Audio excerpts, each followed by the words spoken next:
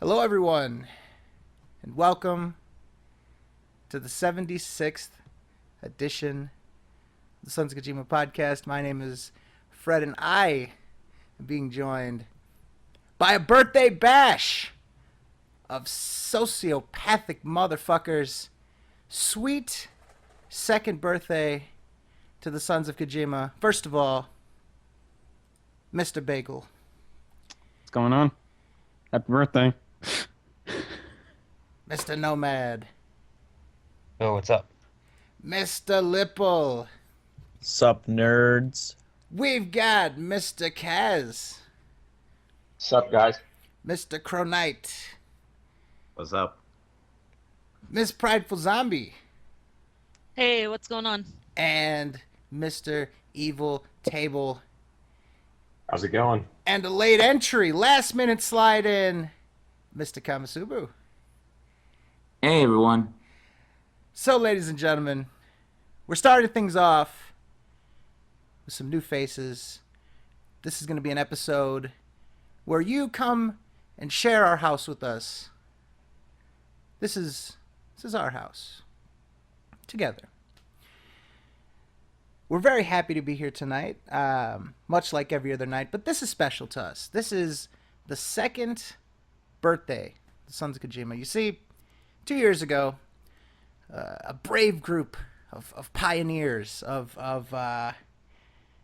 explorers set out to found a Skype group of shenanigans, debauchery, and 2 years later, after many events, we still stand here today, proud as ever, as a group of friends that share our lives with you guys.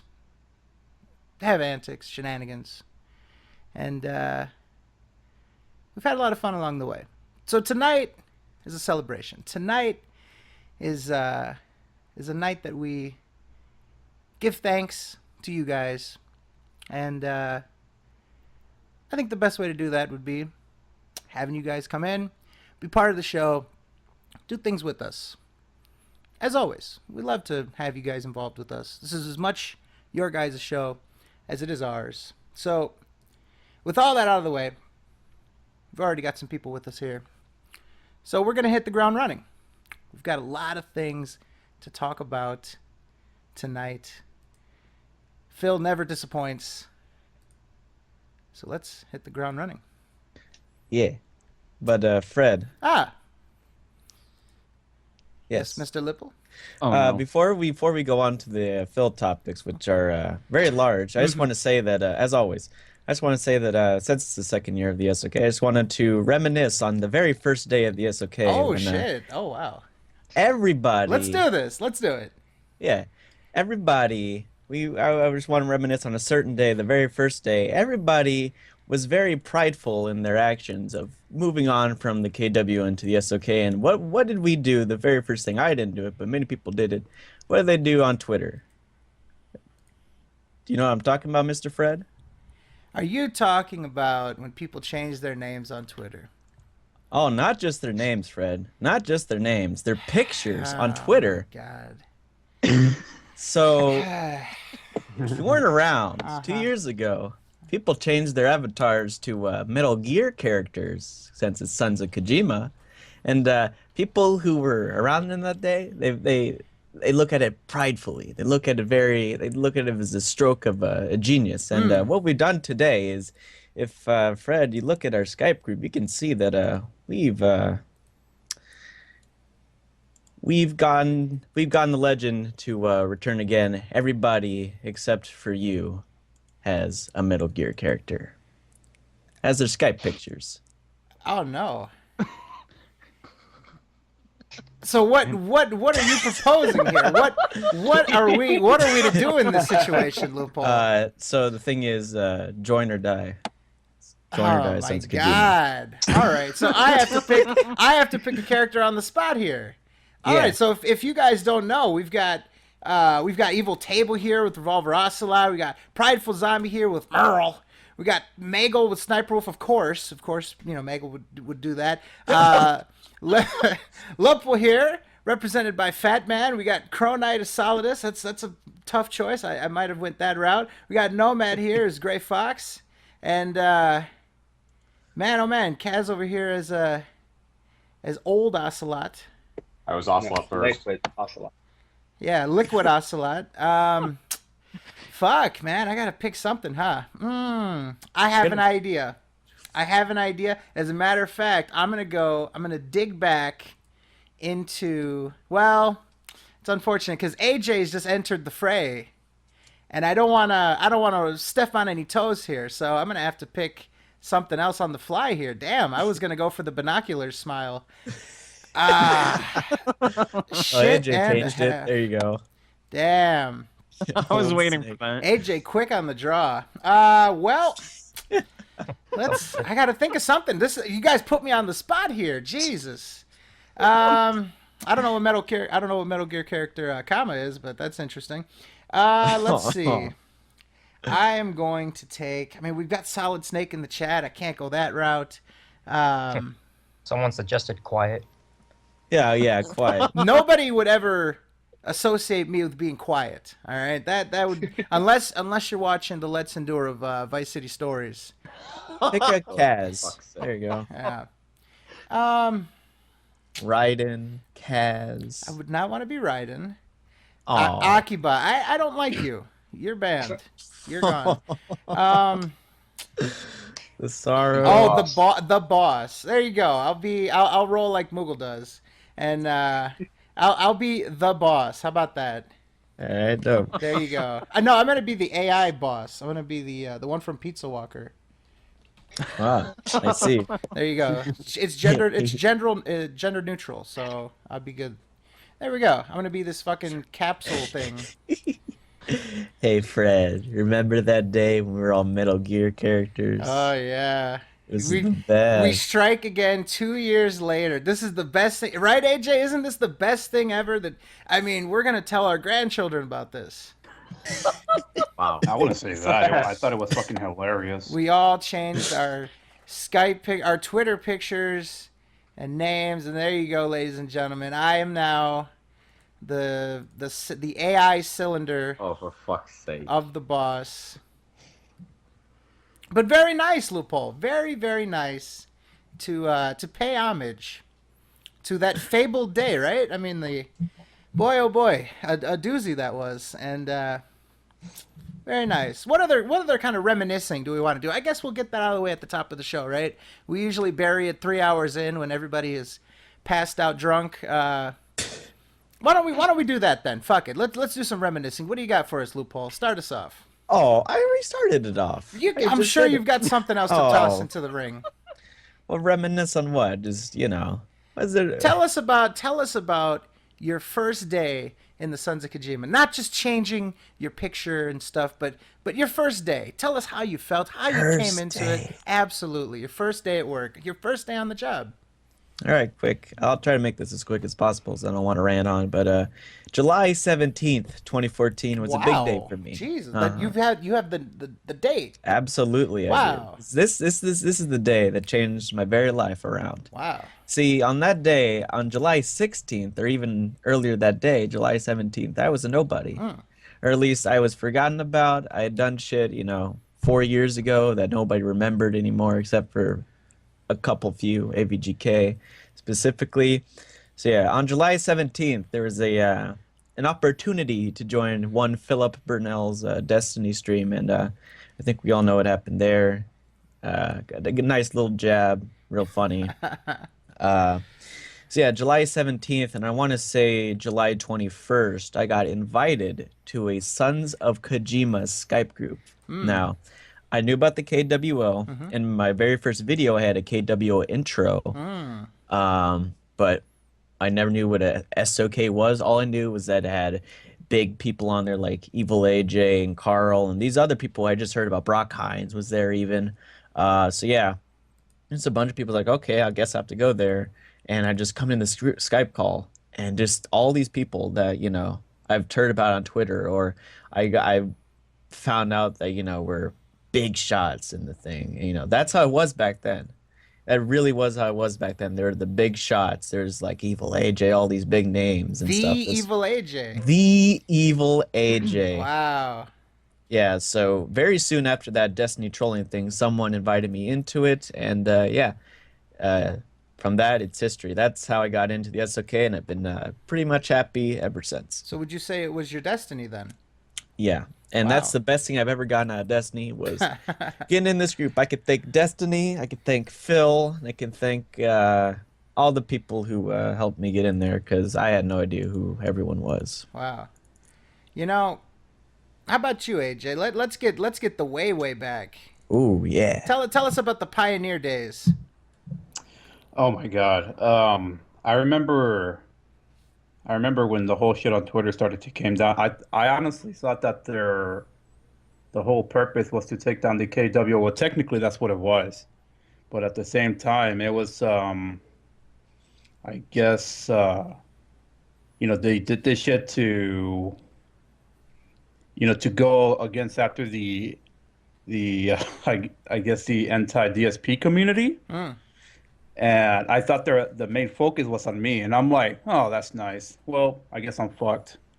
But that's not what happened at all. I actually confronted them, the people that made this shit, the next day.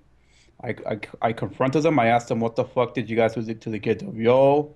What is the purpose behind all this shit? And they explained it to me with evidence after evidence, and that's pretty much what happened. And funny enough, Carl actually did the same thing.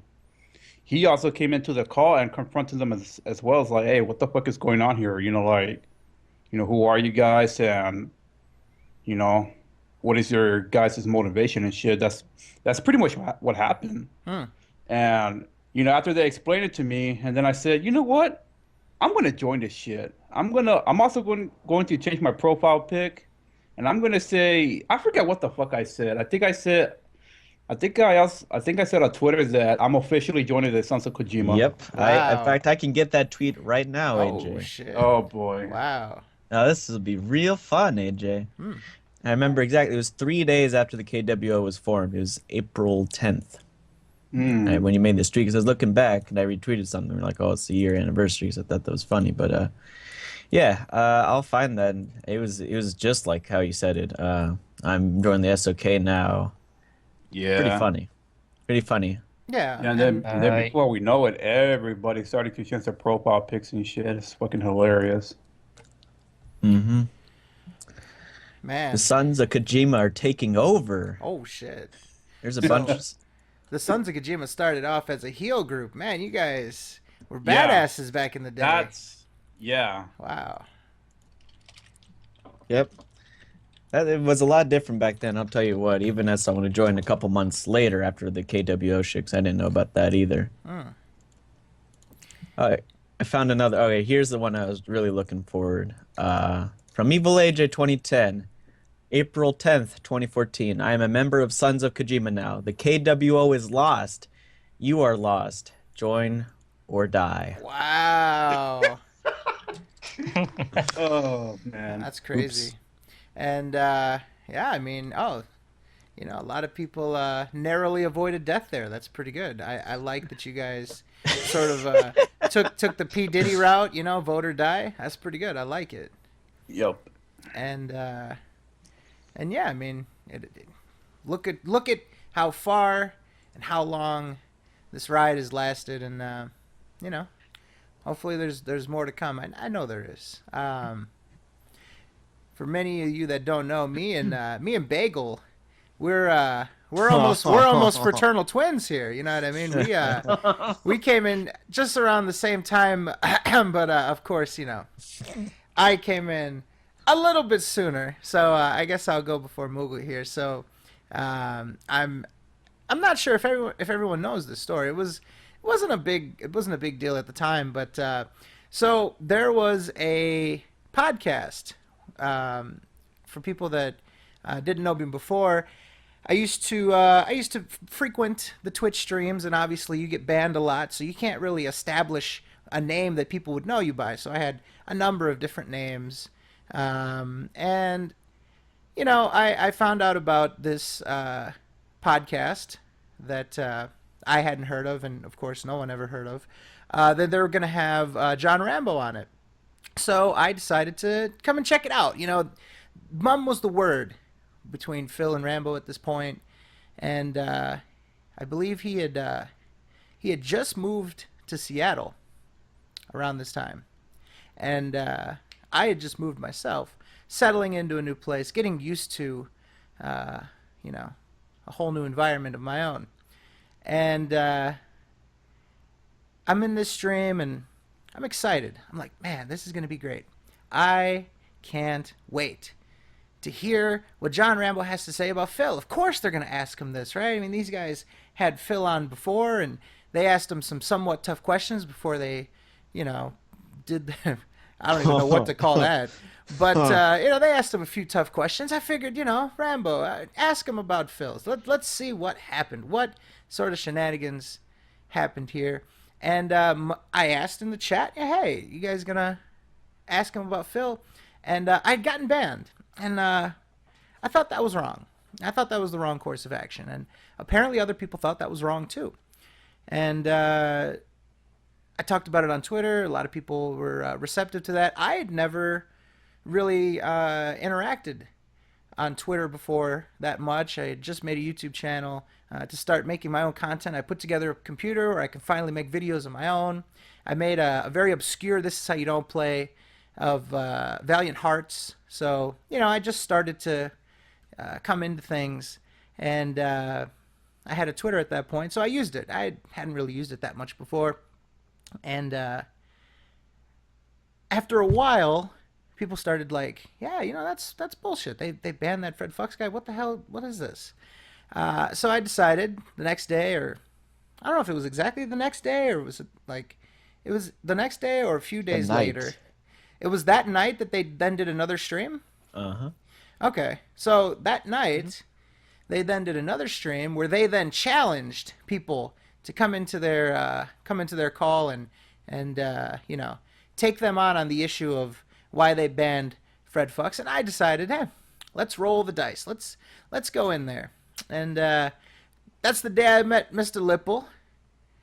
And we had at it for a little while.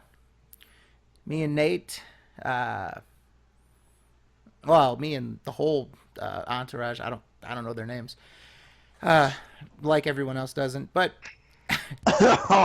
they, they sort of did their thing, and Loophole sort of did his. And that night, I got a message from Loophole right after it happened, and he asked me if I wanted to join the Sons of Kojima, the SoK Skype group.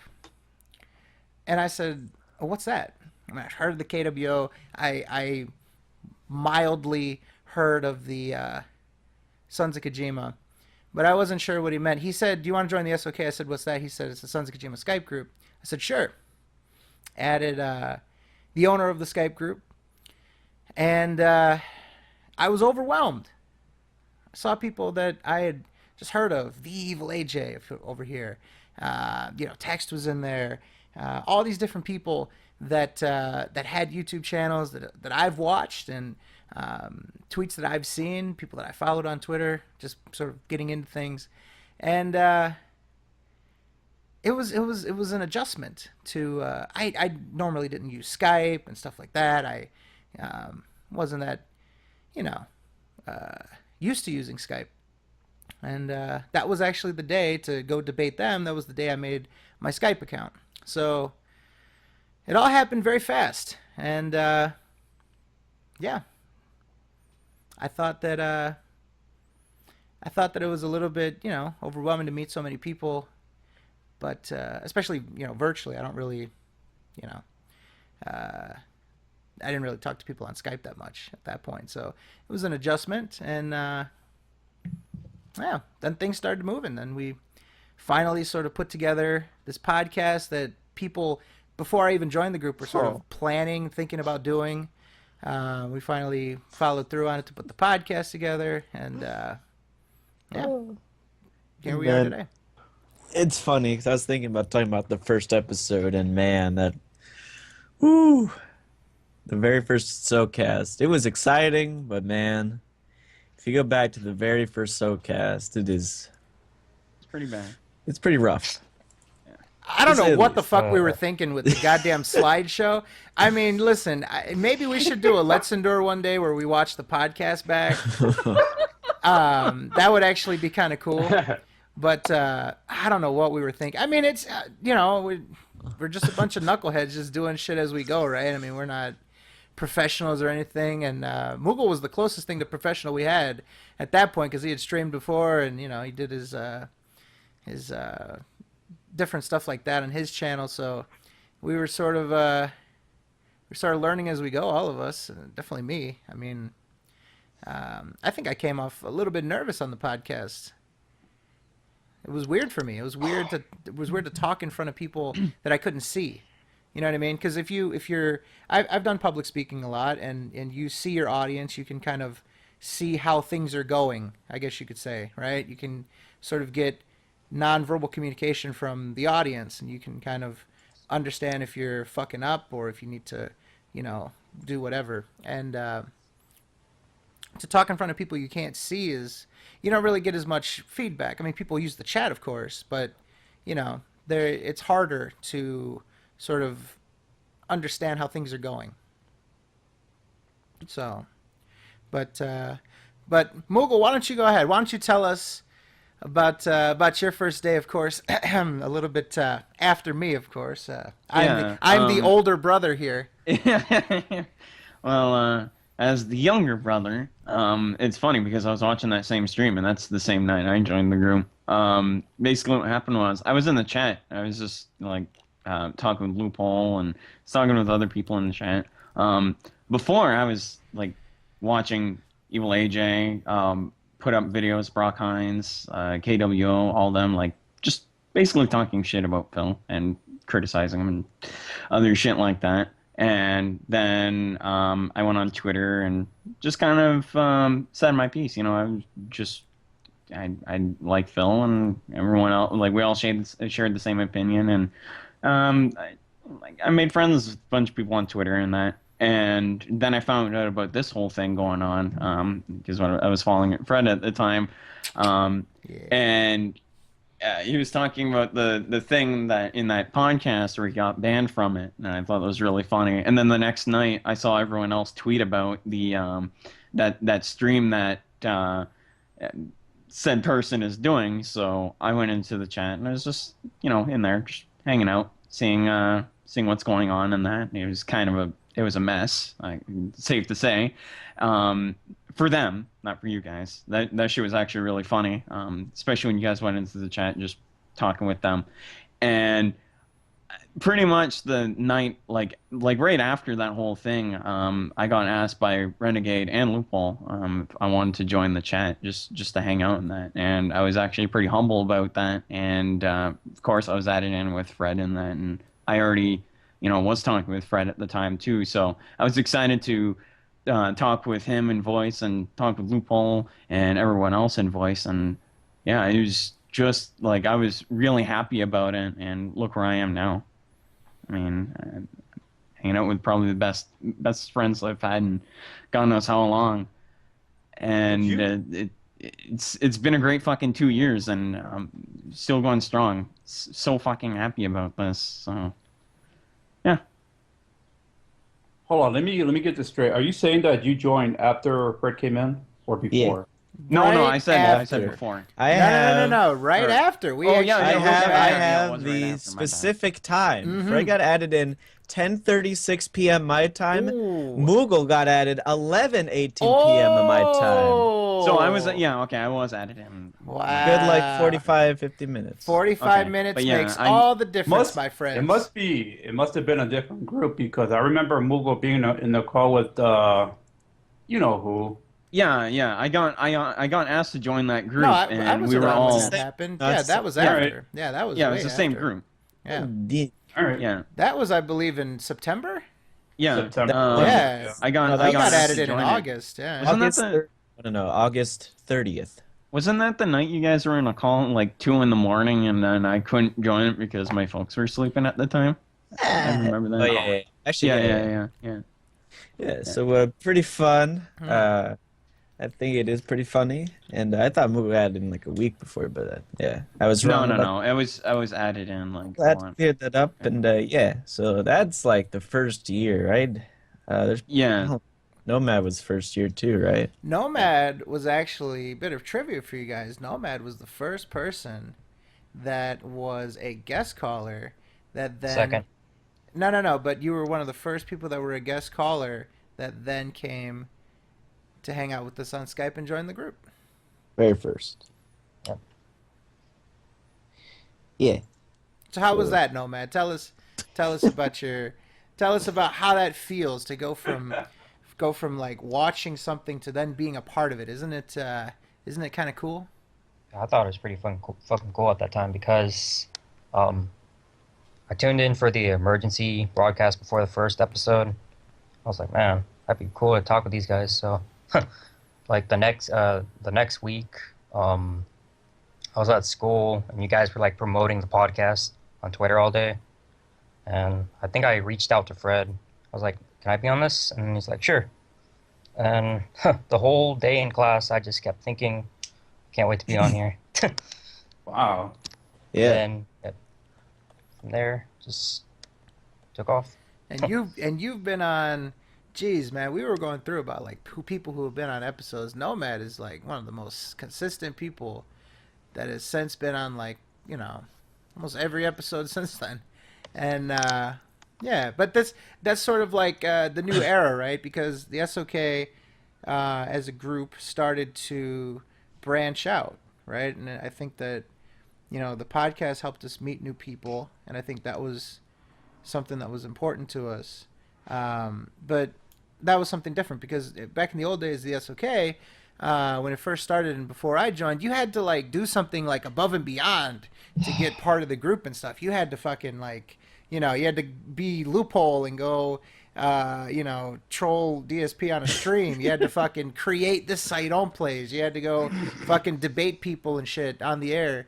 A lot of people, had to like go above and beyond and shit and like get vouched for, and it's a new era where people just like we turned it more into a group of friends to hang out with mutual interests, of course, but and I think Nomad is a good representation of that. Somebody that he was patient zero of the podcast sort of side effects, I guess you could say. And then we go on to a whole new rash of people, right? I mean, we've got Blake. Blake was another early guy. That obviously being the failed experiment, but you live and you learn. You listen to me, all right? Listen. I will not be. Listen, I'm here now. I won't be fucking slamming. You hear me? Blake was patient 69, and he was. The problem is this patient was suffering from overexposure to Findlay Dick, so Years of overexposure. Years of overexposure, but I kid, of course. We met Blake because of Supercard, right? You were. Okay, so I remember this exact how this all went down. So Phil took to the 2K forums after this thing on Supercard, and like he was complaining, "Oh, I don't spend any money," and then like he was talking about to these people on the 2K forums, like most of these people probably don't even know who he is. He's talking about how he has a successful business and all this stuff, and like I see this thread, I'm like, you know what? So I make an account and I start going at him, I guess. Like I'm like, you don't have a successful business. Like shut the hell up. And I just tear into him. I got banned from the 2K forums like within 20 minutes. And on Twitter, I forget who reached out to me, but someone reached out to me in the group and was like, "Yo, there's this group of people on Skype and like." Want to ever come in? I'm like, sure, why not? And I did. Just been fucking awesome ever since. I think it was October 2014. Wow, people have dates, and I feel bad because I don't know the day I came in. Well, That's, wow. And like honestly, since then's like been one of the best times I've had. Like ever talk shit, but fuckers are my friends, and I won't have it any other way. Wow. Fred, I fucking hate you. Wow, you gave Blake, you gave the best fucking speech of the night. That is incredible. It's not a speech, but man, that was nice. That was really nice. Thank you for that. That's great. I hate you. You're actually complimenting him. That is, you know what though? Come on, that was very nice. And then of course, we move on and we grab Kamasubu from the 24-hour stream. That was another big thing that we did. And AJ dies like Loophole did with the chandelier. I thought I muted. My bad. The chandelier. But Kama over here from the fucking 24-hour deal. Yeah, Con, why don't you tell us about it? Yeah. Ah, man. Well, when, I came into Phil because of Red Supre and, them going on about Phil all the time. And the SOK didn't come in until like way after that because I started on Twitter about September 2014. So I was messing around with text with a lot of the old guys in the KWO and everything at the time. Just fucking around on Twitter and all that. And then when the SOK started, that's when I started to move over into that territory, especially when the podcast started, because if I remember right, I was playing a lot of Rockstar games at that time, and I needed stuff to listen to while I was getting collectibles and shit. So I always like to listen to podcasts, so I always tune into the SOK podcast, and it was fun to hear people blasting on Phil all the time and everything. It was exactly what I wanted. And when you guys started doing the charity and everything, I was totally behind that, and a lot of what brought me in also was that I shared a lot of the same opinions as a lot of the members of the group, and I had I did talk to them sometimes on Twitter too, so I knew them somewhat. I can't say I knew everybody personally as I do now, but when the charity came along, I was totally behind it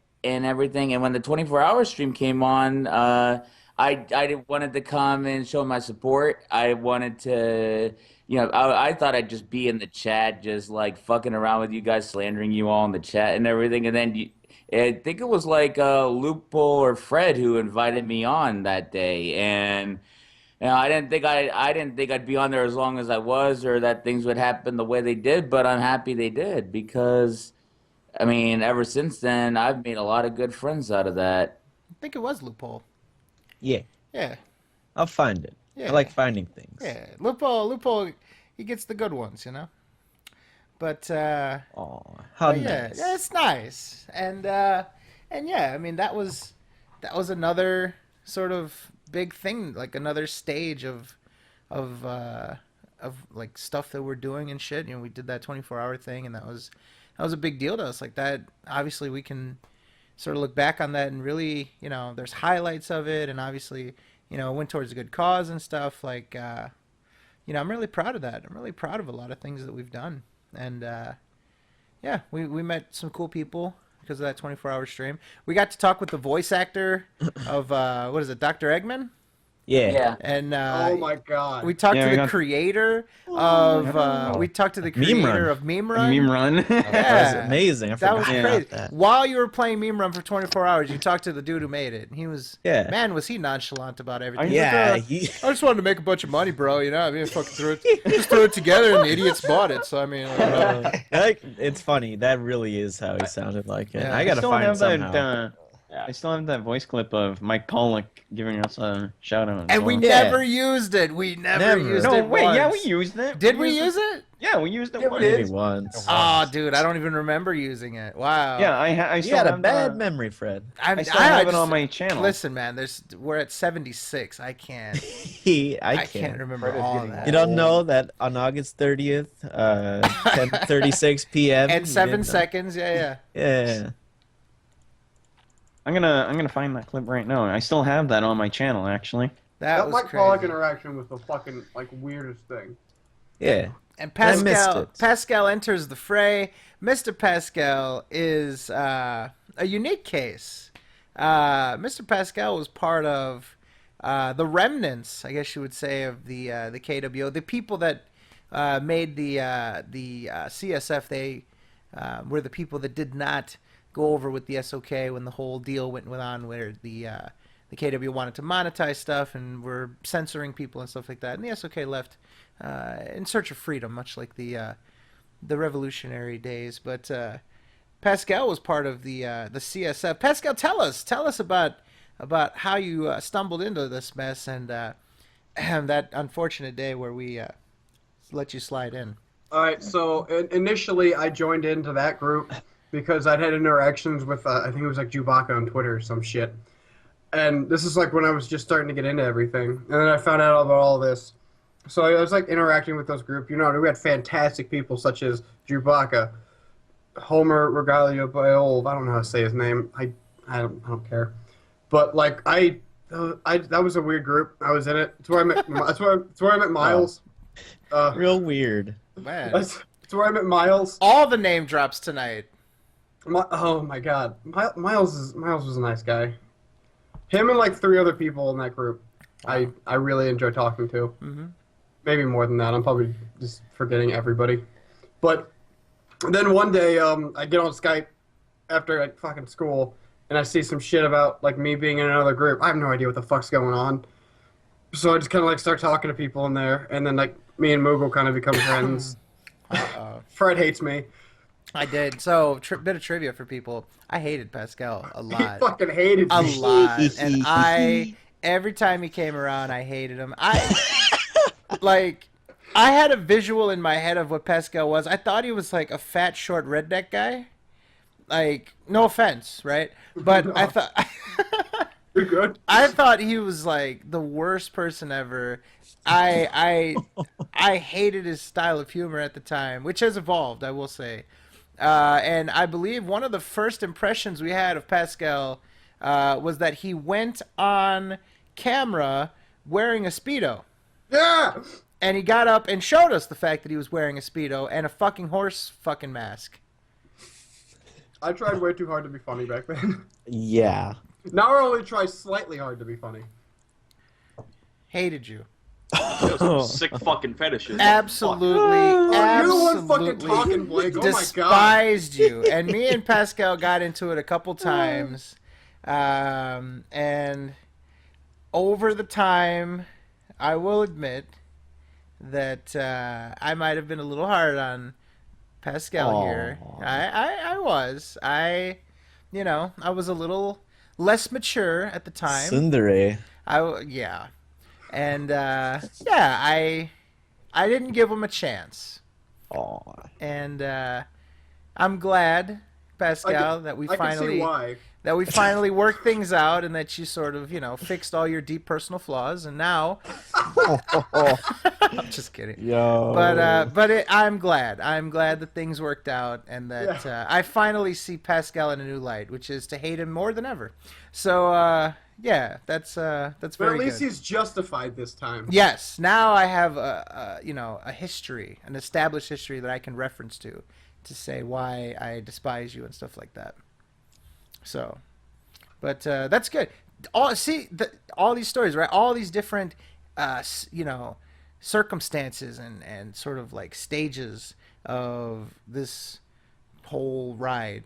Different sources that people are coming from and stuff. And then we move on to sort of the modern era, right? We've got like people from all throughout our ride here, which is sort of cool to see. Like, we've got some new jacks, right? Evil Table, who sort of we heard of because he had gotten threatened by Phil on a live stream, and we sort of wanted to have us back. We had him on to talk and stuff, and man, Evil Table, how did you feel, man? Because the community really came to support you. I mean, they realized, sort of like the severity of somebody saying, oh, go harass this guy and shit with, almost 200,000 subscribers.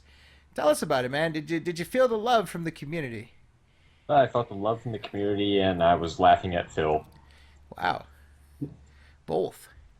And just like you said before, you didn't actually really get all that much. Like Phil with almost 200,000 subs, he really didn't have that much pull with his viewer base, did he? No, I got more messages from people who were supporting me on PSN than his fans. I think I only got like 2 messages from his fans. So Wow. And yeah, so we were able to meet Able Table on the show, and then we move on to sort of even newer people like Kaz. Kaz being someone that we'd known for a while on Twitter and stuff like that. And we finally wanted to meet him. We finally wanted to meet the Brazilian emissary. You know what I mean? You're the yeah. He's Emissary? yeah. You're part of the you know, The Brazilian branch of the SOK. right. Yeah. And I don't know. Tell us, man. How does it feel coming in? You know, at this stage of the game, at this point in time, coming into I don't know what you would refer to this SOK. What is this? The I don't know, the podcast era. I've been following this whole DSP stuff from like 2013, maybe. The time AJ released This Is How You Don't Play Metal Gear Solid 3. So that's been like a while. I got like to see the remnants of the KWO, then the SOK. Then you guys did the water charity. That's when I became like a fan of this group, this whole thing. And dude, personally, it is really good to, have finally be able to meet the guys I've been, a fan of for so long. Wow, that sounds so weird. Like yeah. Somebody would consider themselves a fan. Like I almost treat fan like a dirty word. I hate to use. And but I mean, I don't mean like a fan like DSP fans, not that kind of crazy shit, but just someone that I have a deep respect for. Wow, that's really cool, man. Yeah. And then some of the newest people, some of our newest friends that we're all happy to have as our friends. We got to know Crow Knight, who made one hell of an impression on us. Let me tell you what is. Loophole, tell us about Crow Knight's for first. Fuck's sake. Oh no, this has to be done. Loophole, Loophole, we got to hear this. Mine. Crow Knight. Oh, that fucking thing. All right, this fucker. All right. Oh my god. I've known Crow Knight for a while. On We Twitter. all have, yeah. Absolutely. We all have. Yeah. He's been known. He's been around. He's been responsible for a lot of the visuals that you've seen on this podcast. I got to say, this man is responsible for I don't know what percentage of how much stuff you guys have seen in terms of gameplay footage. This is the guy. Absolutely. So yeah, as with pretty much everyone, we're like, yeah, let's talk to this guy, and you're like, oh, can we talk to you? Like, oh yeah, like tomorrow or something, and then all right, so we could talk in text at first. So he's in the group, and what was the reason why he said this fucking stupid thing? Because he was drunk as fuck. He was drunk, but like, what was he's like saying? What was he responding? Oh yeah. Well, let's just say it was something like, oh well, we'll talk to you soon whenever you want. He's like, oh okay, cool. And then he says, the worst thing I have ever fucking heard from a goddamn human being. Brace this yourself. motherfucker. All right. This guy, Crow Knight, this motherfucker said in an unironic way. Wow. Uh-oh. Nito burrito. Wow. I flipped my shit. There it is. How the fuck can you say that? I'm Nito burrito. Wow. Fuck's sake. Well, Nito burrito, Crow Knight. Real Nito burrito. I would like a Nito burrito with cool beans, thanks. Wow. How dare you? Our own PewDiePie. We've got the SOK version of PewDiePie. Isn't this exciting, ladies and gentlemen? Wow. Tell us about it. Tell us about it. How this all feels to meet these people that slander you so much. It feels great, honestly. I've been, as Lupo and you guys said, I've been in the community for a long time. I found out about Phil in 2011 when he did his Skyward Sword playthrough, and then I found out about the Phil again through the Red Spray. and then I joined the Twitter community, and I sort of just started talking to everyone, and made good friends, and started submitting gameplay to you guys because I figured I could do some contribution to the community. And now, like 2 weeks ago, I joined the fucking Sons of Kojima. I love it. It's great. I think that, this is sort of it's just sort of like, we think about it, right? People from all over the world, all different languages and stuff. Obviously, we communicate in English, and the majority of the people that listen to the show have to comprehend English, right? But people from all over the world, from all different backgrounds and everything else like that. It's really a melting pot of all different people around common interests, right? People like games, movies, like Lepo here, and man, it's really cool how something like this, something like a broadcast that people can watch all over the world, sort of brings people from all over. It's really cool. And then, last but not least, our newest friend here in the call from the 24-hour stream, I believe. Am I misremembering that? Were you part of the 24-hour stream with this prideful zombie? I was in the chat during the 24-hour stream, but I actually didn't join, or I wasn't actually on a podcast until the when you played Rocket League. Rocket League. So we and Wavy, by the way. So we got the tag team here, Prideful Zombie and Wavy. Shout out to Wavy. We'll probably talk to him pretty soon here. Prideful Zombie comes strong with the slander. Now, we hit it off instantly with Prideful Zombie here because she had the right idea. Slander the shit out of Loophole. You just go for the Loophole slander, go for the goal. Follow your heart and slander this young man with all your might. Mm-hmm. And it's just been... The Loophole slander is just so easy. That's why. It's beautiful. It's easy and it's necessary. You know what, Pascal? You want to talk about easy, bitch? You are the easiest bitch ever. You easy. He's easy. Oh wow. You easy. You easy. You pesky easy. Wow. Pesky. Easy P. Yeah. So let's not talk about easy. I'm an easy target, and I stood up to the slander. I appreciate that Prideful Zombie gave the try, but the slander cannot get me down. Wow. It already has several times. I've been trying a few times over the slander. The slander. Loophole doesn't handle the slander well. Remember that time you played Meme Run? What? Pretty sure you fell down that time. Oh. Yikes. Getting slandered from Pascal. This is an unfortunate turn of events for Loophole tonight. Pascal, how could you?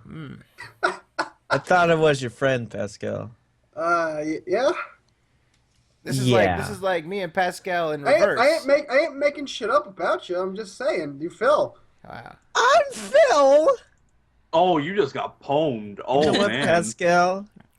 I'll think of something, and you ain't gonna like it. If it doesn't I'm have gonna anything write to do with that something. fucking turtle, it's not funny enough. The turtle? Nah, fuck the turtle. Nah, Don't you think of already do that something every day. Nah, I'm gonna think of some fresh shit. As Torres would say, I need to think of some new shit. That fresh shit. He'll think of something next week when it's not relevant anymore. We've all moved on to something else, and he'll still be festering over this. I'm a little peeved. Wow. Nah, you know what, Pascal? I'm glad, after a year and a half or something of knowing you, you finally had the courage to try and slander me, and I appreciate it, but it's not potent. I'm pretty it's not sure bold. that the day I found out that I'm older than you, I decided Barely. that I was gonna I'm still fucking older than you. I don't give a shit. You know what? Nah. I can't take the slander. You can't. You cannot. That's what you are right. Wow. So there it is, ladies and gentlemen. I guess we spent some time with that little impromptu, but that was nice, Loophole. That was a great recommendation that we do a little reminiscing off the top because we'd usually do it 3 hours in when everybody's already dead and stuff. Maybe their memories are fuzzy after dealing with all the Phil antics and such. So very nice to start off with that. And I hope people enjoyed that. A little bit of reminiscing from us and stuff like that. But all right. Anything else before we move on and get down to brass tacks? All right.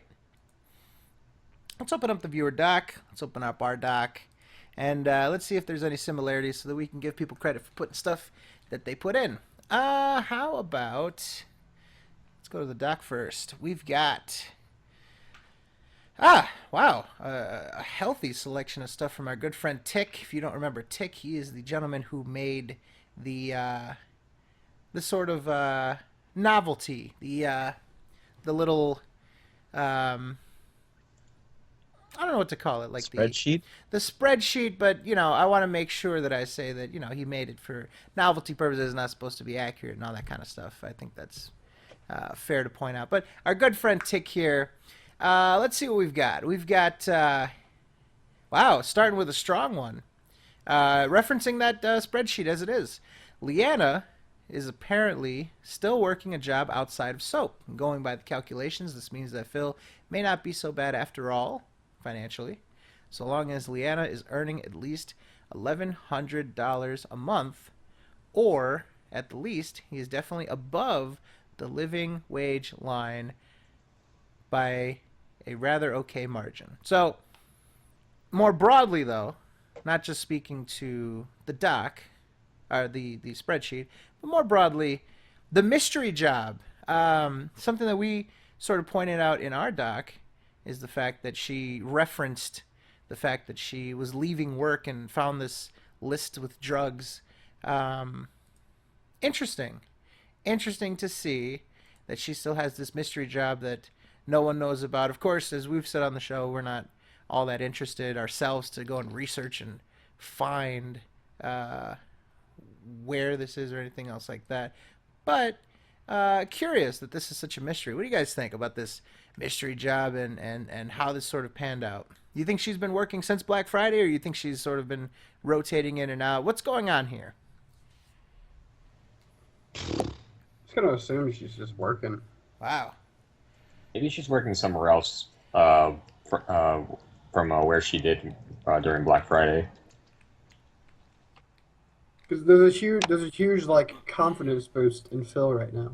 So I'm just going to assume that he has a little bit more money to survive on. So that's just me. I haven't been around much. I can't fucking tell. Thank you, Pascal.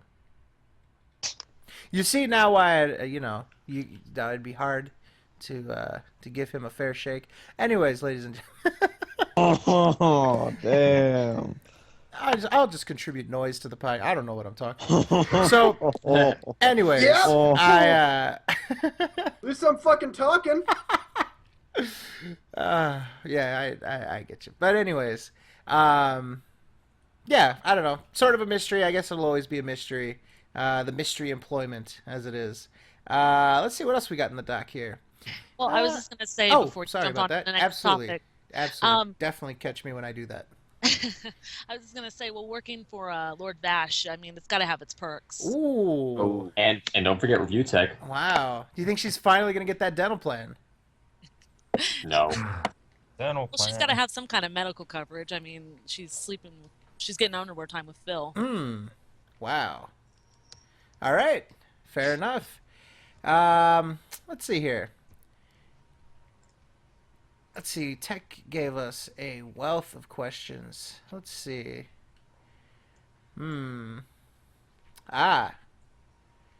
So this is something that we also wanted to talk about, something that I can possibly put on screen for you guys. Phil is claiming that his commentary is great, submitted by Tick, branching off saying Phil is blaming the quality of his commentary on the quality of the game. That's fucking bullshit. So if the game is bad, then the logic is that the commentary would be bad. And as we'll put on screen here, we've got Mr. Dragon Killer, of course. Thank you very much. At DRGN Killer. That's Dragon without the vowels and then Killer. Our good buddy. SOK comrade. And let's see if we can read this. Oh, we can read this. Okay, so let's do this. I guess I can read it. My method of streaming is not what other people do on Twitch. I've said this about a million times now. They constantly interact with their stream chats because that's the appeal. Interaction. They could be playing any game and people will show up because they're there for the stream chat interaction and nothing else. That works when you're attempting to make money getting subs and donations constantly, but that's not what I do. I'm here to play the game at face value, cold, and share that genuine experience with my audience. Sometimes there will be chat interactions, but more often than not, it's about me and the game, period. That's what I've been about since day one, and that's how it's going to stay. And I just want to pause real quick, and I just want to point out Phil's he's so set in his ways, right? He always brings this argument. Well, it's been like that since day one, and that's how it's going to stay. And he uses that to circumvent explaining any of the bullshit that he's been doing for how long now, right? The whole, well, I mean, I trim my videos down to 10 minutes because that's how I've done it since day one, and that's how it will remain. I'm sure that unless he really felt like he had to switch to direct capture, he would say, "Oh, I do camera fucking shit, and I've done that since day one, and that's the way it'll stay." Crazy, huh? Mm-hmm. Day one. The fuck. Day one. So his commentary is no different from any of the other games that he's played. Mm. All right, cool. Ooh. So I kind of have a sort of argument against the whole commentary is based on the game. have at it, buddy. Yeah, I mean, just look at Red Supre though. They look at fucking garbage games and they're hilarious. So I think the game being bad has nothing to do with his commentary because his commentary is the fucking same for everything he plays. It's just what the fuck? There's Oh, that. fuck There's that this. This person is doing that. Oh, I'm observing Exactly. this. It's observational. It's just extremely observational. It's literally all he does. He doesn't make any remarks on or intelligent thought or anything about game or game design shit like that. He just says there's that. Oh, what is this? Stuff like that. It's stupid. I agree with that. 100%. Let me finish this up because that's the last paragraph. So then we'll break into that. If I constantly interacted with the stream chat, those watching on demand and not live on YouTube. I love how he still says on demand, like this is fucking DirecTV or something. It's like you're watching a YouTube. Like we should say that. We should say that from now on. Like, if you want to watch this podcast on demand, go to the Sons of Kojima YouTube. Well, Which you should. Fred, You well, can't. Fred, You know can't. that. Oh, go on. Sorry. Sorry, I was gonna say, that Phil's videos are pay-per-view. You have to pay to his God Patreon. damn it! I was gonna make that joke. Son of a bitch. You have to Sorry. pay. You have to pay a tiny little piece of your soul every time you view it. That's what it is. Oh man, yeah. I was gonna say. Well, he does. His videos are pay-per-view when it comes to fucking Patreon rewards for his playthroughs. So, $1 a yeah. month. Oh shit! Carl's in the chat. Oh snap! What? Shit. Oh shit. Oh shit! Well, that's a turn of events. Carl. How's your kid doing, Carl? Carl. Big Daddy Carl Carl. in the building. Big Daddy. Oh shit! Big Daddy. Oh man! Big Daddy himself. I'm looking at the chat, Carl. Carl. Ooh. Yeah. I'm looking at the chat. So shout out to our buddy Carl, who is man. I mean, we covered this a while ago, but Carl doing some big things in this world, taking care of his beautiful baby daughter, his awesome, supportive wife, and stuff like that, and taking care of business, literally. Running his own business and stuff like that. So maybe we'll have the opportunity to talk with Carl a little bit later. But yeah, man, shout out to Carl. Mazel tov. Fantastic.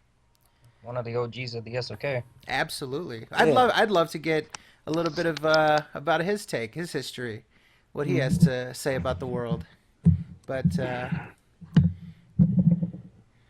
shout out to Carl. Yep. Let's finish this up. So, let's see. So, if I missed out, blah blah blah blah. If I was constantly distracted, people would feel like they missed out on the real experience, and viewership would drop drastically, and I'd be screwed. Why? Because that's where I make the majority of my money. On demand, not live streaming. As I've said many times before, the live streaming is a fan service and not profitable, unless he gets that sponsorship, I guess. I only do it because streaming is the in thing to do, and some people really enjoy being there live. Wait, it's the in thing to do? I thought it was just fan service. I don't know. I'm confused already. But ultimately, unless there's a special event like a marathon or an interactive stream like Hearthstone, etc., it does nothing for me at all. Keep in mind, I stream on YouTube, not Twitch. I'm not constantly plugging for subscribers and donations like many other streamers do. Well, you are. You're plugging for subscribers and you're plugging for donations on Patreon. And he used to do that when he was on Twitch. Yeah. How many times he's? Oh, sorry. How many times has he said $1 a month? That's his catchphrase. That truly should be on one of his T-shirts. Fucking $1 a month. $1 a Christ. month. So let's finish this up here. Here's the juicy bit. This is the whole deal about the commentary quality being specifically related to the game quality. Saying Phil's style of commentary isn't gripping and that's why he's loses viewers is ridiculous. My commentary is based on the game. So if the game isn't gripping or engaging, of course my commentary isn't going to be any better. I'm directly reacting to what I'm seeing in the game. So of course, if the game is boring as dirt, so will my commentary. Unless I just rip the game a new asshole, which I tend to do if the game is really bad. You can argue that other streamers engage their audiences, so that's why viewers stay, and I respond great, but I don't make money on streaming. So I'd rather get more, I'd get more live viewers, but everyone watching on demand would stop watching. Response, guys. Oh, he engages with his audience all right, only when they fucking help him. Oh. Yeah. Or when he's banning them. IP ban. Yeah, that too. I have seen people be very entertaining while playing Bad Rats. So a game being bad is no excuse. Oh god. I think. mean, oh, sorry, go ahead. No. I was just gonna say there's kind of a perfect example for someone who does exactly, or who's like streaming on Twitch. Vinny from Vinesauce streams on Twitch and he uploads his stream to YouTube. He gets like a ton of views and he discourages subbing and stuff, but he's still pretty popular. But he And, actually streams on YouTube and Twitch. Yeah, exactly. But still he does all the shit that Phil says that all the streamers do, or he doesn't do the shit that Phil claims all streamers do, but he's still super popular. Mm-hmm. And he But gets guys- views on his like archived stuff. But guys, Phil never reads the chat, never reads the stream chat, and so I haven't looked at the chat in 100 years. While looking at the chat. Oh, man. I So, haven't looked at the chat in a million years. Jesus. No wonder he He's just. looking at it. One of the best fucking Oh, lines I've heard in a while. I just realized no wonder he doesn't use face cam that much because he's worried people are gonna get mad at him for looking at the chat. Honestly, like, he can't deny the fact that he looks at the chat all the time when people are helping him, because, like, he even admits it on streams, too, so. He can lie about it all he wants, but there's a lot of things that he's done that people can prove to. That he's full of shit. Mm-hmm. And I don't know, this idea that like, oh, if I reference the stream, then people aren't going to watch. And we reference the stream all the time, And I've never seen any comments on any of the YouTube on the on-demand videos where people are like, oh, you guys are referencing the chat. We do a lot of stuff with the chat. We constantly reference the chat. And we're constantly referencing the Google Doc, which is sort of an extension of the chat in a way. So I don't really see where he's coming from. But I mean, we have that problem often. Any other thoughts on this? The idea that his viewership would drop, or the idea that his commentary is specifically tied to the game, and if the game sucks, then that is an explanation of why his commentary sucks. No. All right. So I'll use this break in the action to grab one of our first guest callers. things are going to get a little busy in here, so we'll try to keep things contained and try to keep the numbers down as much as we can. And we're going to kind of keep these brief because there's a lot of people that we're going to talk to. So if we're if it's a little bit quicker, don't feel like we're getting rid of you or anything. Just understand that there's going to be a lot of people coming in and out. So let's try to connect with our first guest caller. And let's see how things go. Here goes nothing. So adding in, went directly to busy, I think. Oh, all right. Hello. So I think we are connected. We have the much fabled, the well-known Mr. Shadow Raptor, the legend himself. Mr. Shadow Raptor, how's it going, buddy? What's up, everyone? So, yeah, I think you might be listening to the stream. If you could turn off the stream or mute it or do whatever, because we're getting a little bit of feedback. Okay, good. Alright, muted. Awesome. So, Mr. Shadow Raptor, a lot of people know you from your antics, constantly, into some shenanigans and stuff like that. And when I sort of put it out there, you said that you were interested to come on and talk with us. I know that, you have a little bit of time right now to talk with us, so it's fine. It's good to finally meet you, buddy. Hey, good. Nice to meet y'all too. So we were talking about Phil and his ability to sort of blame the game sucking for his commentary sucking. What do you think about that? I think he is a little horrible at video games, Mm-hmm. and I think he knows it too, but he thinks he's better than everyone else. Yeah, I agree with that. I definitely can see that. All right, so let's sort of move on. We finished up with that topic. Let's move on to the next topic. Let's look at our doc real quick. And let me see if there's something specifically that we wanted to mention. Oh, okay, here we go. Phil recently mentioned that his $3,000 Lemon cannot run World of Warcraft at 1080p 60 frames per second and still be able to stream. So either he's going to have to lower the settings and the resolution or lock the frame rate down to 30 frames per second. Thoughts on that, people? It's bullshit. Actually, I can believe it with the piece of shit he bought, but other than that, like, I have like a fucking minimal computer that can run that shit motherfucker at like max 1080p. WoW is very not graphic intensive. Even if last expansion there was a graphical overhaul, even then it's not that much of a difference. The game looks a lot better, but it's just still different textures. Yeah, okay. like it's not that much of a difference. So I'm pretty sure nobody needs a 60 FPS experience for fucking World of Warcraft. Oh. Like that, I don't fucking know, man. God. I could Like, I could run World of Warcraft on my very first laptop, and that one had issues with fucking MapleStory. So that says a lot about the Run that shit on a intensity of- You run that shit on a Windows And, 98 like, computer. And Yeah, with exactly. streaming does not take up that much fucking processing power. I don't think he realizes it. Again, I have an i5 and I can stream just fine.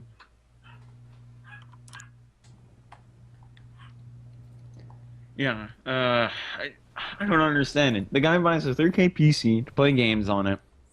And can't even fucking run World of Warcraft of all games in 1080p 60 FPS.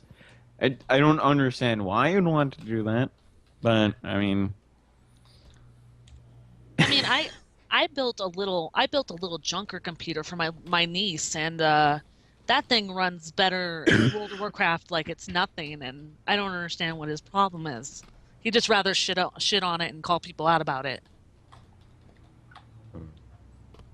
I think the bigger question is who is still playing World of Warcraft in 2016? Mr. Fizz, ladies and gentlemen. Oh, shit. yeah, that's a good point. But I think I know quite a few people that are playing it, but I have friends of mine that are telling me it's shit now, so... I also know that you're a scrub, so we all can't be right. Why? Because I don't play MMOs. Very nice. Oh, you play the stupid play MOBAs. That's like MMORPGs. a You step fucking. below That's a whole MMOs. different That's genre. even worse. You don't bring fucking MOBAs in when fucking Dude. MMOs come into play. Come on, now. MOBA. Yeah. Just fucking You're involving two completely different genres. They're the same. They're both shit. they're both shit anyway. It's fine. Blake, They're you have both no room garbage. to talk. You were playing Smite with me not too long ago. You shut the Yeah, fuck you know up. what? That's a good game. That is a classic game. It is educational. Classic. Teaches you about mythology. Then you're and, fucking contradicting yourself. You were like, oh, fuck MOBAs and shit. No. That's, I don't consider that a MOBA though, because MOBAs are not fun. That game is actually fun. Well, anyway, Well, but Smite's a MOBA, so it's not fun. And it's inherently. terrible. And it's terrible. You never You fucking didn't talk- played it. You can't fucking talk. I did you shit play talking fucking on games you never PC. played. All right. PC. Stupid. Like Dota. Oh, that's I mean, cool. I I don't can- play I the can game agree with anymore, that. so you could keep Played talking that 1,000 shit. fucking hours. I don't want to hear Whoa. shit. Whoa. I said I don't play the game anymore, played so the you can shit keep for talking Break it that up! Break shit. it up! Break it up! We played Fight, it for fight, 1,000. I don't fight. give a flying Kiss, fuck. kiss. You guys are fighting like an old married couple. Shut up. That's what happens. They are in order. This is their second year anniversary. Come on. Shut up. Nah. Phil's computer probably couldn't fucking run Shovel Knight, to be honest. Shovel Knight. Well, I don't know. I mean, he had problems with Hotline Miami, huh? But he also had He had problems with fucking Star Wars Knights of the Old Republic. he did. That is true. That is true. And you remember when he tried to run Rage? Dude, That's what he was doing. you know what's funny though? He played Rage on PC with this old ass computer that Mighty Furtado actually built him, and it was good. And he Shout played out. one. Shout out to Mighty Furtado. He played that game perfectly. He had no problems with it, and he played on PC in 1080p 60 FPS. I remember that shit. And the PC that Mighty Furtado made in 2011 is better than the shit he bought in 2014 that he bought himself for $3,000. I just realized that. What a fucking piece of shit. That's true. And Garbage. I mean, you know, Phil's PC was just sort of thrown together by people paid by the hour. Mighty Furtado put Phil's PC together with the intent that, you know, this person that he is a fan of, this person that, you know, he has well wishes towards, is going to receive this PC and actually get some use out of it, was thoughtful enough to include some software and stuff. I mean, that's, you know what I mean? That's how it goes. So If you'll hack enough for about like $100 stuff, you can sure hack enough to buy a PC. yeah, I mean, it's just, you know, he thought that just throwing a bunch of cash at the problem is going to be the best way to go about it. I'll just pay as much money as I can. You know, he clicked all the options. You know, I've been to Cyber PC. When we heard about this, I wanted to kind of see, you know, try to calculate how much he spent and shit like that. And you see, like, it's enticing to put, like, oh, get this one. It's better performance plus $500, and the stuff starts to add up. And, you know, it's like that when you try to configure any sort of PC. If you go to HP or wherever, it tells you, oh, upgrade to the 980 Ti plus $400, stuff like that. And, yeah, I mean, and as Eddie points out, shout out to Eddie, this is a man that touted himself as a builder of PCs, an expert. He used to be one of us. He used to build PCs. He used to be one of the PC master race himself. And now he can't even be bothered to put together a PC. Couldn't even be bothered to change a fan on the old PC. Who remembers that? Blast from the past. Who remembers that? It came down to him needing to change a fan on his old computer that Furtado made him, and he couldn't even do that himself. Wanted to take it into a shop. How the fuck? It's the easiest goddamn thing. 4 screws and 1 connector. Which, like, you barely have to fucking move. Like, you can just see it. Like, I put, like, 7 fans in my computer at one point. This was an old computer. But, like, it didn't fucking work because there wasn't enough plugs. But I did it. And, goddamn, it's the easiest goddamn thing in the world. Mm-hmm. I would prefer to... I've had easier times putting fucking fans in my computer than I had putting on deodorant when I was a kid. Like, goddamn. Wow. That's pretty good. Well, you have to think this guy's probably never touched a tool in his entire life, so. Well, he's probably touched himself, and he's the tool. So, thank you. Let's see. Anything else on the PC? Not being able to do World of Warcraft at 1080p 60 frames, just the way he likes it. Before we move on. Perfecto. Let's see here.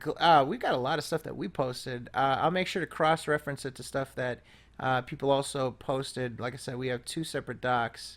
So let me borrow one of ours. Glassbones Phil needs a chiropractor because his neck is stiff from sitting on his ass and playing video games all the time. Again, referenced from our good buddy Dragon Killer. The quote, as you can see here from the tweet, quote, "My neck is very stiff. I need a freaking chiropractor," and adds the commentary that he needs a chiropractor for playing video games. Well, maybe he just needs to go take a walk out in the Seattle air. It cured his back after all. That is true. Remember that one time he was playing Mario Brothers and sprained his ankle? I had a feeling you were going to bring that up. That's a thing that happened, and I'm not gonna let that pass by like that. That is fucking gold. Like I'm not one to laugh at other people's pain, but holy shit, how do you do this? Well, I mean, he does need his bones loosened and free to move because we know that Leanna's not fucking doing it for him. Oh my goodness! Well, we know somebody else, Agent Orange, if you will, that would readily oblige. But goodness gracious, that she had a layer ain't helping his neck, but help his back, and that's suspicious. Yeah, I mean, that Seattle Air, I mean, I guess it only works for backs. I guess it doesn't work for necks. So yeah. He's sort of like, hey, he started turning into that one singer. What was the name? Kia or something? My Neck, My Back. He's Oh, his pussy and his crack. Hey, Yeah. I think he might have both of those things. So, all right, let's move on before we start rapping. We've got something here submitted by. Oh, here we go. Okay, so let me grab this one first. This is again one of ours. Phil claiming that he no longer has gout because he has changed his diet. Again, man, oh man, Mr. Dragon Killer, very popular tonight. Quote, "I don't have foot issues anymore because I got rid of them from changing my diet." And then what I'll also do is I will cross-reference his Instagram, which is where I believe the shenanigans went down. Let me grab this. Somebody's got the bird. Kill you. Somebody's got the fucking bird. Thank you. Let me grab his Instagram. And man, oh man, let me show you how sarcastic of an asshole this guy has to be about everything.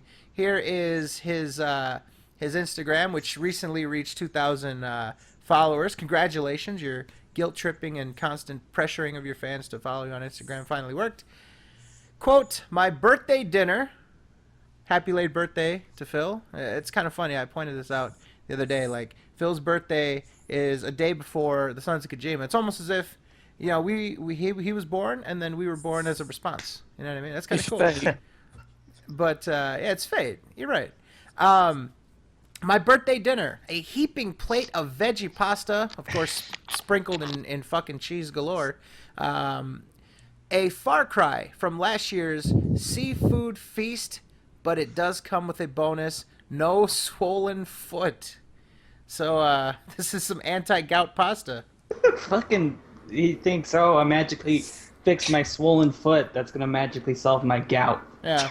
That I doubt he even fucking had in the first place. Dude, I mean, there's that's like still up in the air. There's like a Seattle half a pasta. pound. It's like a half a pound of cheese on the son of a bitch. It's not that much God. cheese. It's a lot of cheese, but it's not that much cheese. Wow. Everything he does is like either a nod to his detractors or like a one-upping, or, I mean, man, oh man. He's got in your face, I don't have gout anymore. It's like that was... I don't And eat you- a lot of junk food. Okay. And you know he didn't even fucking make that. So if he's talking shit about that, he's blaming Leanna for not cooking him his fucking seafood feast over here. I know, right? I mean, seems a little bitter. It seems a little bitter that he didn't get the seafood fiesta. So I mean, if he wants seafood feast, he can go out and pay for it because obviously he has money. So I don't know what he's bitching about. yes, sir. So anything else on this? The no longer having gout because he changed his diet. Yeah. Remember how in most of the DSP tries, whenever he had something to eat, there was always like a spare one like off to the side. Yeah, he's still eating like junk food. It's not gonna go away. No, I mean this is gonna have to be a complete lifestyle change, not just a get rid of gout quick cure. And he's gonna have to take treatments and all that shit. I mean, I'm not an expert on gout or anything, but I mean, you get gout by lifestyle, not by just you binge eat and then that week you get gout. It's like an accumulation of a lifestyle. So True. it takes an accumulation of a lifestyle to reverse that, and a willingness not to go back on that. So, you know, he goes out to eat at least twice a week, if not more. So I don't know. We'll see. Well, there was a picture on his Twitter a few days ago. I don't remember when exactly it was, but it was like a pile of like sweet and sour chicken. He goes, "It looks like it's restaurant style." And I'm like, I bet he bought that from a restaurant. He's just trying to make everyone believe that Leanna was cooking. Yep. So, all right, ladies and gentlemen, we are going to switch gears here. Is there any last things we have to say about the gout before we move on to the next question and move on to our next guest? All right, No. Mr. Shadow Raptor, thank you very much for your time. It was great to finally meet you. Obviously, you know, the well-known master of antics. Anything you want to say to the viewers at home? Anything you want to plug or anything else before we say goodnight to you here tonight? And one thing, Loophole, I'm still a flaming claw away from you. Ooh. Mr. Steal Your Dude as well. Not just after the ladies and gentlemen. Also going to steal Flaming Claw from Mr. Loophole. Mr. Loophole, response. Cool. Well, I am very much looking forward to this. Tell us, I mean, what's going on here? What's the rationale here? You're taking Flame Claw. Why does this have to happen to Mr. Loophole? Because Loophole is a scrub. Ooh, shit! Holy fuck! God Holy damn! I couldn't have That said it is better fucking myself. Man, burrito, oh man. burrito. Holy hell! We've got man, Fucking savage. Loophole. What's going on, buddy? What? What? give a I don't. shit. What? You know. Oh, he's I gonna was doing play off something. like he's I not was paying doing attention. I something. see how it is. Wow. Yeah. Slanderosa. Anything else, Shadow Raptor, before we say goodnight to you, man? You're on fire. And no, I'm good. Mr. Shadow Raptor, thank you very much for your time. Thank you for the laughs, the antics. Mr. Steal Your Girl, Mr. Steal Your Guy, everything. Man, oh man, and the Loophole Slayer. Thank you, Mr. Shadow Raptor, for your time. We'll catch up with you in the future, my friend. All right, talk to y'all later. Bye. See you, buddy. Bye. All right, so that was Shadow Raptor. Man, oh man, we've heard a lot of this guy, seen him around, and goes out with a bang. Wow, really nice. Loophole, I mean, a little quiet there. What happened, man? You got demolished. Hey, he wants to go after another person. I mean, it's not my problem. Ooh. Or he's got the Shamrock Shake.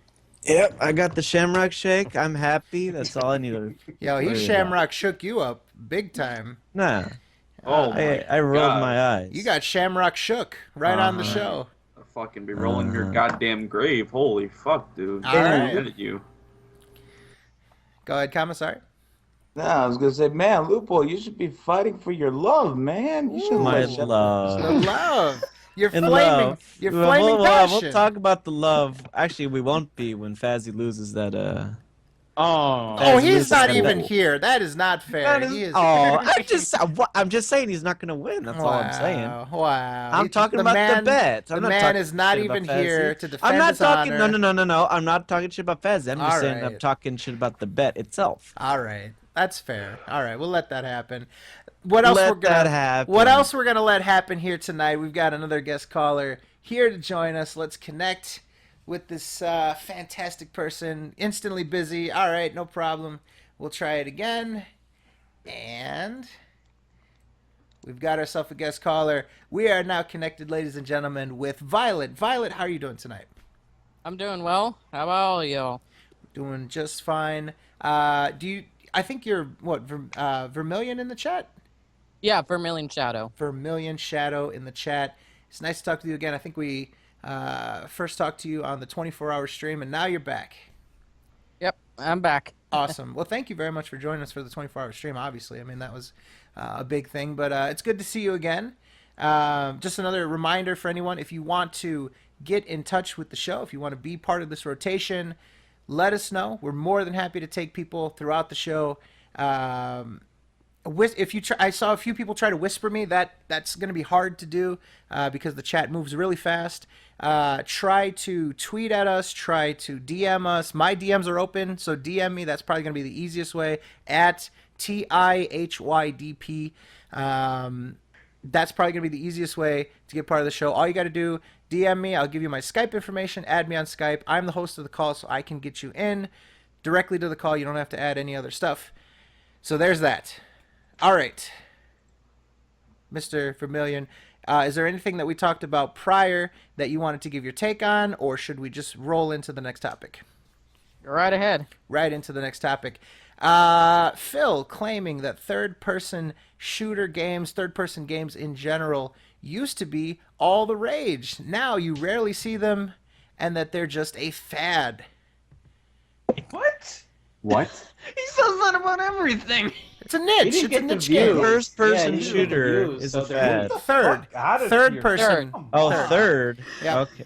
He said first person as well a while ago. Right. So third person shooters. Now Quantum it's Break. third person. Okay, so Quantum Break doesn't count. It was in reference. It was in reference to Quantum Break. Okay. Okay. Quantum Break doesn't count. It's Uncharted 4 doesn't count. It's not like we're looking at Uncharted 4 footage right now, which is just a small game. It's a niche Oh, game. ironic that you say that. Yeah. Uncharted 4 is niche. You know. Rise of the Tomb Raider. Yeah. That's a stretch to call that a game. What? Wow. That doesn't make any sense whatsoever, but all right. Watch Dogs, Grand Theft Auto 5 was just a flash in the pan, I tell you what. Oh, yeah. It didn't become a game until they added the first-person shooter mode. I mean, then it actually, that's why people were excited. They were excited that the game was actually finally going to come out, you know? What? Didn't you know Gears of FPS War is is a also big game a for fad? some reason. Yeah, Metal Gear Gears Solid 4. 5 came out last year. MGS 5, what is that? Is that some sort of niche title? What is that? Some Japanese game? Probably. Actually, I think he did. Well, I think he did say that. Wow. There was that one Division- Japanese Division- game about taking clothes off of people. I don't fucking remember what that The was. Division, everybody knows, was a huge flop. I mean. But in all seriousness, though, it seems like he just calls whatever doesn't hit for him a niche title, right? If it's just a niche title. Didn't particularly perform well for me. It must be because it's a niche title. I cannot stand his fucking form of logic sometimes. It literally fucking drives me nuts. Mm-hmm. Oh. That's probably because you're looking for logic there in the first place. I mean, that's your problem. Yeah. You give him some credit, and then it just completely. You're gonna be demolishes. disappointed. Well, no game will ever get him the popularity that Heavy Rain did, so no game will ever be that perfect. True. Come on, there was nothing I could do. Oh my God, it's Fazzy, my son! motherfucker is back. My son has made it with his tech issues. Fazzy, can you give us the stream exclusive? Are your tech issues resolved? They are completely resolved. I am back in working order. Oh my Hooray! goodness, ladies and Awesome. gentlemen. Wow. A birthday miracle, a birthday gift to us all. My son is here. Freddy Fazfuck, fresh off of some Freddy Fazfucked fuckery on the PC. Jesus Christ, man. We've been here. We've been having a birthday bash, and it's good to have you here, son. Yeah. Yeah. So Jesus Christ. we actually, Fazzy, I guess we could do this very quickly. We were talking about different people coming into the group, how they came into the group, and you were also a person who went from watching the show to coming in and becoming a great friend of ours. Briefly, give us your take on how this all happened and your point of view from it. Well, and I guess this is all very sudden and stuff, but well, I first began watching the SOK podcast when I saw episode 7, the Daspo Shit and Slow Beef episode on YouTube, and I thought, hey, these guys are cool to listen to, and I recognized a couple of voices from the community, so I guess I'll listen to their stuff, and I began, getting through all the podcasts, including episode 5. Don't talk about it. Oh. Yeah, that one was that one was bad. Anyway, so I began watching live a couple of times, and I thought, hey, wouldn't it be cool if I ended up being a guest caller or something? And I ended up messaging Fred and all that stuff, and eventually I became a regular, and these guys invited me in. So overall, it has been a great experience, and if I could do it all over again, I would, because it's been great. Wow. It's very nice. And Fizz, you're not off the hook, buddy. I think you thought you slipped by. Why don't you tell us, Fizz? You're also one of the podcast era people. Came around while we were doing the charity, right? Yeah, well, I mean, I've been following Phil and his drama for a while. Sure. I just never been vocal about it, but I started becoming vocal, right around the charity too, and then, guest called a couple times, and then just got in, kind of like that.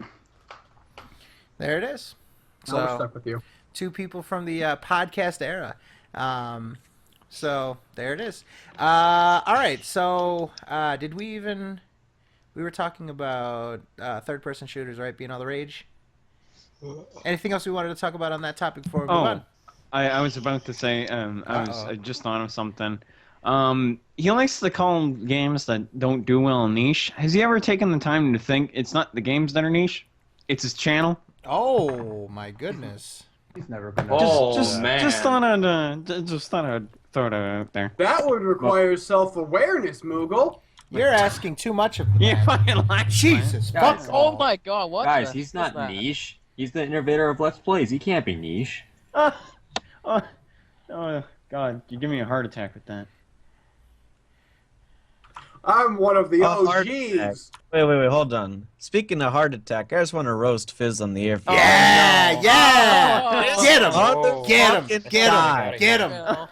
This motherfucking guy. Yep. So listen up. Me No, and no, I know exactly where you're going. Get Don't him. even fucking go Nap, there. nap. Don't even I'm gonna put the fucking video. go I'm gonna there. put the video on the goddamn screen right now. Hold on. No. Let me get this shit. I'm going to his Twitter right now.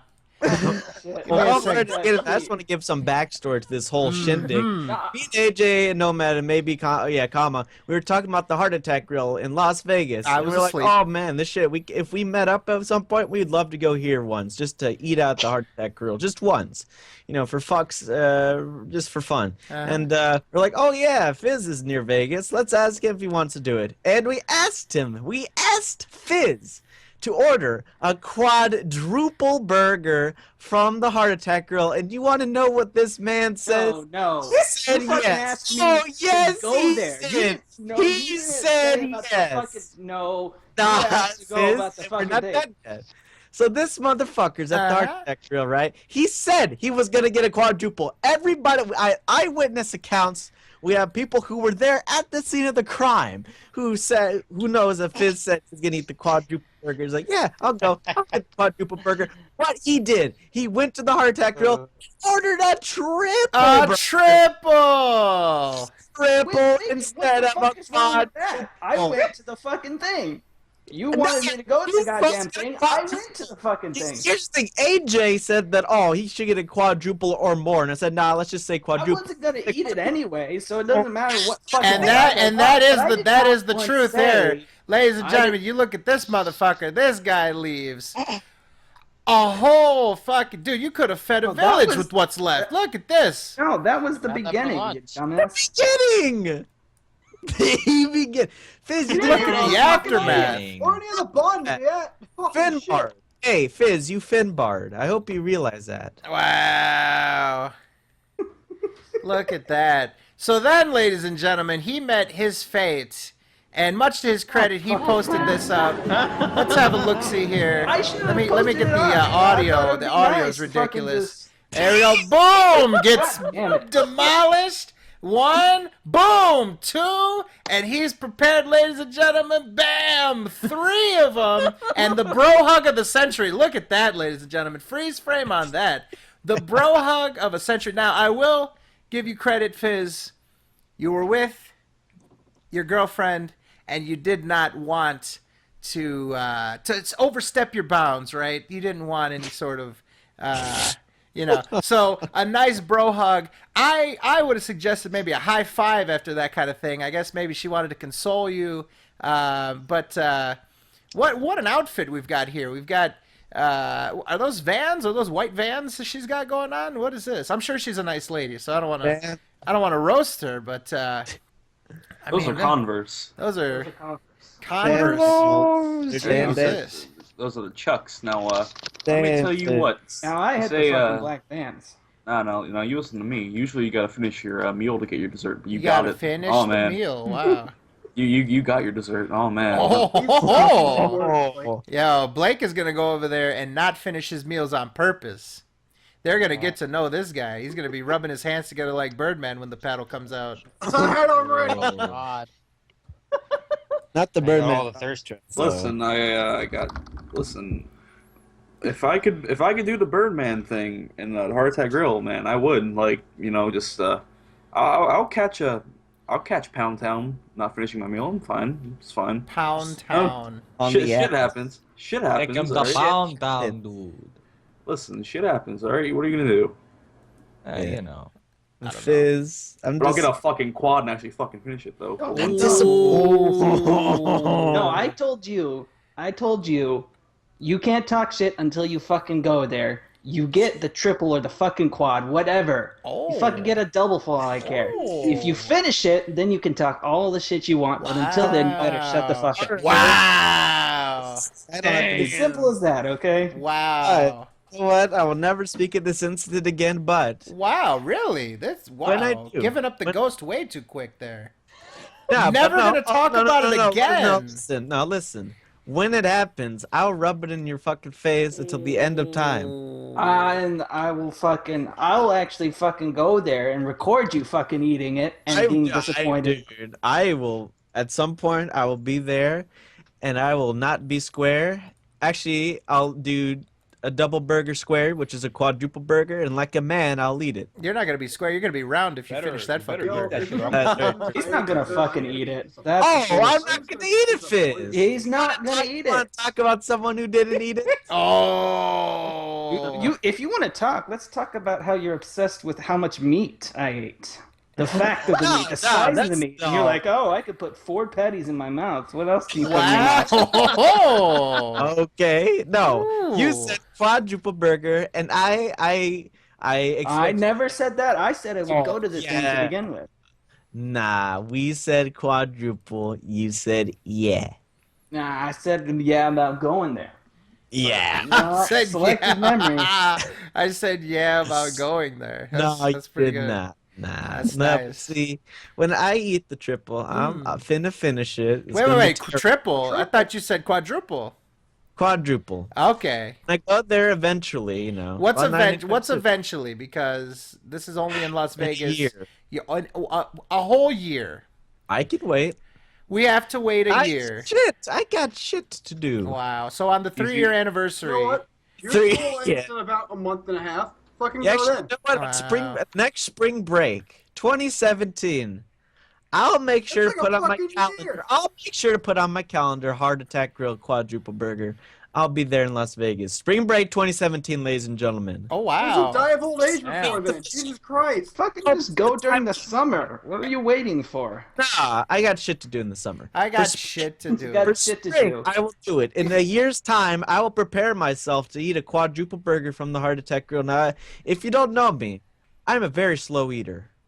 Yes, that is on record. You do it and you are Well, I safe. need to prepare. I cannot do this prepare. right I now. mean, you gotta like if we're talking about preparation, I said yeah, and then went the next fucking weekend. Yo, not Fizz, even next actually, weekend. The actually, next day. Fizz, we're talking about preparation H after you got your ass spanked with that paddle. So Hold on, I got a question. How the fuck do you prepare? This isn't like a fucking MMA fight. You can't wait before he's you gonna go? do a training Like, camp. Yeah, he's gonna do a camp.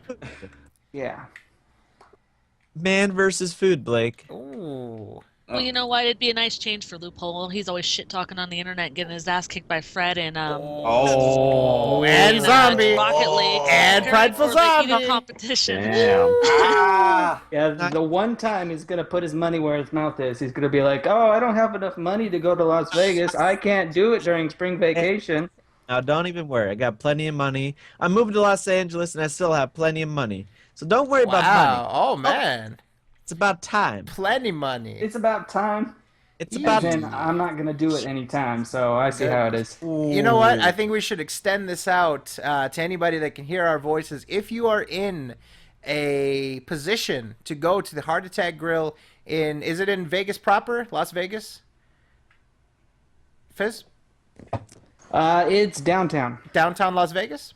Yeah, Fremont Street. If you are in any capacity to go down there, and if you can show proof that you got yourself the quad and you ate that motherfucker in its entirety, I don't know. We're going to have to figure out something, man. We should put a bounty out for this. Bounty? Absolutely. I'll put the bounty out. I will put the Oh, bounty shit. out Oh, myself. Fizz. Uh-oh. I'll Hey. go The 8 hours bounty from out. Las Vegas. If someone comes, gets the quad, and eats it, I'll put the bounty out myself. Wow. Shit. So if you're going to put the bounty, though, there has to be some standard of evidence, right? You can't, like, share it together and stuff. Maybe like one continuous video of you eating it or something would probably, if we're going to put a bounty on it, maybe that would be fair, right? You have to go above and beyond if you're gonna do this. Everybody's got a phone on their camera phone. They've got a phone on them. Record yourself eating the burger in its entirety, a quad. You don't have to film yourself ordering it or walking in or anything, but show us the quad, sort of, make sure we can see there's 4 patties on the son of a bitch. Put that up. If you can successfully satisfy this challenge, Mr. Fizz, you will get Fizz's fortunes. Okay, if you want to make the bounty official, here's what it is. Uh-oh. So, if you go get the quad, you get it with bacon, chili, whatever. The bounty will be the price of your bill. Wow, a free meal on Fizz. Free meal on Fizz. Free food on Fizz. Look at that. If you can prove to me you ate the quad, AJ's gonna do that. AJ's going right now. He's fuck this. He's gonna. I intend to go there next year. He's gonna put some ankle weights and get the free food to begin with. I was supposed to go to Vegas this year, but I'm gonna intend to go next year for Evo. Spring break. That's nice. During Evo, that's when I'll attempt to go to the Heart Attack Grill as well. Oh shit. Yes. I don't know if you talked about this on air, but you've got some tournament aspirations, huh? Kinda. Well, we wish you the best of luck with that. I know you've gotten your good practice in on Mr. Lipple there, so I almost beat his ass. I almost beat him. You won a round of rounds. a 5. No. 2 rounds, 1 match, and if I won this one fucking match, He let you win the second one. You know that, right? Bullshit. Stop AJ. jumping! Stop jumping! Bullshit, Stop AJ. jumping! AJ, did you let up on him when he won the second round? Were you fucking with him? I was trying to teach him shit that he Oh. was. Uh-huh. Ow. And I was the witness to this. I can say. What shit did I taught you, dude? I taught you not to jump randomly, and I Stop taught you jumping. how to break throws. Yep. Yes, See? you did. Mm-hmm. But I'm talking about the one where Fred wasn't there. And I was yelling. The one where there's no witness. Oh, you mean the one where Nomad was there? No. Yeah, Nomad was there. Nomad, can you verify this claim? Verify what? Loophole is saying that AJ did not take it easy on him when Loophole won. Not the match, not any sort of set where it would say you win, but a single solitary round. He drained Mr. AJ's life bar 2 entirely. rounds. No. 2 rounds. That's when I was 2 yelling. rounds. Remember Nomad? I was just yelling stupid shit. Yeah.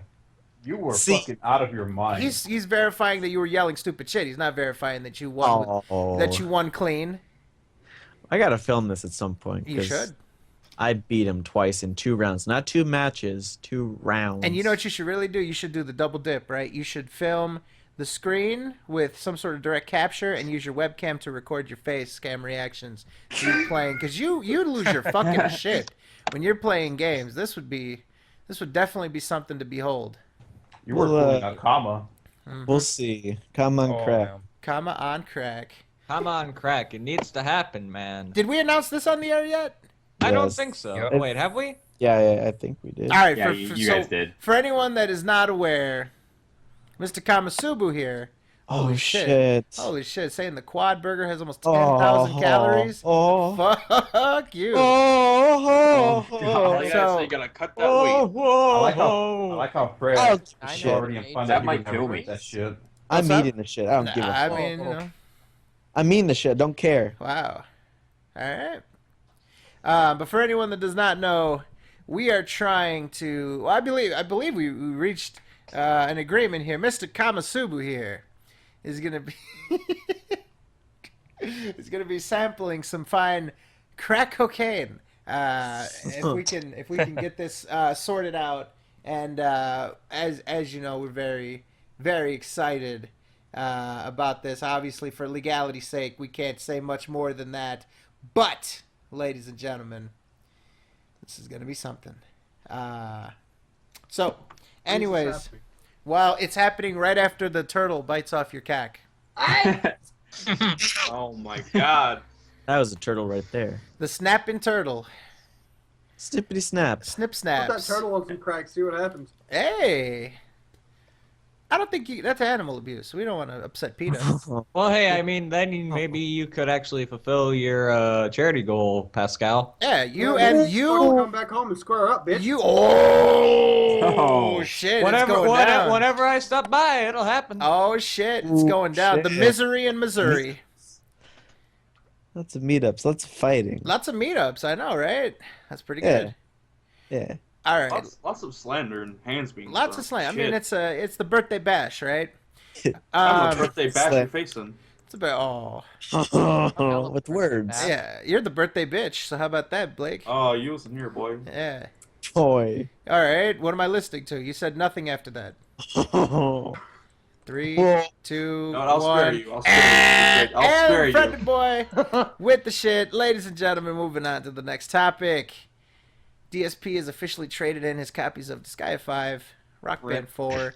Are any of you Rip. surprised to see him do this? Do you think that Phil will try to find some way to make the fact that he canceled Disgaea 5 his viewers' faults? Finally, what are your thoughts of Phil screwing himself out of a third Rockathon that has been his most successful Patreon goal in the past few months, submitted by P. Tier Griffin? I want to know how much of the DLC songs that he purchased will he play. That's what I want to Oh, fucking know. Straight down the toilet, dude. Didn't he? At least, Ooh. at least over $60. Yeah. I heard it was over 100. No, it was over $60 for sure. But didn't he buy 2 rounds of songs for DLC? I don't know. I believe he did. I believe he then went and bought some more songs that he wanted to do.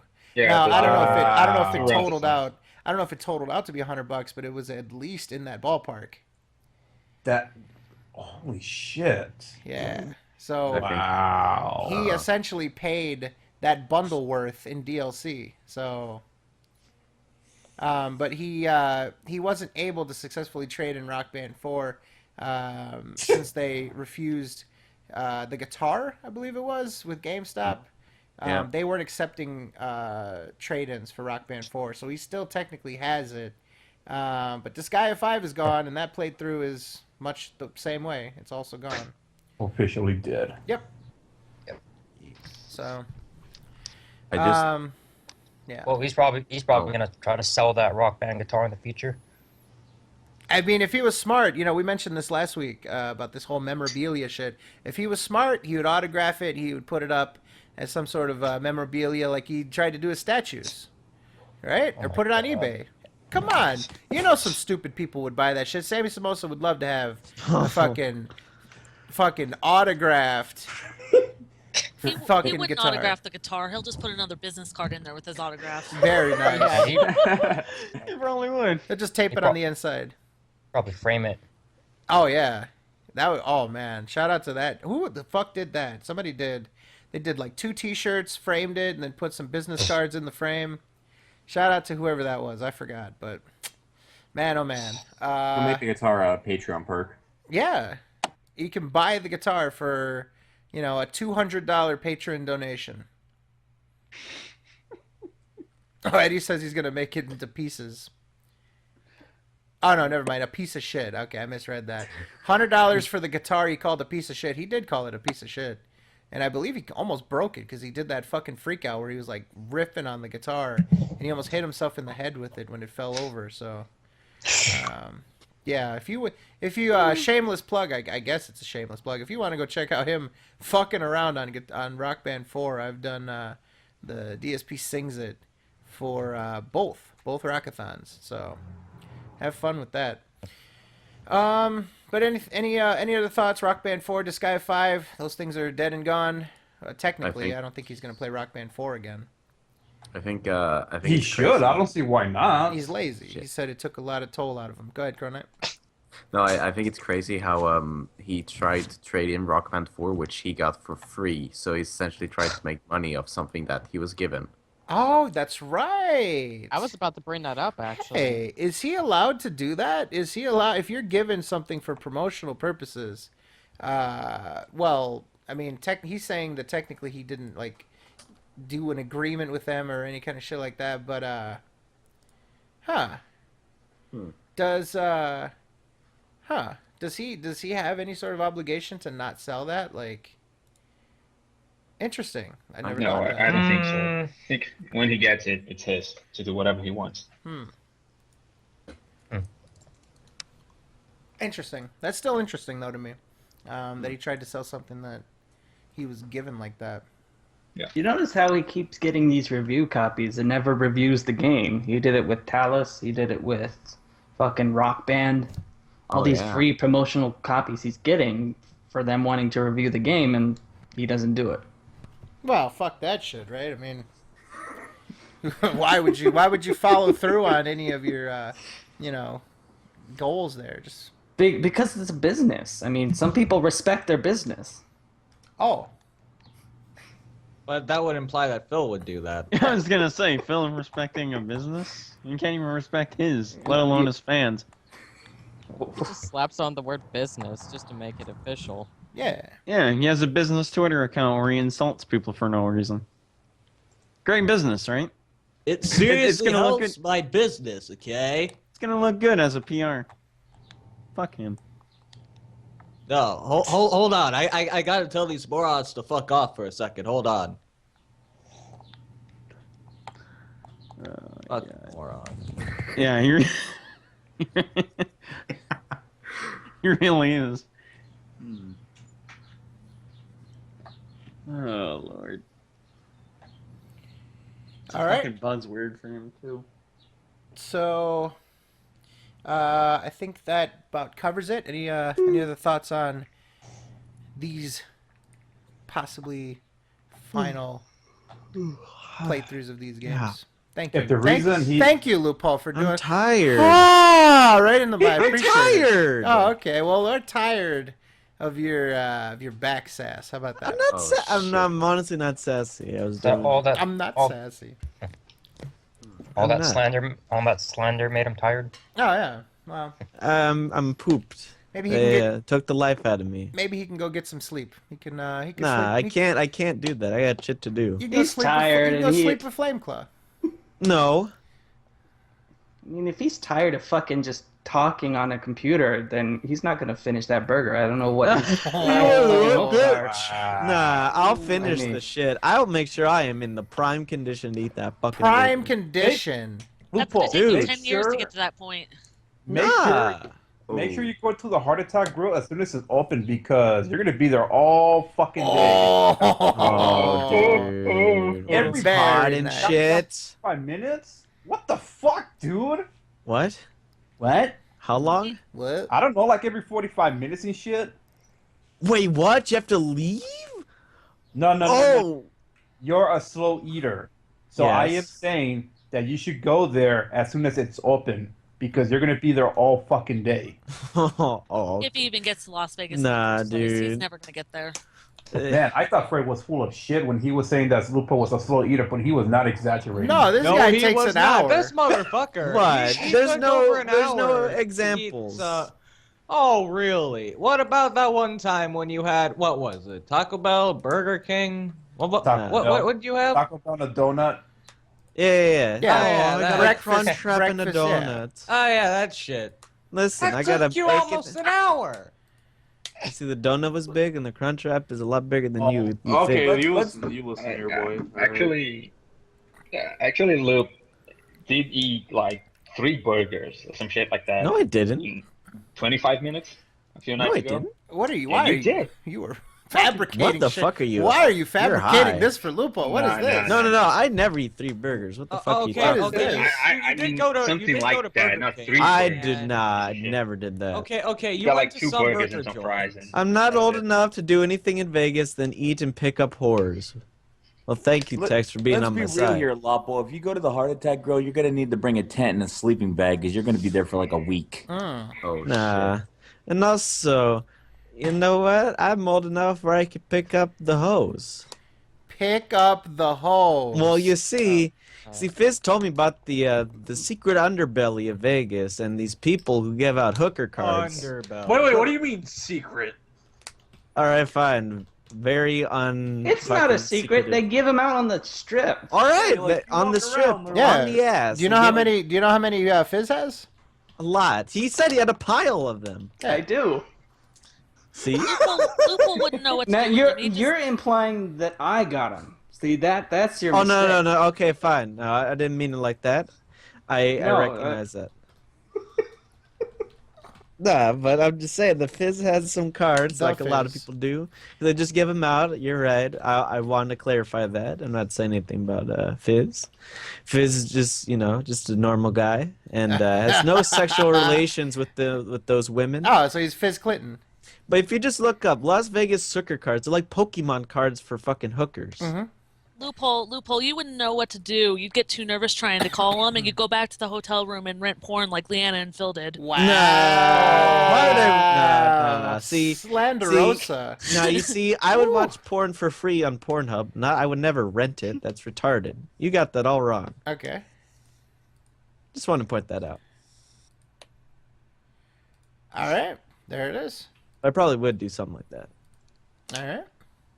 Actually, I would never call them. They probably have STDs all over the cooch. Oh, all over it, like on the outside, not the On inside. the outside, on the inside. Oh no, dude. Oh, Those, you mean I've like seen blue waffles? I've seen shit. I need to find a picture of those fucking things. They're funny. The hooker cards in Vegas. Yeah. They're very funny. Just have Fizz take some pictures of his Yeah, wallet. just have Fizz. Yeah, he's got plenty. Plenty. There's like a whole. It literally does look like fucking Pokemon cards too. And it's like, oh, $35 special and shit. What the fuck? It's pretty funny.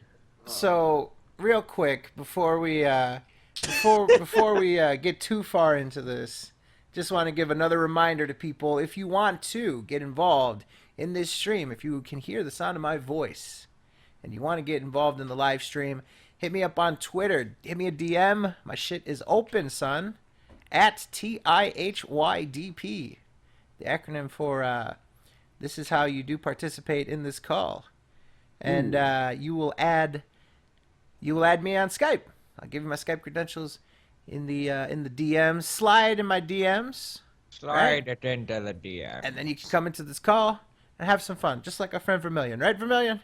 Yep. Absolutely. This is a great slander fest that's been going on. So Not good. there's the reminder. So back into the hooker cards, of course. I mean, let's be Oh, we need to give a cap off on this story. absolutely. Well, I just found a picture of the people who sell them. This guy looks like a motherfucker, dude. Girls direct to you in 20 minutes. This is some shady shit. I'm telling you, this is the rotten underbelly of Las Vegas. They don't even say anything to you. They just give you like a handful See, and that's just why pass it's on to bad. the next person. That's why it's shady. they slap them together and whistle at you as they try to hand them out. Yep, definitely. Yeah, and Las Vegas is pretty shit. I mean, it's cool, but yeah. Let me tell you, just real quick. There's a place that's ghetto Vegas, and its name is Reno, California, Reno, Nevada. Worst place ever. The worst possible. Oh my place you can ever goodness! put you. Shout out to any of our viewers in Reno, Nevada. Reno is terrible. No, dude, it is. It's like the shit. It's like shitty Las Vegas, and Las Vegas already kind of shitty. Wow. So yeah, fuck Reno. It's the saddest looking place. They have like a fake Las Vegas, and it's so terrible. Las Vegas. Las fake ass. Mm. Las Swampas. Some fake ass Vegas. Yeah, I've been to both places. I've been to Reno way more times than Vegas. So but, Reno, you just a bitch ass Vegas. Yeah, it's very true. Ah. Fuck Reno, Nevada. That's pretty good. Yep. All right. So we've got some people lining up to get into the call. So we're going to bid adieu to our friend Vermilion here. Vermilion, is there anything that you would like to relate to the stream? Anything you'd like to plug before you get out of here? Any last words before we say goodnight to you tonight? One thing I can really plug is my Twitter. You can find my twitter.com/ my Twitter handle is Vermilion Shadow. And this has just been a great Slender Fest. Thanks for letting me come on, Fred. Thank you for coming. We very much appreciate it. Thank you for your time here tonight. And, we'll keep in touch, man. All right. Sounds great. All right. That is Vermilion Shadow, ladies and gentlemen. All right. Let's move on. Let's grab the next person. Hold on. Yes. Before we move on, I have to sort of dip out now, but, I'd like to say it's been great being on live. I'll probably be on more if I'm allowed. All right. Hey, man. Yeah. Awesome to have you, and thanks for glad that you finally get to make your debut. We've been talking about this for a little while now. You even didn't you have like a little hashtag thing going on, Cronite on the SoKast? So we finally made it happen, man. Thank you for coming through, giving us your time. I know it's late for you, buddy. So thank you. Yeah. Thanks. Talk to you later. Cronite, ladies and gentlemen, the game footage extraordinaire. All right, let's move on here. We'll grab our next guest caller and let's get things popping. All right, so instantly says busy. We'll call again, and we are now connected with the one, the only Avalanche. Avalanche, how you doing tonight? I'm doing pretty good, Freddie. How are you doing? I'm doing great. You sound a little bit distant, a little bit muffled, or a little bit quiet. I'm sorry about Are you that. like far away from your mic? No, my mic is like way close to me. Okay. Let's see. Other people talk. Let's see if he's balanced. Hello. What's going on? And then Avalanche? Shut up. All right, you're just a little bit muffled, but we'll go with it if that's what your mic sounds like. So Avalanche, I mean, we've talked about a lot tonight. We've covered all these different angles. Anything you want to comment on that you've heard of, or would you like to have us move on into the next round of topics? I say we move on. All right, fair enough. So, Fazzy, I've got a question here that people really want to know about. All right, here we go. Let me make sure I got the person that submitted it. It is a gentleman by the name of Darkside Diarrhea. Would you donate to Phil's Patreon if his goal was Spyro? Fuck no, that piece of shit doesn't deserve to play that beautiful game. Oh my goodness. Please tell us more. Well, you see, Spyro is a national treasure among 3D platformers of the PlayStation era. It is one of my favorite games, and it is a relic, if you mind me saying so. I do mind. And so I mind. Yeah. Oh well, go fuck yourself. Wow. Anyway, so see this son of a bitch, motherfuck, play what is a national treasure to me, a game that I hold near and dear to my heart, more so than any other game out there, even more than Ratchet and Clank, which I am incredibly disappointed that he's playing. I want no part in this other than this how you don't play. I will not advocate for this, and that Phil Plays Spyro hashtag is not sponsored by me or anybody here at Fast Fuck Entertainment. Well, That's a long hashtag. that is a long hashtag. Also, I just want to say that Spyro is a bad game. I believe that Phil can make it 10 times better with his amazing commentary. So, I think Fazzy is it's over dramatic. I think Phil can make it an enjoyable experience. Avalanche. How dare you? Oh. Spyro is one of the greatest games of all time. Never insult it. Wow. Yeah, you see? Wow. Oh yeah, Skylanders. I love that game. It's great. Not that game, you fuck. That's not Spyro. Well, you know, I don't have as fond of memories of Spyro, so you know I can't say I feel your pain, but I definitely would like to see some dismay on the part of Mr. Fezzi as Phil trudges through the game. So I want you angry. Yeah. Oh, it'll happen. It'll happen when he plays Ratchet and Clank for sure. Now, there's another question that I'm sure will get a great reaction out of. Unfortunately, Loophole had to go and watch Hardcore Harry because he is addicted to movies, much like somebody would be addicted to drugs. So he went out to Dip to to get his fix, but he'll be back if we're still streaming. So let's do this one. And I'm sure Fazzy can lead us off on this. Thoughts on DSP picking up the new Ratchet and Clank game next week as a distraction from Dark Souls 3. Fun fact, DSP doesn't even remember playing Ratchet and Clank Locked and Loaded less than 2 years ago, submitted by Sumeyer. Are you telling me that he doesn't remember playing Going Commando and the shit that he went through for that one? Because that's actually kind of funny. But anyway, let's get into this. So he pre-ordered the Ratchet and Clank game because I know for a fact that it's not out in stores yet. It comes out on the 12th. He must have pre-ordered it. And that means that he's going to be getting the bouncer for 100 bolts at the first vendor of the game, which is a pre-order bonus, which fucking sucks because that weapon is way too good for him. But anyway, let's move on from that. So he's going to be playing this new Ratchet and Clank game. Yeah, if the first game is any sort of reminder on how we did, it's going to be almost about as worse.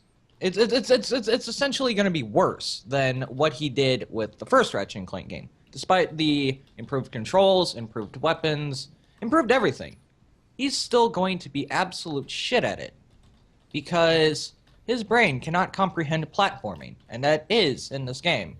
And not only that, but the nostalgia that the game brings to people who played the first Ratchet and Clank game will have no effect on him because he can't even remember the fact that, well, he can't even remember what he had for dinner last night. I mean, come on. Fucking A. What he should be happy about is the strafing in that game, though. Oh yeah, strafing. That I mean, that's gonna help immensely, but I mean, it's not gonna help him that much. I mean, he's still gonna suck. He's gonna get caught in enemy fire. It's all gonna go downhill, and he's gonna rage. Hopefully. And I also call doing that this is how you don't play, by the way. I'm definitely gonna be able to do it. I have my computer back and set up. Oh, I am definitely ready for that one. To me, I just feel like he's a little bit cautious on the whole Dark Souls 3 thing because obviously there are different rumors about what you are and aren't allowed to do. It's just, I think that he's going to upset a lot of people. I mean, when he plays games that people have an attachment to, especially this one, it's going to be a throwback to the original. He's going to make people pretty upset, and I would venture to guess there's going to be several different This Is How You Don't plays, much like there was with Crash, you know? So, that's my thoughts on that. Any other things on Spyro before we move on? I just want to Or not Spyro, endorse... Ratchet and Clank, sorry. Go ahead. Well, I was gonna endorse the hashtag Phil Plays Spyro. Ah. I think it's a very important movement that's near and dear to my heart, and it'll make a lot of people happy. I will be happy. It should not exist. Oh my goodness. It's gonna make a lot of people miserable. You have to think about that. You know, I feel so sick for doing this, but I'm kind of tempted to give Phil money. Whoa! Just so he could play Spyro if the Patreon does come up. Wow. I would in I'm a just heartbeat. saying. I'm gonna tell you that if it does come up, I'll donate. So just so I can vote on that. Yeah, exactly. Same here. What is wrong with you people? They like watching me suffer. Good. Somehow I expected that. Lord. Oh, and also he is Ratchet and Clank is it's out of his league. It's a terrible purchase in my opinion for him. It's a terrible game. Yeah. Terrible game. Nah, it's not terrible. It's in fact a great It's not game. even fucking out yet. What, Is it what great? The hell are you fucking... Yeah, how are you saying it's a great game already? I have seen the gameplay. I have played the demo. I have experienced the game somewhat. Oh, so they're having a demo already. They had a kiosk a while ago Okay. at a GameStop, so that's when I first experienced it. Yeah, Felt it pretty was, smooth, good gameplay from what I experienced. Pretty good. Gimple. Just a preview to show you how bad the game is going to be. Don't worry. Yeah. Nah, TBH. But Well- it's not at 60 FPS. Go fuck yourself. Oh! I'm Wow. I'm not having any of that Lopple bullshit today. Wow. Like someone fire, man. Well, I just feel like some people are going to be upset. Any last thoughts on this before we move on? Nope. All right. So next up, if you guys can see on screen, a thread was created about controlled giveaways. Is there any way Phil could control who is excuse me, inhaled like kind of, I don't know why. Is there any way that Phil can control who is getting his giveaways? This is the second that I know of that has been nabbed by a troll. Now, you will remember the giveaway season pass sniper. Swiper, no swiping. Mr. DSP.txt. Mr. Steal Your DLC. Mr. Steal Your Giveaway. Our good buddy. Was the first to stake his claim upon that season pass for Fallout 4. The first to snatch himself some of that good old DLC. Now we have a case where Phil was giving away his leftovers, if you will, right? It's always going to be the leftovers, never the choice cuts. This time he was giving away the free DLC games. Well, not DLC, but the free games that come with Quantum Break, Alan Wake, and the sort. And it was nabbed by somebody else. Phil's response to this event is the following. Bottom line is, I gave everyone fair warning today about the code and even told people to have their Xbox Live code inputs open. If this guy got it, he literally sat there waiting for it, which, I wouldn't be surprised. My trolls are indeed no-life idiots who would sit through the entire stream so they could post up on Twitter and get their e-dicks sucked by other losers. If you want it, he earned it. It's first come, first serve. Others should have been faster. There's a response that he mentioned it on Twitter, which opens it up to everyone. At this point, it feels like more of an advertisement for the stream than a reward to faithful viewers. KG, of course, it's like the lottery. Even scumbags win it sometimes, which would definitely be the case if he were to get it. And, more antics. Thread is done with. No Phil response to that. And we talked about this last time when Text grabbed it the last time with the Fallout 4 DLC. When you do this, right, you're clearly doing this as a tool to get more attention to your stream. You're literally telling people, come and watch my stream so that you can win this prize, which, if you're aware, we've done giveaways in the past. We have never, ever announced it beforehand, because what's going to happen? You're going to get people that are there prize hunting. And it's fair game. what Tex did, what this man did, and there was another person, I believe it was like Landa P or something like that, sort of scrambling of Panda Lee, got the other copy the next day. When you do this, you're giving people the heads up, and they then use the exact same methods, the exact same fair chance to get that game as anyone else, but you're opening it up to people. If you were to not advertise it, the people that were there just to be there would have won it. There's no incentive for people to go to your stream just thinking that, oh, maybe they might do a giveaway at some point. It's to actually reward the people that were there just to be there. And that's why we will never, in the future, and have not in the past, advertised a giveaway as though it was something to generate interest. Because let's be honest, we personally, if we're going to give something away, if we were donated something by a viewer of the show that wants it to sort of, go back into the community, which a lot of people do, they tell us like, oh, I want to give back to the community, yada, yada. And we've done giveaways ourselves that we've helped pay for and stuff like that.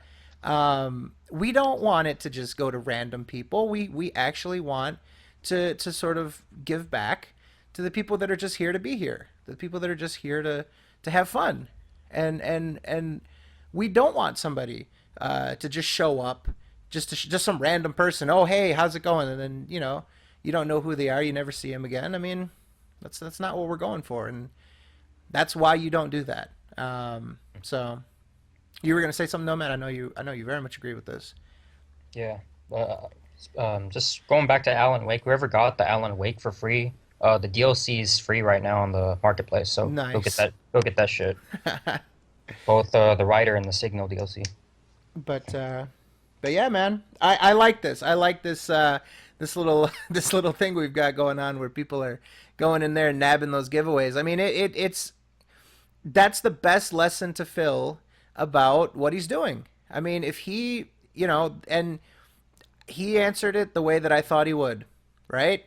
Well, I mean, there's nothing I can do. There's nothing I can do. I mean, I'm going to promote this. So this just, it is the way it is. And I'm trying to give my fans a heads up so they can get it. But I mean, my goal is my goal. My goal is not for just my fans to be able to win this. My goal is to be able to broadcast this out there and get more attention. So it is what it is, and has to fucking try to, slander somebody, us, in the process. So, I mean, I don't know. At this point, we've done more giveaways than Phil. And we haven't made a dime. This guy, on the opposite, is making thousands of dollars off of the people that watch him and can't be bothered to give away more than just simple leftovers, and still tries to squeeze every last dime out of it that he can.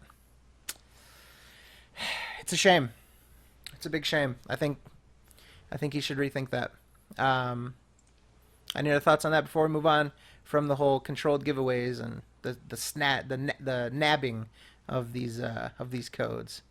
It really doesn't help that he's doing it the dumbest way possible, like reading it on the stream. Like, what happened to just, oh, you should be maybe in the stream chat so they could put it in there, or I don't know, maybe do a raffle?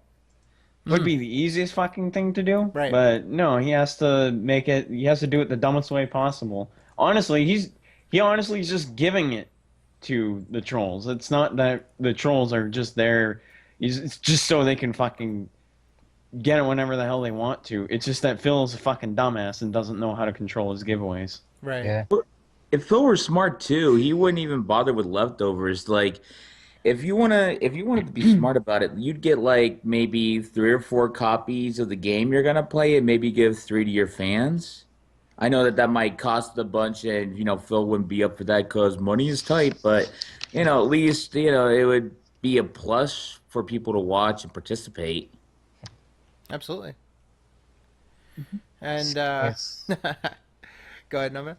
The thing is, giveaways has always been shit. Like since like 2012, 2013, when he gave away those anti-game cases. He said he flashed like the camera of like the DLC code. He's like, "Oh, I'm not gonna include this because it's already used, but you can have the case anyway." Yep. And that was, You remember what he did with it was New Vegas or whatever? Like he gave people Yeah. everything but the game or some shit. I forgot. What did he do? I think he traded in the game and gave them like all the stuff that came with it, like the poker chips, Yeah. and the cards and stuff like that. Just Wait. ridiculous. Oh, wait, I think I don't know if he still has those because he was planning to sell those on eBay. Really? Oh, so he didn't actually give those Wow. away. Because I remember back when he did that little. Remember, I made the hoarders thing where he went in that little closet thing and showed people all the shit that he brought with him and Yeah. stuffed in that fucking little closet thing. That was one of the things he showed. He showed the New Vegas collector's edition.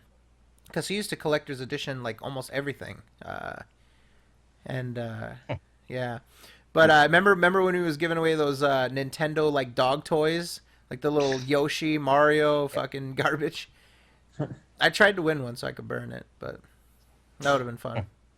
But Someone anyway. asked, does DSP just blurt out the code?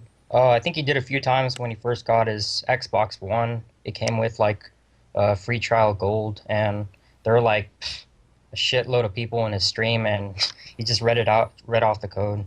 Yeah, but he also did that when the Xbox Live was down too, so no one could use it. It was down for like 2 days, and it was a 2-day code. Nice. Good fucking job. Yeah.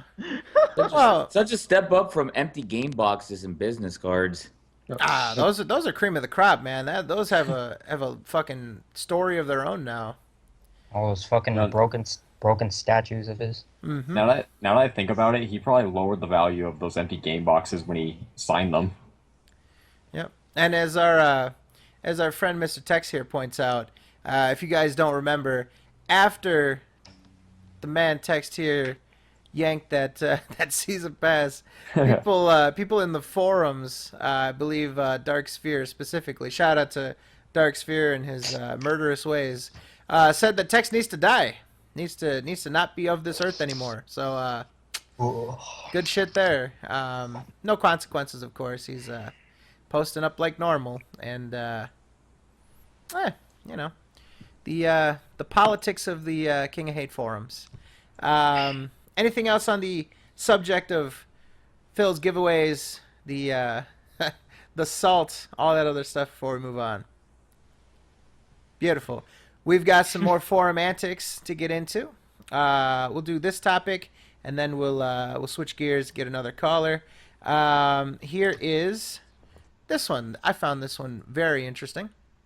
There was a lot to get from this thread here. This is the will Phil ever distance himself from his online persona, and boy oh boy does he leave a doozy here. If you don't mind, I'll go ahead and knock this one out real quick.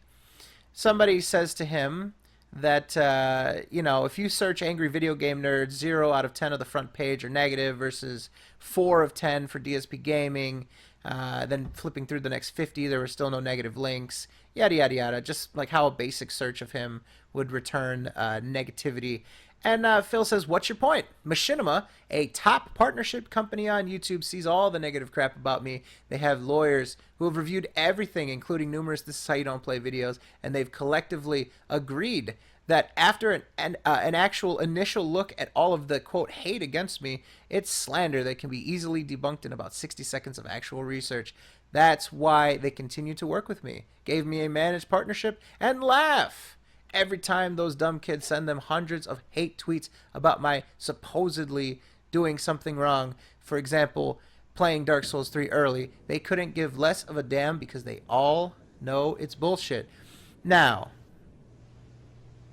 do you really think Machinima is, do you think they'd appreciate him speaking for them like that? That they, have a almost flippant attitude towards a collection of people complaining to them about some misdoings? Of course not. What are you talking about? He talks directly with, he knows that, they just chatted up on the phone. He's, hey Phil, seeing the shitstorm on Twitter, what a bunch of dumb kids, huh? I mean, this is why he's doing all this shit on his forum, and you can tell based on like where he is, like the different avenues. He's not going to talk shit about Machinima on YouTube. He's going to praise everything they do because that's obviously, where they're centrally located around YouTube. Not even going to talk about Twitter because I'm sure he's got a couple people following him, but forums, anything goes because he's like, they're not going to bother like paying attention to forums and everything like that. So each of these avenues kind of open up like different ways in which Phil can say, okay, I'm going to say one thing on Twitter, but then on the forums, I'm going to leave like paragraphs of paragraphs shitting on machinima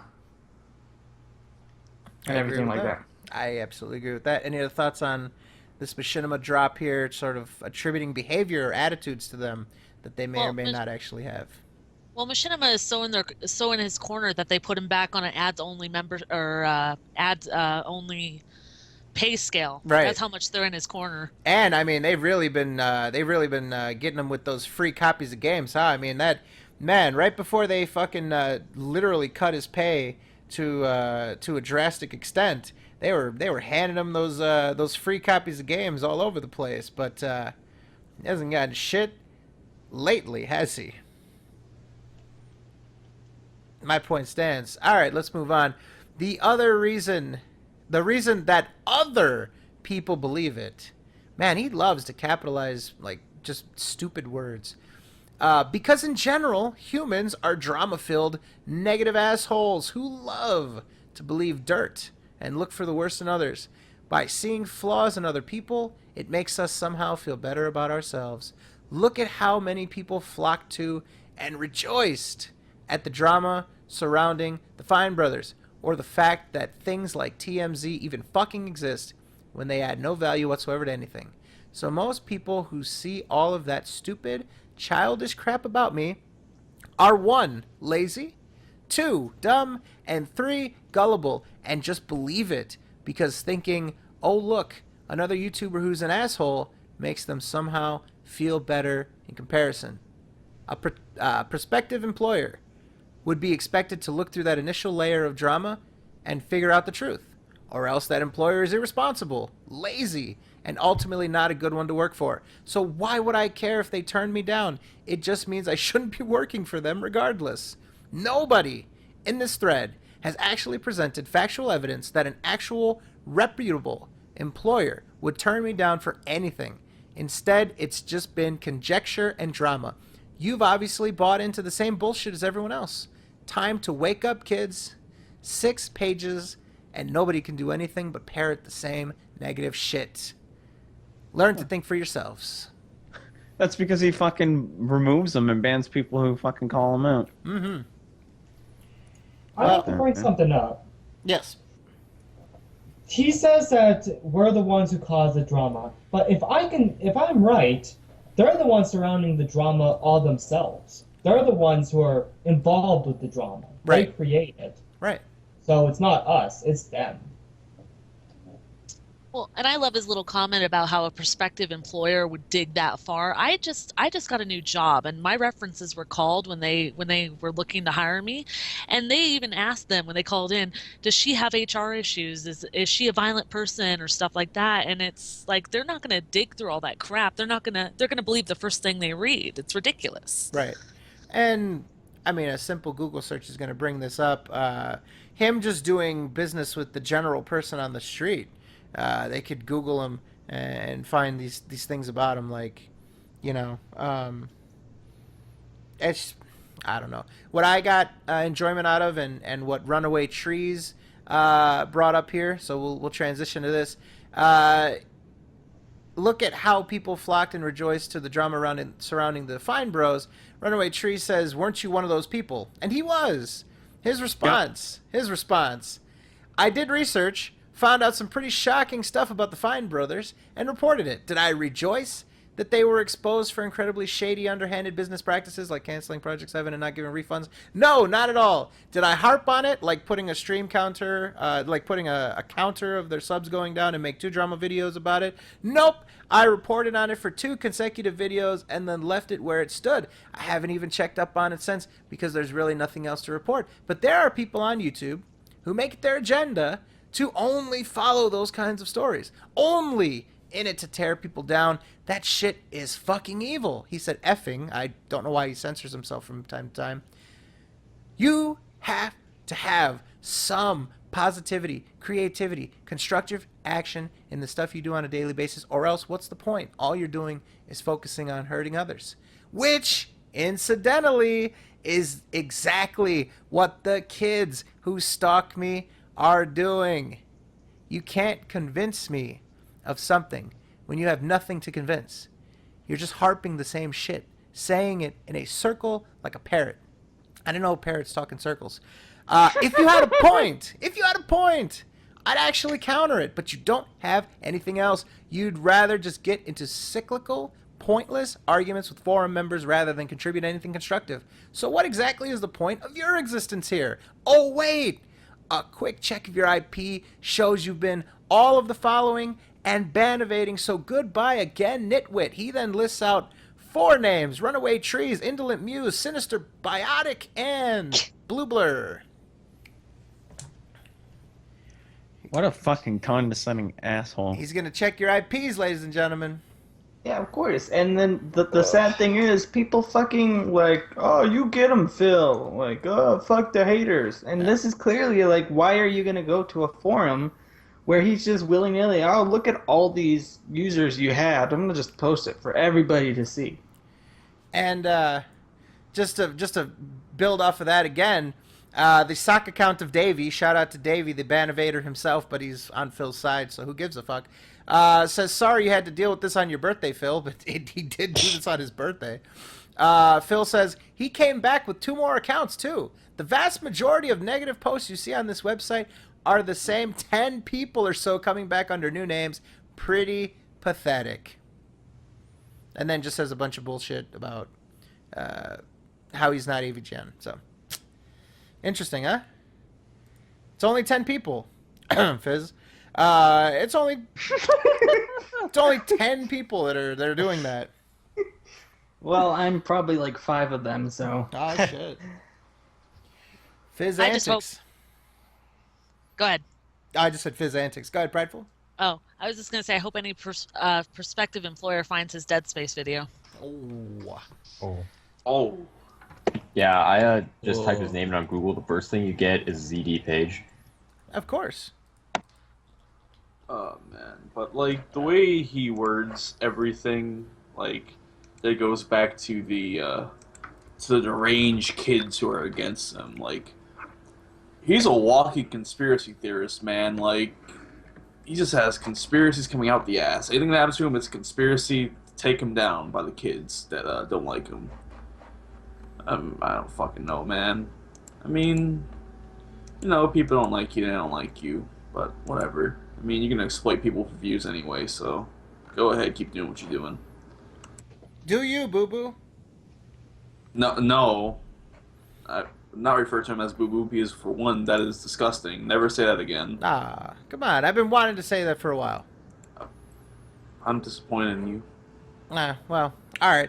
So, anyways, are there any other thoughts on that thread in particular, the ideas, concepts that came out of that thread before we move on and before we switch gears, and switch things up? All right, this isn't about this, but what the fuck is this faggy game that I'm looking at? Wow. It looks like a Moogle game. What is it? It is a Moogle game. This footage was given. given. It's something that takes skill, unlike fucking Ratchet and Clank. Oh! Hey, listen. How about you get a good score on the daily and Isaac, and then we'll talk, all right? Ouch. Sure. Isaac's a bad game, though. Come on, let's be honest. Wow. Kill yourself. Wow. Wow. That is the first time I've ever heard you say that. This is no, wait, actually, you know what? You can just play Mario and you can just jump off the edge. There you go, bam. Kill himself. Oh, damn. Okay, you gotta calm down. Calm down. KYS, Fazzy. Oh, man. All right. I'll go do it myself. I'm gonna go get the rope. Yay.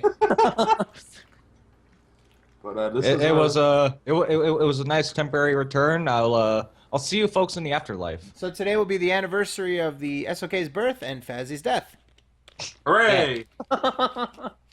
2 things to look forward to. Absolutely. So. Whoa. Any Someone other fell. any other thoughts on this before we move on? I'm hanging. All right, so Mr. Avalanche, it was very nice to catch up with you again. Is there You too. anything that you would like to say, plug, or do before we say goodnight with you tonight? I could say one thing. Love Life sucks. Watch a better anime. Don't listen to this man. If he's talking, well, Listen. everything except for don't Maki. no, Everything except for fuck Maki you. does suck. Fuck I you. agree. Maki is garbage. I agree with that. Everything except Maki, fantastic. Ah. To call shitty, but Go yeah. fuck yourself. But Mr. Maki is terrible. Mr. Avalanche, an avalanche of slander at the end. We appreciate it. Thank you for your time, buddy. Thank you for coming and hanging out with us for the birthday bash. And we'll keep in touch, man. Thank you very much. You too. All right, Mr. Avalanche, ladies and gentlemen. Let's switch gears and let's get our next guest caller. This is going to be a good one, ladies and gentlemen. This might be a little surprise for you guys. All right, we are now connecting with the one, the only heavy metal gamer, Mr. HMG. How are you doing tonight? How are you? I'm doing just fine. It's a pleasure to meet you. We've seen you around, we've seen you in the comments, seen you in the chat, and it's good to finally talk to you, man. Yeah, it's great to be here. So, is there anything that we've talked about over the course of this stream that caught your interest? Anything that you wanted to sort of comment on before we move on to some other shit? It's so how can I say this? Mind-numbing how Phil acts like such a prick. You know what I mean? Because he has, I think about this all the time, and I shouldn't be thinking about this. As a content creator myself, I should think about my own stuff. Right. But it's just, he's got all these subscribers. He's got all these channels. First of all, he doesn't need all the channels. He just needs one channel, maybe two. If he just kept it all to one fucking thing, he'd be good to go. He'd have all them subscribers, and it's so fucked up that he treats his fans and treats people that want to support him and give him, criticism or, constructive criticism like shit. I mean, that's the story of his career, right? We hit it from the very first topic, is that he talks about what he's done since day one. That's what's gonna, ensure profitability. That's what's going to ensure that he can continue to do this. Any sort of, diversions from what he's done, what he's used to doing, is going to somehow fail or is not worth the trouble. Right, exactly. And it's amazing how he's not grateful for what he has. A channel like mine would kill to have that many subscribers and that many views. But at the end of the day, you got to be grateful for what you have, pure and simple. So I think now would be a good time to ask, before we sort of jump back into stuff, how did you find Phil? You being a content creator, doing your own thing.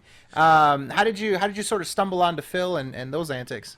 I think I never really came across Phil in a good light. I came across him whining about, I think it was around 3 or 4 years ago. He was standing in his apartment and he was whining about something about views and revenue and all of that shit. Typical what he does all the time. And it was just pathetic. It came off pathetic. And ever since then, I haven't liked him. And then now when I came across the Let's Endures and everything else, it's part of me wants to strangle the fucker, and the other part laughs at how stupid he is. Yeah, I mean, it's definitely, I can see how it's frustrating. I mean, think about our position, right? Looking at this stuff. But there's just something comical about it, and I think that's what sort of gets people's interest, and I think that's a lot of people's angle, is just the comedy of it. Not so much like trying to be malicious or in some way kicking someone when they're down, but just sort of taking in this comedy, this drama, this endless source of just he's always doing something. There's never, each and every week, I'm always thinking to myself, man, there might not be enough to talk about. We might have to, sort of rely more heavily on like the gaming half of the show, or we might have to sort of do something else, incorporate some other sort of this and that. We might have to think of stuff to talk about. Every single week, I swear, even if it comes down to the wire, Wednesday night, Thursday morning, Thursday afternoon, he's doing something, and our Google Doc is always filled. He figures out how to get himself into some sort of controversy every single week, if not every single day. It almost seems like he does it on purpose. You know, he just like, oh, I'm gonna try to get drama to get more views and blah blah blah, and just say stupid shit. So then, you guys can do your stuff, and it's like he knows you're there, and he knows, and he says, well, I don't like them, but at the same time, he is desperate for your guys's, shit, your podcast or whatever. So then people could go bash him and give him views on the comments and the videos and all of that. Mm-hmm. And he's just if he just put away the ego, he probably wouldn't be a bad guy. And he is constant whining when he's playing the games. At least own up to being a dumb fuck, I can't beat this game asshole. You know what I mean? Mm-hmm. Yeah. He's the king of hate, so he strives off of that. He uses it to fuel him like some sort of photosynthesis, Yeah, it's not right. I mean, I understand if it's a character, and if it was a character, okay, but it's not a character, and there's no way it's a character. It's too involved to be a character, right? This is a pattern of behavior over how many years now that sort of got worse with time. You sort of saw a little bit of it in his earlier days, but he was more humble. He didn't have the freedom. The ability to sort of let that out and to let people sort of see that. And now, he's gotten comfortable. At one point, he was making 6 figures on YouTube. So he started to get more comfortable and sort of said, well, I deserve it now. I can let myself go. And that's what you see now. Yeah, recently there was some shit going down in the gaming community, kind of with smaller channels about doing it full time and not doing it full time, and there's people that don't like when a YouTuber does it full time because of like Patreon and stuff like that. And it's people like Phil that give those that want to do it full time and make a job out of it a bad name. Absolutely. Pure and simple. Absolutely. Yeah. So any other things on that before we move on to some more viewer submitted topics? Alrighty. So let's see what we've got here. Go ahead, buddy. I just wanted to add in too, when we were talking about King of Hate and everything, Phil actually does see hatred as some sort of superpower, which is kind of sad. His ability to endure, he's very resilient. It makes him more motivated. Mm-hmm. It's like he treats hatred like radioactivity in Marvel comics, where how every superhero gets their power from radioactive something or other. Phil got his superpowers from hatred. Let's see what we've got here. This is an interesting one, and maybe a bit of psychoanalysis here. Do you ever feel that Phil is the reason Leanna acts the way she does? I mean, it seems like he was probably the first guy she dated, given her age, and when they started dating. So I have to wonder if she acts like she does to try to keep his attention. Maybe that's why she always looks miserable or bored in all of his videos submitted by Anonymous. Who wants to play armchair psychologist? I think she's a gold digger. Oh, shit. All right. Well, here we go. You have the floor, my friend. Maybe more broadly, you can speak of Panda Lee for us? I mean, you've had some fucking things to say, my friend. Don't think I haven't noticed. You've had some goddamn things to say about this woman. The floor is yours, my friend. It's funny. It's just every time I've seen, and the only time I've seen his content for the most part is when I watch your Let's Endures. Mm-hmm. But I have taken a glance at his DSP Tries It, and every time I watch one, I want to either vomit or jump out the window and hopefully land head first and be gone, be dead. What's that saying he says? I'm done. That's what I want to say. I'm done. I'm done, dude. Anyways, or how's he doing? I'm done. Fuck it, I'm done. Yeah. Fuck this, dude. So, it's just every time, with that video that was going around of her at that was at a convention and saying how she feels whatever about the whole money thing. Mhm. That right there, that's gold digger. She's there for the money, and sooner or later she's going to move on. Pure and simple. Mhm. You know. I see that. I mean, a lot of people see that, and I don't really see her wanting to waste her best years, if you can call them this, because it's all downhill from here. In this situation, I don't know, couldn't tell you. But anyways, opening it up to the panel, your thoughts on Phil's effect on her behavior. And we've heard some theories out there that it's all Phil's fault, but I don't know. What do you guys think? It's really interesting to kind of see too, and I think a good thing to keep in mind is the fact that they both moved across the country. Mm-hmm. So even, well, if you want to exclude Vash, even if they broke up, I mean, Phil would have nobody. Leanna would go straight over there, but just for an instance, they move together and they're just always inside. They don't socialize with people. They don't have anything. So it's just them. It's nothing but a digital relationship. Kind of. Yeah, it's like the first in-person digital relationship. I've got a theory too that, I mean, we're saying that Phil, it's Phil's fault that Leanna's the way she is now. I kind of think the other way. I think that, maybe Leanna had effect on Phil if people are saying that, oh, he used to be a nice, decent guy and everything. Maybe Panda Lee brought out the ego and all the shit in him. Like he's trying to impress her to get some pussy. I have to agree with Kama because after he started dating Panda Lee, you could see how he went downhill, he became more aggressive towards his fans and whatnot. He doesn't want to come off like a bitch, right? Because she's always watching. Well, it showed when people were criticizing about Liana being in Assassin's Creed. Oh my god. If anyone knows what I'm talking about, yeah. That's why he got real mad about it when he had to sleep on the sofa. Who can forget Kingdom Hearts, right? God. He's gonna fucking you immature little shits. Yeah. I do remember he did have a meltdown after Assassin's Creed 3. You getting in an argument with my fucking girlfriend. Well, This now is you what have you no get. chat. This is what you get. in the chat. Piss me the fuck off.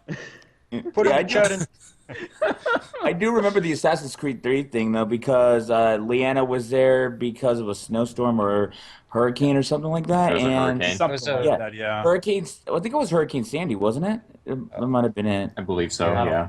Yeah, but she was stuck there, and Phil said, well, what do you expect me to do? My girlfriend's here. I have to play video games with her around. You expect me to lock her in a room? Yeah, and people once again gave him shit, yada yada yada, massive dislikes, leaving negative shit on the comments. And what did Phil do? He disabled them like a bitch. Then he told everyone to fuck off. Pretty much. I just feel like, he's got to put on a show, right? He's got to, they're not going out in public very much where he, can sort of assert himself and be a man, So he's got to do it. He's got to do it through the internet. And I am pretty convinced that she watches his streams, at least in the background. So, he's got to put on a show. Yeah. Yeah, when he was on Twitch, he used to do that all the time. She used to walk in while he was doing Hate Live. Creepy, huh? On fucking purpose. Yeah. Real Here's fucking weird. Oh, go ahead. I was just saying, just sort of commenting, really fucking weird. Go ahead, man. Here's a scenario for you. What if he picks up that new game? What's it called? Honeycam or Honeycam Studio, the cam girl game? No. Oh. And what if he gets the idea after playing that game? No. To make her a cam girl. Oh, he probably would. Oh my Take your Have you top seen- off. God damn it.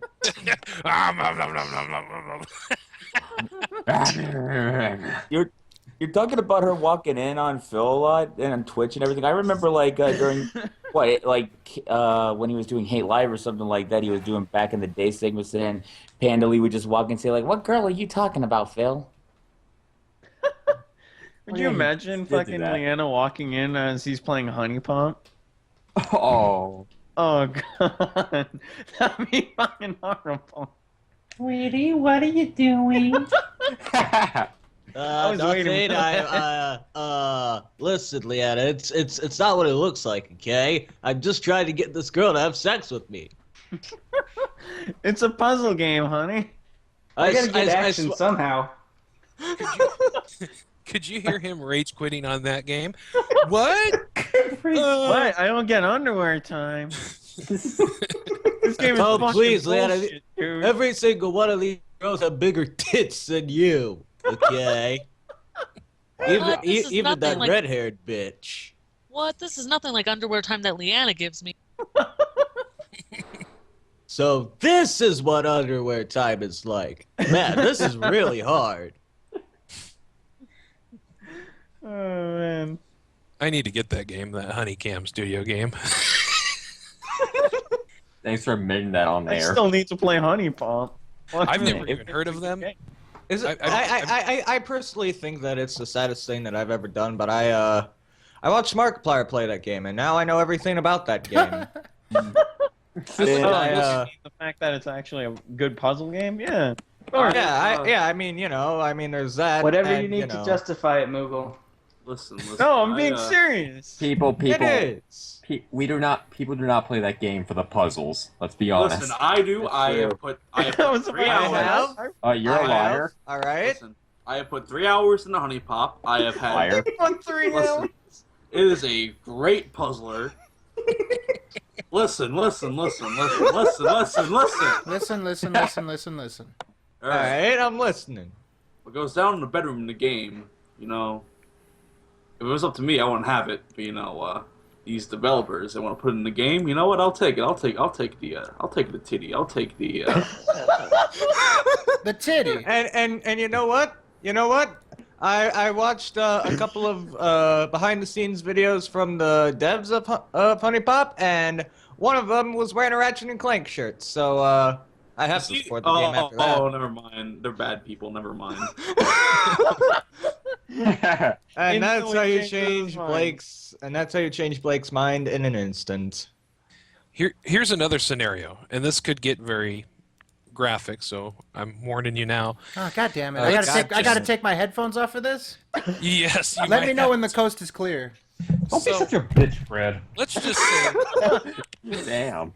Let's just say they're playing this Honeycam Studio or whatever the hell it's called, and there is a thing you can have girls do cake farts on there. What if Leanna gets the All right, no. Cake farts? All right, listen. Stop. That's enough. That's enough. That's it. We've gone into uncharted territories, and we're All I'm gonna not say is going if- back. All I'm gonna say is that Phil did make Leanna a cam girl, she'd be the least successful cam girl known to man. And some known to Dolphin.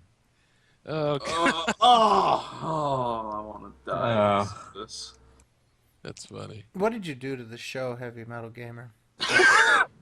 This was Everyone This was a family show. We were going to be proud to showcase this to children. This was a goddamn family fucking And this friendly is what we podcast. get. This is I know. Oh, unbelievable. 2 years for this moment. We're going to have to edit this shit out. Wait, You know are what? you gonna treat me like Chris Benoit? Yep. This is what we get for getting a guy that sounds like a mix between a young Ghost Dragon and Evil AJ. Wow. Great. Oh shit. There you No, go. no offense. That's just what it sounds like. Evil Ghost Dragon. That's like edgy as fuck, man. Well, I Evil, could make I could do evil this Ghost for you. Dragon. I could do this for you. Hey guys. Please God stop. damn it. Please stop. Please stop. All right, so that's Heavy Metal Gamer, ladies and gentlemen. look at the time. Every Metal Gamer, a man who plays more Destiny than Ghost Dragon. Wow. Actually, I don't play Destiny. Aw. I am not a fan of Destiny. I know. Yeah. So, Heavy Metal Gamer, ladies and gentlemen, look at the time. We have to go. Nail me to the cross. I'm Mhm. at the cross now. Burn me alive. Absolutely. But All right, I'll prepare the fire. religious sacrifices aside, let's see what else we got here. Um, so we reached our conclusion, right? That we don't think that it's Phil's fault that Leanna acts the way she does, and that it's possibly Leanna's fault that Phil acts the way that he does. Did we reach consensus on that? Could be a bit of both. Pretty much. Yeah. Column Yeah. A, column B. Yeah. All right. Here's a good one. I like this one. Do you think Phil tries to impress the employees at his local GameStop with his internet fame / career? I can totally see him. I can totally see him being fooled by an employee taking fake interest while convincing him to pre-order something submitted by Gray. That would not surprise me. Oh, of course, Oh, he does. He probably does because like in like I think it was when he went to get New Vegas, the GameStop closed across the store, and I guess he went to another one and he told them that he was hooked up to YouTube and they lent him a free. He was able to get like a free copy.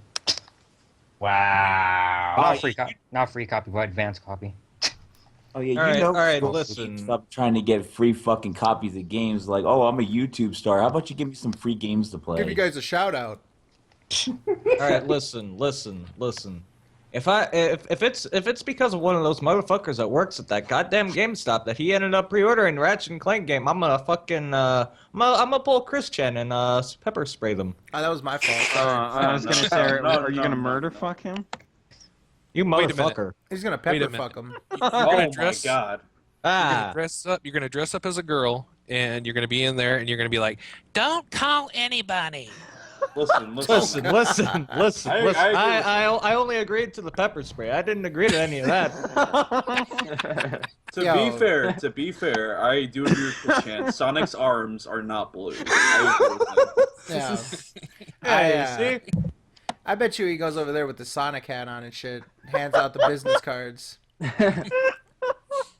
Here, bet have you. a signed business card. I bet he signs a business card, slips it to him, like, "Hey, there's more in it for you if I get more free copies." You're gonna give me more on my trade-in because I gave you a signed business card and gave you a shout out on my channel. Probably tries to bring Leanna with him too. Oh, look, she's famous too. Look at that. Yeah, look at those banana tits. Banana. Oh, the trapezoids, the traffic cones. She'll give you some. You know who has Fucking- better looking tits than that? Orchid from Killer Instinct on the Super Nintendo. Oh, I saw you did there. Those pointy bits. The polygons. Yeah. Oh, She'll give my you some goodness. free soap if you hook me up with some games. I don't know, man. Maya's got quite the rack on her. All right, so God, I hate this weeaboo shit. Killer Instinct isn't weeaboo. What the hell? Yeah, come on. Talking about fucking fake girls and that. Come on, man. I don't even know. Well, I don't even know what Moogle said. I don't speak that language, but whatever he said.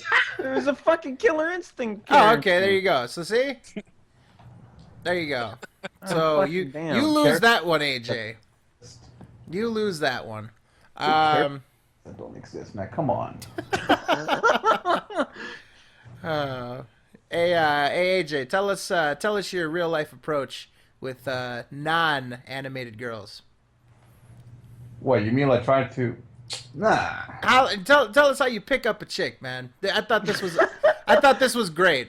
Hey, wanna go to Domino's?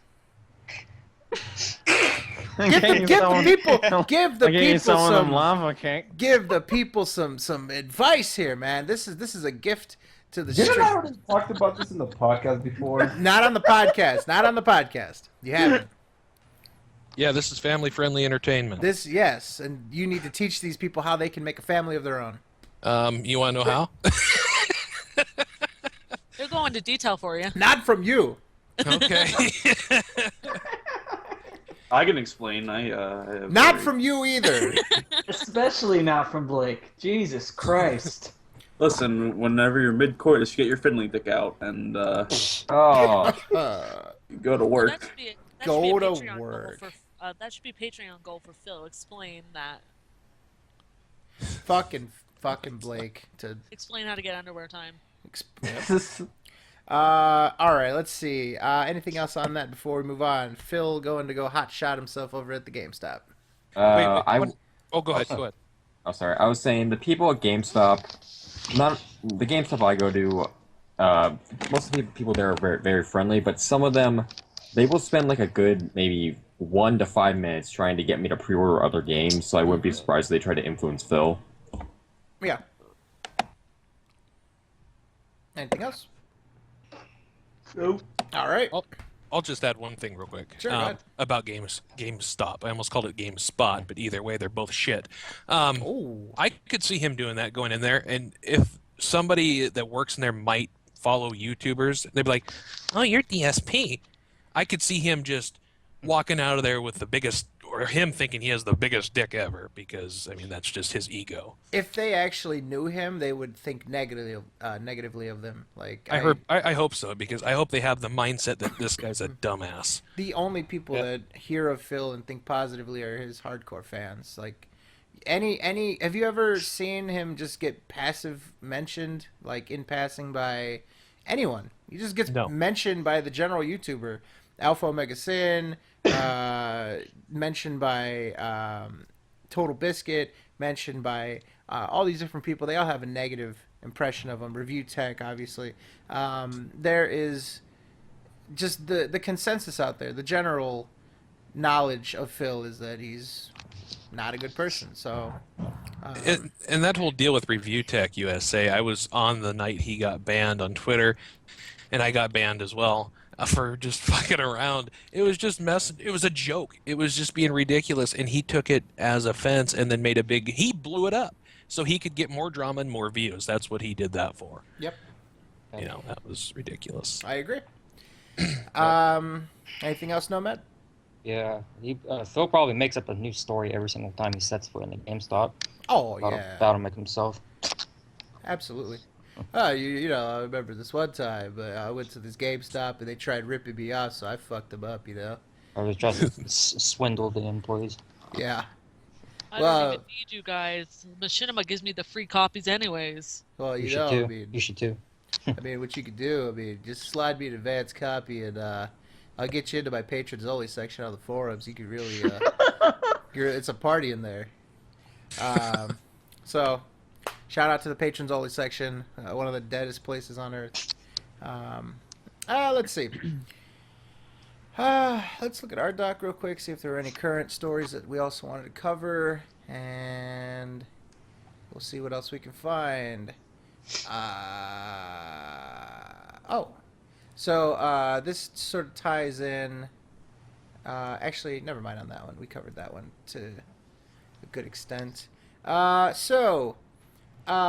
Submitted by Anonymous. If Phil were to get a deal with a major TV network to make Cooking with the King into a television series, what channel do you think it would be on, and do you think it would be successful? Again, submitted by Anonymous. Well, this would be on fucking National Geographic for like the worst possible cooking. This would be like a warning on how not to cook and of how to get gout and prevent it. Like It'd probably be on pay-per-view. maybe it would be on the Spice Channel. Damn it, Nomad, you stole my joke. I would I would illegally stream that. I would not pay money for that at all. Let me tell you something. This is by the best Italian sauce ever made. The best Italian sauce you'll ever eat. Yo, he's gonna do that. I swear he's gonna do that. He's gonna jar the shit. He's gonna call it the best authentic Italian sauce you'll ever eat. That's amore. Come on. That's disgusting. He always talks about opening up a restaurant, so I'm waiting for that shit for Kitchen Nightmares to happen. Oh no! Oh, that'd be amazing. Shit Kitchen. Not Shit Kitchen. Oh shit. So that means this summer when I go through Renton, Washington, and if he had a restaurant there, I'd have to stop in and probably set the place on fire because it'd be such shit. You can stop by and say hello. Yeah, I'll say hello, all right. My fucking fist in his face. Damn. Wow. All right. So What are you talking about? The place will be already on fire by the time you get there. If you shut down by the health department within the first week. I feel like we need a disclaimer here. The thoughts and opinions of our guests do not reflect Sons of Kojima and Sons of Kojima Industries. Well, okay, let me rephrase that. I wouldn't hit him because that'd get me thrown in jail. But what I would do would be like, I don't know, troll him, make fun of him, and if he threw the first punch, then bam, there you go. Oh shit! So sort of crouching tiger, hidden dragon. No, it'd just be one hit, one. What's that thing that what's his name said in one of those Rob Zombies movies? I hit you and your dick hits the dirt. Oh man. Well, there probably would be dirt on the floor inside of his restaurant. So. Rats and rodents. Leanna would be doing soap in making soap in one of the backroom sinks. Oh, she would. He would. He has his own oil he can use. Just run his hand through his hair right into the pan. Fuck that. He would use the goddamn dishwater. You know, drink all the cooking oil. He would use the cooking oil. I'm gonna be sick. They say when you make a new restaurant, it takes a couple years for it to actually gain ground and everything. I can see Phil just closing his in like a year, saying well, I didn't get enough attention, it's not successful enough. Opening up a restaurant is a risky business. I can tell you that right now. It really is, actually. If you can get a restaurant, it's hard. Yeah, the detractors kept my restaurant from being successful. They stood outside with signs and told everyone not to eat here. That's why it failed. He actually does talk about wanting to open up a real Italian restaurant because there's no Italian food on the West Coast.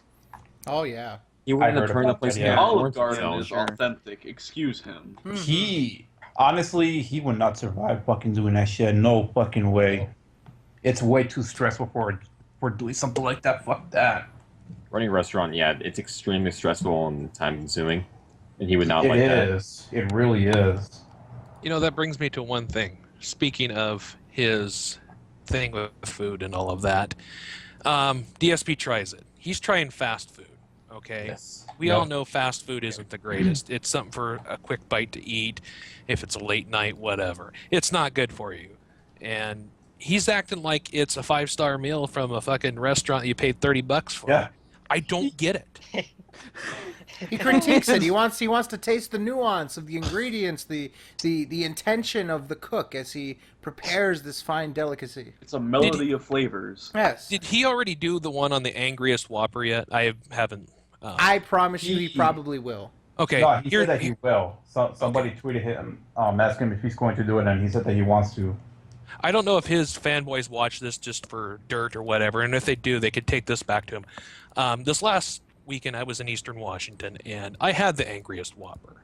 It's good, but it's Burger King good, and that ain't saying too much. So it sucks. No, it wasn't bad. You know what? It's not that hot. The only thing that makes it hot is the jalapenos on it. Everything else, the bun, it's not hot, and it's got a cool little sauce on it, and it's got bacon, and that's it. It's nothing special. He's going to act like it's something special. It's not. He's going to be like, it's not spicy enough. I mean, It's just like that quesalupa. It doesn't have cheese on it. What the fuck? It's got great flavor, and the tastes are really good. Let me take another bite and try it again. Oh, it's got Great flavor. Great flavor. Nobody gets that reference, and I'm fine with that. Oh man, I could see Phil just replacing Adam Rickman now and becoming like Fat versus Food. Fat versus food. Phil versus food. Someone in the chat says Slim Pickings. That motherfucker ain't slim, alright? Just saying. That is not Slim Pickens. Yeah. That is thick pickings.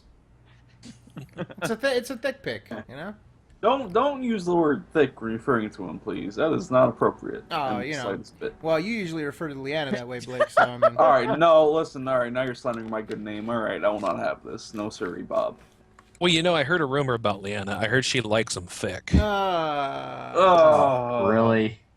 All right. Well, I'm out. The show is over. Well, that explains Agent Orange, if you get my drift. But all right, so let's switch gears before heavy metal burns the show to the ground. Too late. We've got. I'm scrambling, desperately trying to find one before he opens his mouth. Wait! I got something to say. So if Phil Hurry. Go ahead. Go ahead. If Phil never moved out to Seattle and stayed in his apartment back in Connecticut, would all the false copyright strikes, YouTube Red, and anything else that has fucked him over in getting money have been able to put him out of business if he was still living in Connecticut? Submitted by Dalton. He would have saved money, I'll tell you that. He would have been on a different path, right? Oh, yeah. Project 7 probably would have been more reasonable to actually do and not cancel if he had maybe Rambo, definitely not Howard. Yeah. But, maybe Rambo would have given him more motivation to actually follow through on Project 7. Maybe he would have been an external force to say, like, nah, man, that's not right. Like, you can't just, you can't just cancel like that. Let's actually try. Nah, he might have Gugat's them again. Damn it. But This is why we can't have nice things. I just feel like he would have been on a different path, right? I think that the Patreon was in large response to the debt that he accrued, blowing, like, as Eddie says, $10,000 on furnishing, $3,000 on the computer. I think he would have got that anyway. But apparently in Quantum Break, DSP claimed that his moving costs for his stuff was like $8,000 or $9,000, and that's just to move all that shit across the U.S. Damn. Obviously now having a full-time girlfriend where he's paying all of her living expenses and shit. Yeah, it's and obviously the cost of living is fairly high. I don't know exactly the comparison, so. I was actually looking that up too. They recently passed a bill last year in Seattle, and it made the minimum wage $15. That's the highest in the country. Wow.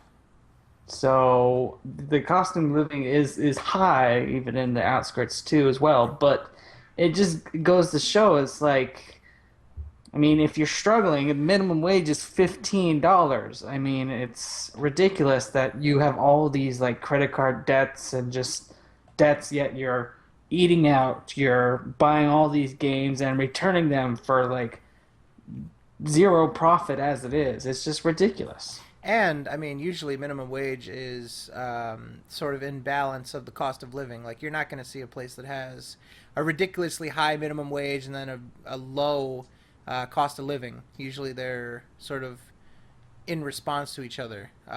So, yeah, I think that, yeah, that's definitely something that I think Phil, as a big move for himself, he thought he was going to save money. He claimed that this was to save money. He claimed that, by moving out there, he'll have less income tax on his self-employment, and I don't know, doesn't really seem like the right move. But anyways, more to the point, this question is asking about putting him out of business and these things that happened to him over the 2 years. If it would be able to put him out of business, my response would be that the debt that he made, it adds a layer of urgency. It adds an element of, I'm in the hole and I have to get myself out, and all these things make it worse and worse and make the hole deeper. So I think that, yeah, if he was back in Connecticut, he'd be more comfortable, and yeah, I don't think he'd be as susceptible to his business being in the state that it's in now. He would definitely be out of a good state like Washington and away from me, or farther away from me. He'd be across the damn country. Yeah, thank God. So, you originally wanted to move to Texas. Texas, Florida, and stay out of here. Yeah. Texas, Florida, and Washington were his potential candidates. I will not allow Texas. I was kind of hoping that he would move to Florida. Oh, you didn't want him in Tejas? No, I don't want him to be on the West Coast. Are you serious? Fuck that shit. Come on, you guys can run into each other at PAX West. Oh, fuck that shit. Now, fuck that shit. Now sharing the same time zone. What the fuck, man? You don't even want to have the same time zone. Oh, wow. Fuck that shit. Wow. To be fair, Washington makes me feel like he's living close to me now. He is too. You guys are almost neighbors, AJ. Almost, yeah. Well, in AJ's defense, he did. Phil did get paranoid about too many games because he actually thought that AJ was going to be Oh there. yeah, you Remember said that that? you That's bitched true. out. You said you bitched out and ran from him. Was it too many games? No, I think it was Screw Attack. Well, oh yeah, it was SGC, but he was like, SGC, yeah. yeah. Oh, I heard he was there, but he was too much of a bitch to come up to me. I heard he ran away and shit. I don't think.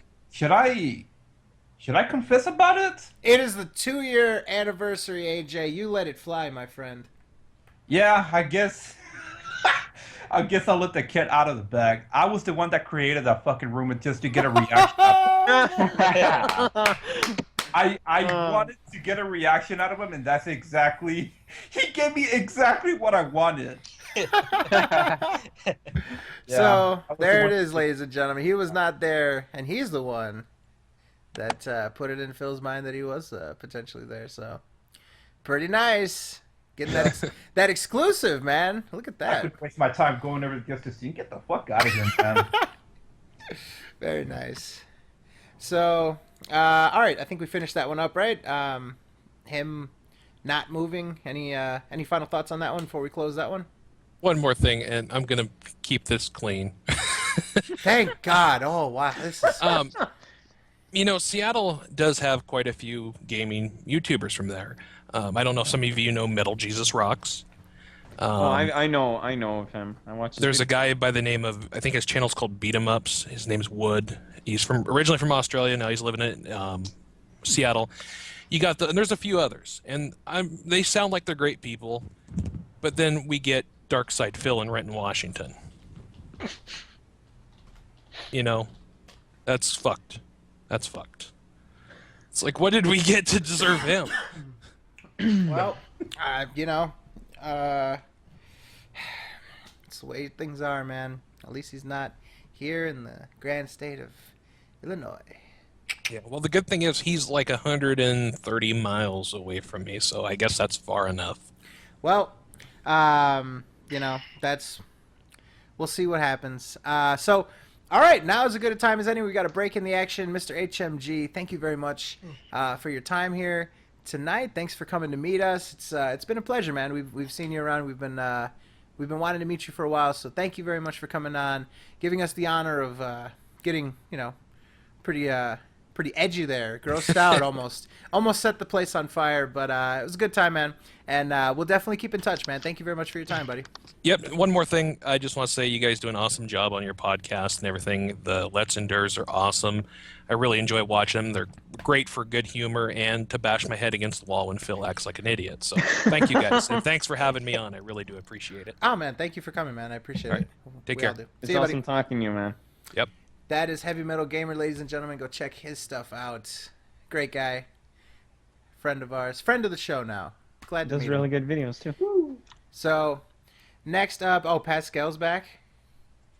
Yeah. Oh, Man, God. fuck that guy. Son of a bitch. Let's Let's Canada. What the fucking do? All right. Well, next up, we've got our next calling guest, Adna Men. And let's see what we got. Ladies and gentlemen, we are connecting with Normie the Mage. Normie the Mage. How you doing, buddy? Good. How are you? Not too bad. We are just about to change topics, but is there anything that you noticed or that you heard us talk about that you wanted to address while we have you here? No, you guys can keep on going. I'll just tag along. All right. So, let me just. All right, there we go. I accidentally switched two people around. I told one person that I know I messed up. So my apologies, but You had one job, Fred. I have several jobs. What are you talking about? Nope, just one. Yeah. All right. Well, anyways, yeah, shit happens. So we've got Normie this time, Mr. Normie. Tell us a little bit about yourself, how you met Phil. What's the dealio, man? How can you get us up to speed? Well, my brother, he showed me this one video. He's like, you got to watch this guy. It was the Black Mesa video. Okay, this is how you don't play? This is how you don't play. And I just couldn't believe how Phil could not understand how to do the crouch jump. It was ridiculous. Yeah, I mean that was a huge segment in that this is how you don't play, and I thought that was pretty good. Yeah, and so from then on, I just started following more This Is How You Don't Plays, and we stumbled upon the DSP-isms. Oh yeah, by our buddy Underground, yeah. Yeah, and then he had this one episode which had this character, Sammy Samosa, in it. I'm like, who is this guy? Realizing that he was on this podcast, and that's how I stumbled upon you guys. Awesome, man. Well, I'm glad to hear it. Glad to have you part of us, part of the show and stuff. Let's see here. Somebody said to check back in the thread about Phil and his employment, but I don't see anything with Phil. Is it closed? No, it's not closed. I'm not sure exactly what we're looking for here. I just sort of mentioned a whisper scroll by in the chat, so but I don't see anything with Phil in particular, so if you want to follow up on that, we can maybe look at it again. But anyways, let's see. What do we've got here? So we covered Seattle. We covered all this other stuff. We are almost completely through this this doc. There's one question I'm saving if we can get that person, because they made a nice little chart. There is the topic about the giveaway again. Okay, so how about this one? Thoughts on Phil possibly showing the effects of Dunning-Kruger. Leaves an article about what this actually is. It's submitted by Urin in Argentina. I don't want to call the person urine, even though that's a possible pronunciation. All right, so the article leads us to something called the Dunning-Kruger effect. I'll just briefly describe what this is. Oh, somebody said Phil just did a really huge post. I'll check that in just a second. The Dunning-Kruger effect is a cognitive bias in which relatively unskilled persons suffer from illusory superiority, mistakenly assessing their ability to be much higher than it really is.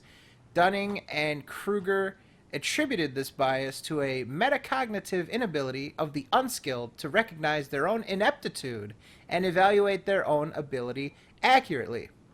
This research also suggests that highly skilled individuals may underestimate their relative competence and erroneously assume the tasks that are easy for them are also easy for others. So I would assume the former, that this person is saying, does Phil, an unskilled person, not recognize his own ineptitude and evaluate his abilities inaccurately? Thoughts on that? Let's do some more armchair psychology. Killing me here. Continuing to kill me here. Moogle, say something. I'm just trying to think. Like, he just lacks self-awareness. That's all I could really say. He's just a fucking idiot and doesn't seem to realize that. Like, he just doesn't take any time, has no patience in games he plays, and then he just acts like a fucking, like he's always in the right and shit. It's, I don't know, man. I fucking can't stand people like that. Yeah, I think it's more narcissism than anything else. Wow. Yeah. Huh.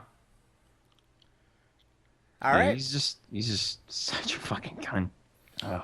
So, let's go ahead. Let's finish that up, and then I'm going to peruse the forums and try to track down a wall of text from Phil. Ooh.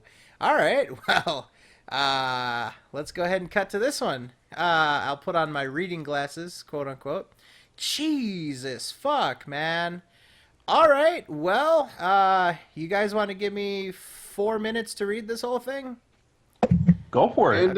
I've been doing a lot of I've been doing a lot of reading here, but Nobody's all right. complaining, so. All right.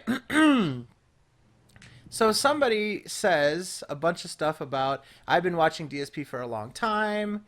Or sorry, I haven't been watching him for very long. But I've been watching Angry Video Game Nerd. DSP streams video games. DSP, on the other hand, has some weird relationship with his viewers. It's interesting how he goes about things. I've seen him come up with some of the most ridiculous things to blame the game. The game did it by itself. I've seen Panda Lee harass DSP fans. Simply put, if DSP wants to actually grow and become bigger, he's going to have to rectify a lot of things he has done in relation to his fans. He might have fans and subscribers now, but they're still dwindling. I've seen the videos complaining about views and activity on the stream, so even he's aware of it. Now I'm curious how he's going to react to this. And here's how he reacts to this.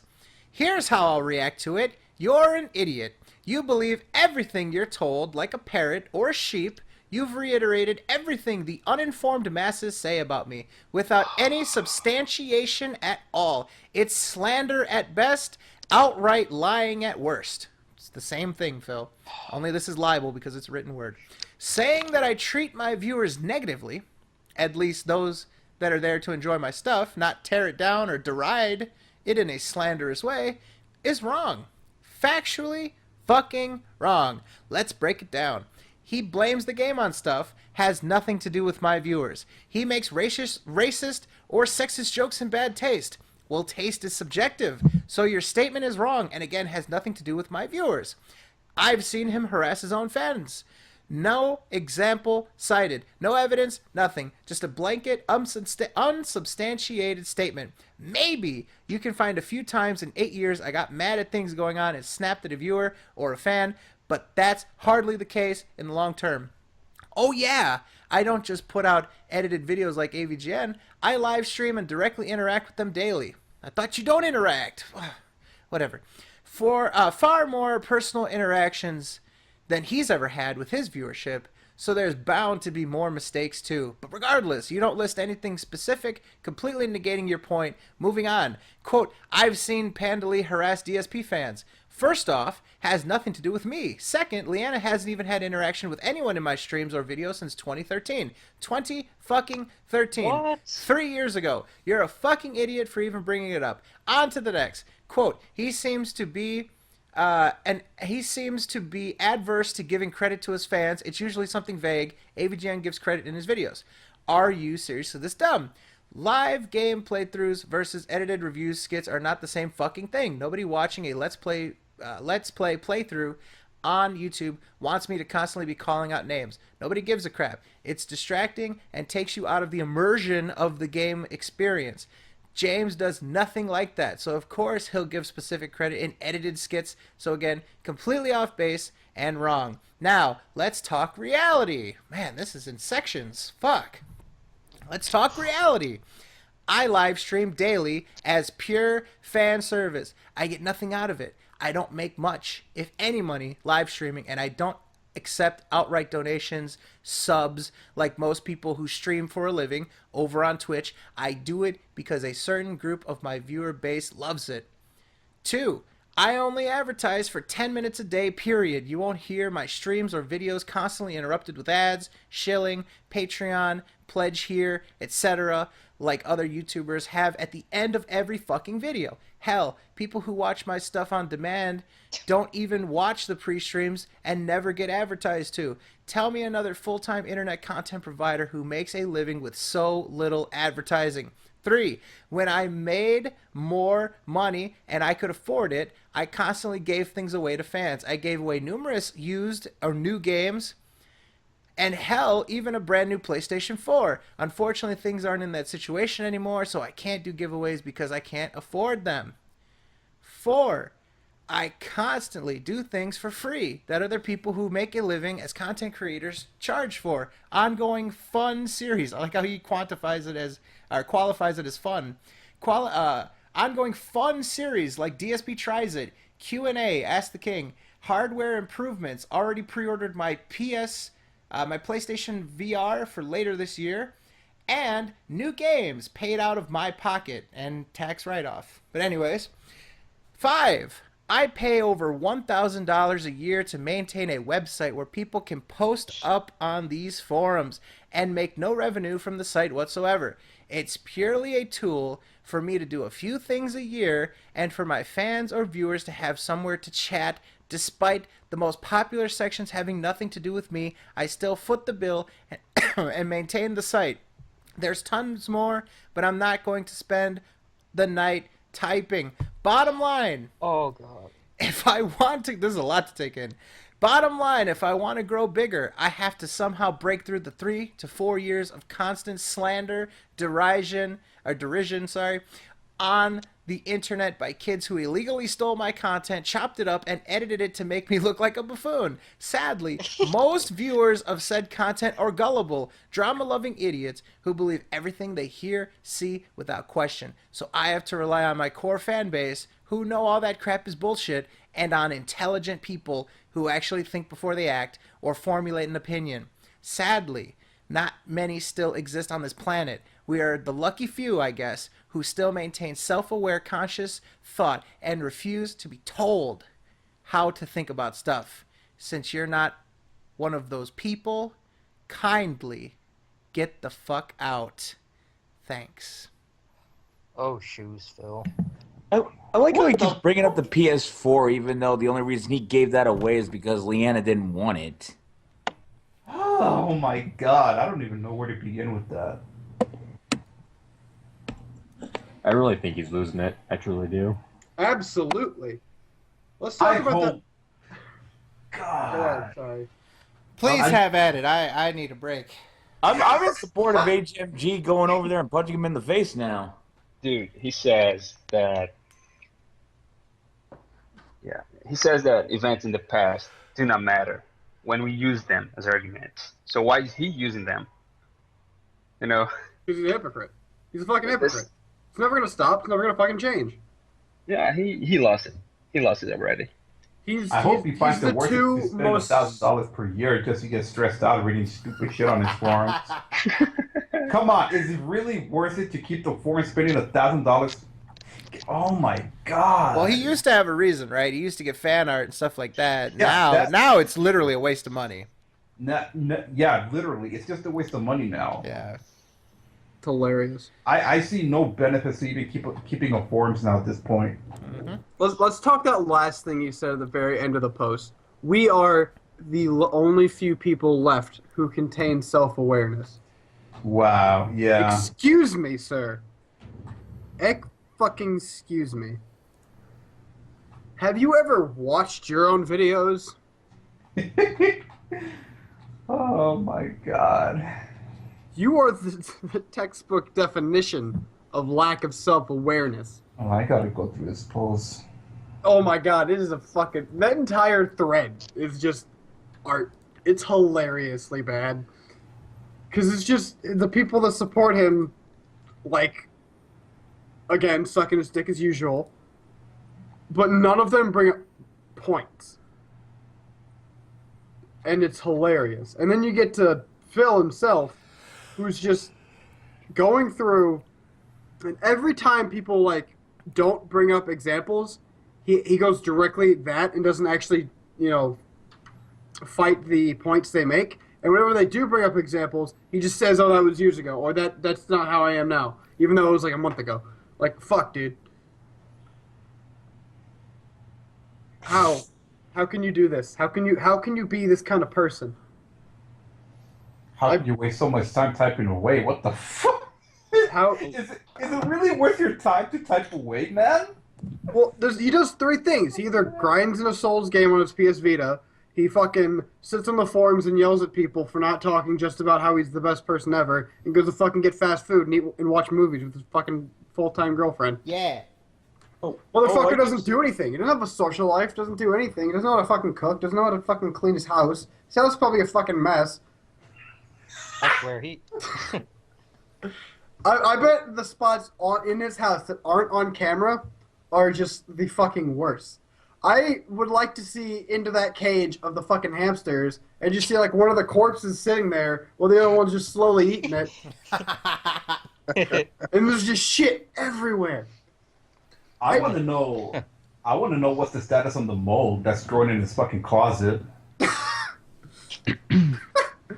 I have a feeling that their bathroom is like, you know that one person whose like house you see on fucking Hoarders, who has the bathroom like the windows, like the mirrors just fucking missing. And there's like, it's like missing, or like there's just like a bunch of fucking water spots all over it, and they don't clean it.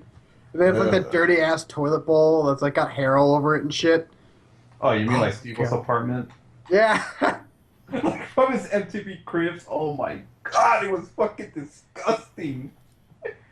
Oh Like, shit. they show what? Like he shows like the wall in his bedroom, and the wall behind him when he eats fast food.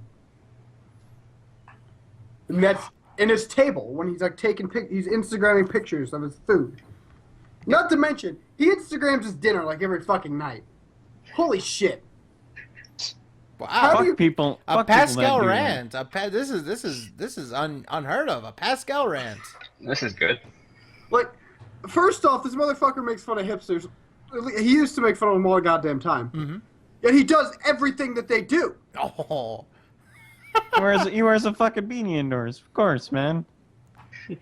I mean, like, I can't rag on that, because I do that sometimes when it's fucking cold.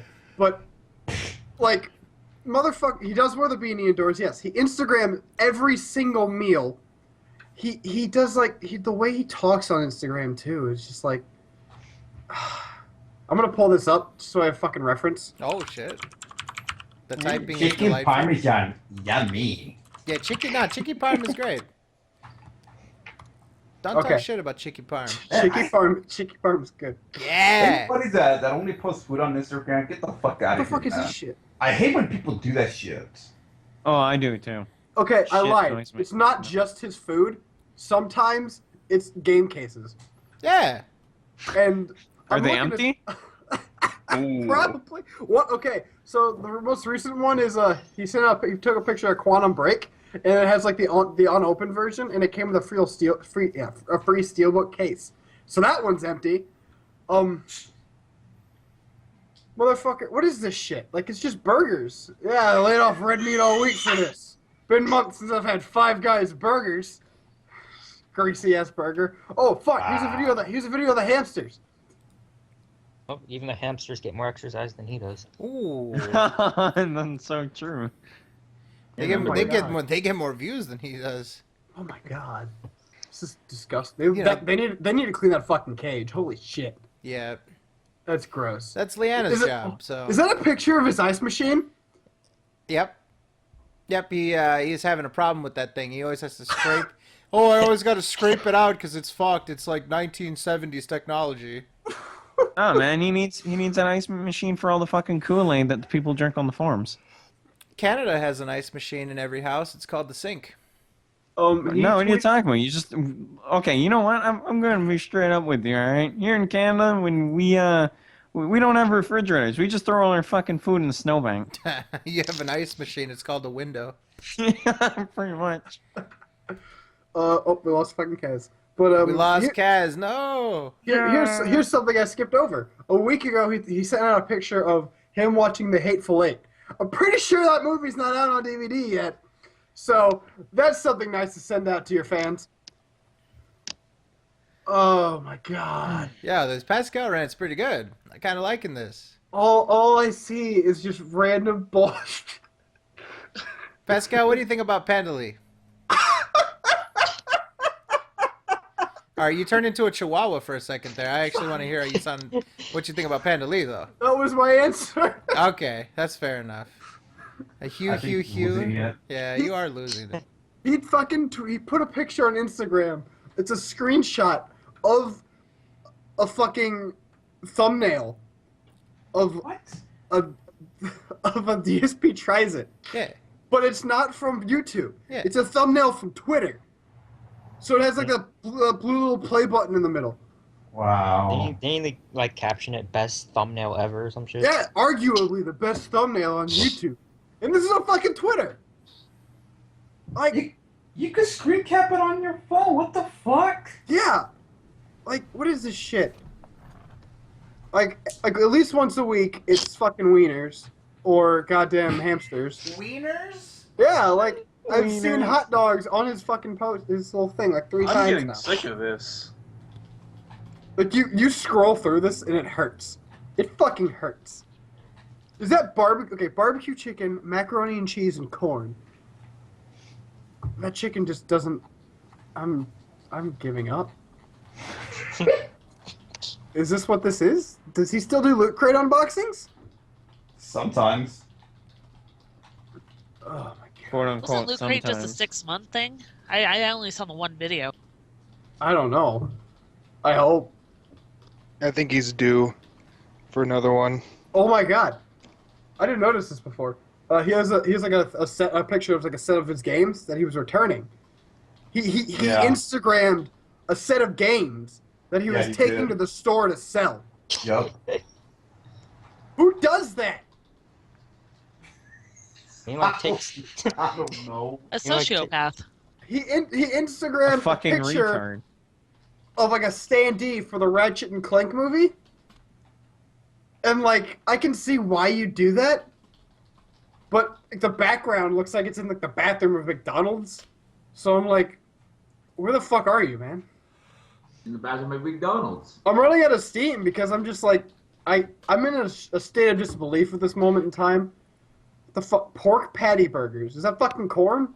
Just looks like he's grilling shit. Oh wow! I go on his Instagram and the first thing I see is him shitting on Dragon Quest Heroes. He's like this is here. I'll link you the post. He says this is sad. Dragon Quest Heroes sold so badly at my local Best Buy they never got through their day one edition stock. Then again, I didn't play it either. How would he even know that? Wasn't that game really good? I'm playing it right now and I'm fucking loving it. It's actually he amazing. says it didn't sell well at his Best Buy. At his local Best Buy. So but- that's a little bit more understandable. in the day one edition, quite frankly, I mean, they just stuck it like that. It doesn't really mean anything. Like I bought the day one edition at my games or EB Games, and it was brand new. So it doesn't really matter all that much, really. Have you guys seen this picture of chicken marsala? I'm gonna try to get this link. This is fucking disgusting. It looks like diarrhea. That's a comment on one of his fucking posts. Dude, that looks like something I'd shit out. What? It Fucking looks like, it looks gross. like it's frozen. It's Yeah, like I can't. I don't know how to get the link to Instagram post because I'm a fucking idiot. But like, Just link the I got whatever, it, I got whatever it, I- URL is at the top. That's the URL I got it. for it. I'll link it on the chat. Gotcha. Hey, is Spazzy still in the call? Fazzy is typing right now. There he is. Oh. Oh, Well, you're not gonna like this, Spazzy. He's talking shit about the Ratchet and Clank movie on Instagram. Oh yeah, I saw that. was You he see, talking this motherfucker. He doesn't know anything about what he's talking about. He's clearly misinformed, saying, "Oh, the movie should have came out 10 years. There wasn't an interest 10 years ago. You fucking idiot. There wasn't the technology for this 10 years ago. There wasn't even the chance that this would have even been a good video game movie 10 years ago. So how about you just shut the fuck up, sit down and watch it, then complain about it in a fucking video, and then I'll fucking rant about it. All right?" Isn't this movie like? Hold on. Isn't this movie the one that's just like a reimagining of the first game? Yeah. Essentially, yeah. Yeah. Game, well, with a video game to movie tie-in. So I've But got which this- was not entirely. I mean, I know what it is, but it's just like. Yeah, I know. It's kind of labeled as Sorry, such. Fred. but... What were you saying? I've got this chicken. Go ahead, finish that up because I've got that chicken on screen right now for the viewers at home. It's so gross. It looks like a pile of vomit. It looks like soggy bread. That is Hey, so Fast. bad. And Leanna made that? Yeah. Probably.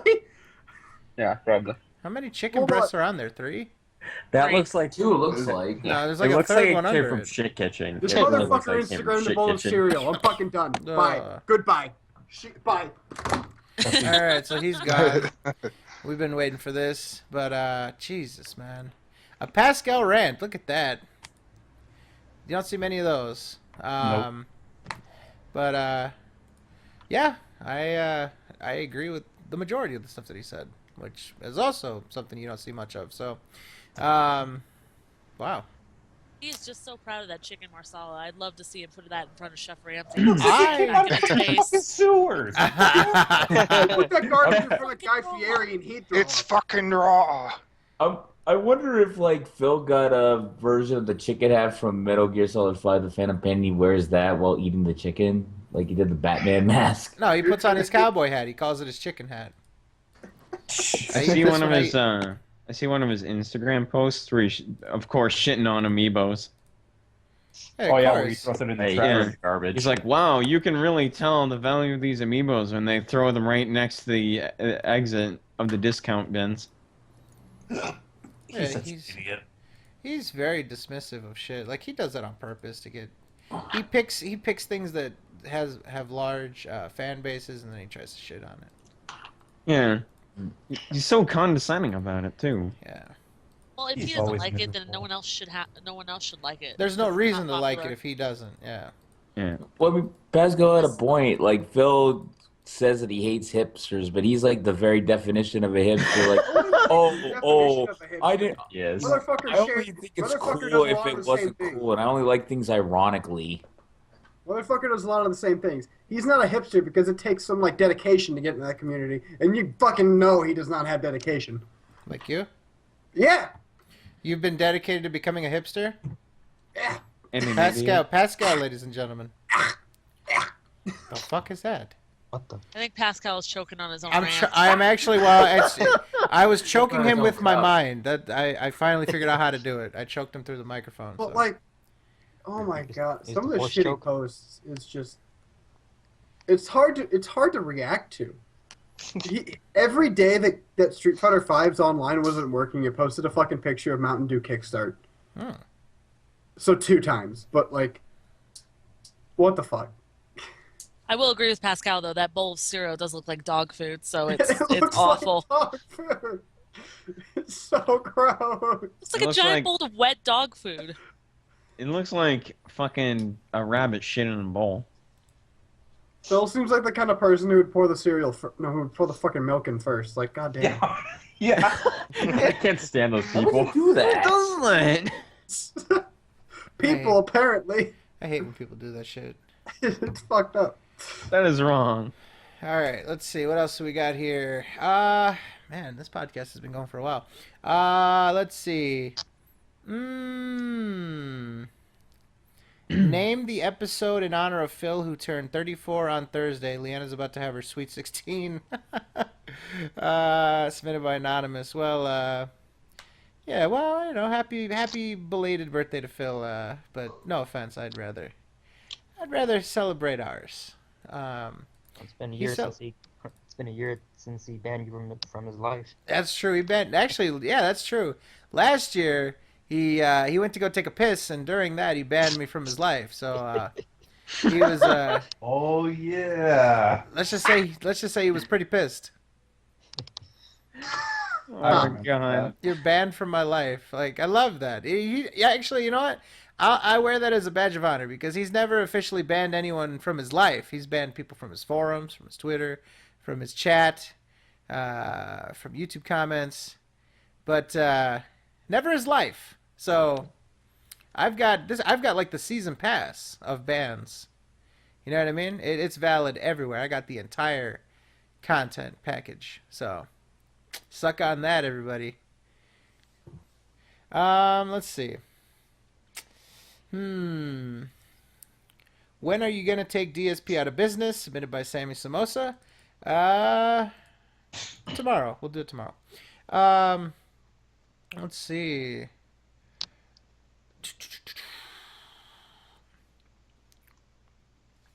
Is it possible that Phil's logic is based entirely around winning the argument at hand? With him not allowing his opponent to respond, he seems to operate on insane troll logic that ignores all forms of reality. He locks forums, blocks people on websites without giving people a chance to defend themselves.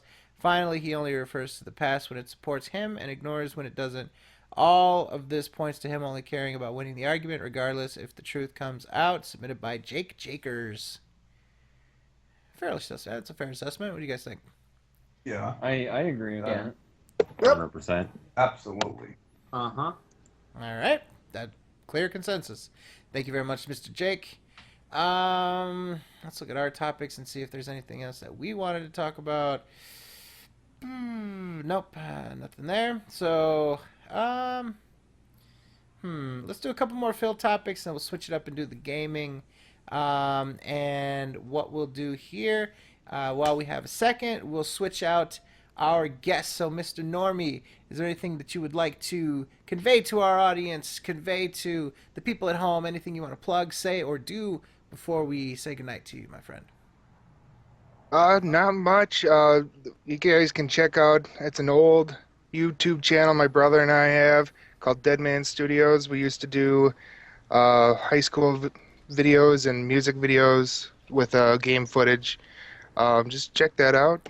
And it was great. It's hard to get in and talk. It's a lot different hearing it, but you guys are great. I love listening to you guys. You make my work go by really quick. I listen to you guys at work. So, and I've gone through the whole SoKast, all 76. Well, I appreciate it. We all appreciate it, man. It means a lot to us. And thank you for giving us your time here tonight. Thanks for coming, being a part of it. And hopefully in the future, we can have you on. Maybe, there'll be less people in the call, so maybe we can get some more discussion going. I completely understand if it's hard to talk with so many people, but, such is the beast of the SoKast. That's kind of how we always do things. But yeah, thank you very much for your time. We appreciate it, and we'll definitely keep in touch, man. Thank you for coming, and it's nice to meet you. Yeah, thanks. Bye. All right, Normie the Mage.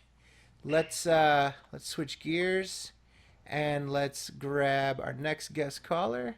Let me make sure I grab the right one this time, because I kind of fucked up and grabbed the wrong person too quickly. So this is the right person, and we are connecting. So, ladies and gentlemen, we are now connecting with our next guest caller, and we have connected. We are connected with Always Seeing Red. How are you doing tonight, buddy? Doing okay. So, there's been, obviously, I've asked this to everybody so far, there's been a lot that we've covered over this amount of time. Is there anything that you wanted to specifically reference, address, talk about, respond to, before we sort of move on there? I think right now we can probably move on. We all know Phil's an idiot. That's really all I can say at that point. Well, before the panel gets rolling, which, like the last guest caller mentioned, it can be hard to get into. Let's get to know you a little bit. How did you find Phil? How did you stumble upon the antics that is Darkside Phil and all this other stuff that goes around it? Well, it should have been about maybe a year ago, maybe even a little longer than that. And I was looking up videos of Dark Souls on YouTube there.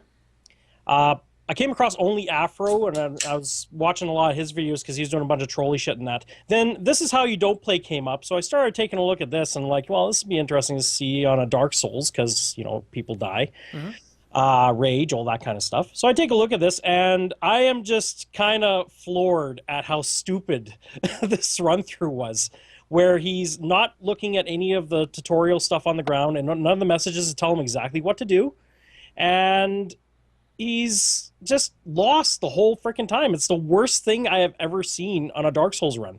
And from there on, I just kind of started watching all the This Is How You Don't Play. Then I came across the Sons of Kojima. No, not Sons of Kojima. I came across Sons of Kojima and also Kojima World Order. I'm just laughing because somebody said that somebody in the chat said it was Kermit the Frog. You know what? I've been getting a lot of that. It's awesome. That's a cool thing. It's not even like a joke at your expense. It's cool. It's a cool thing. Yeah, I had to do that on my stream. I told him I told my stream Kermit Strikes Back and all that kind of stuff. It was a lot of fun. So yeah, I got that going for me right now. So how's Miss Piggy?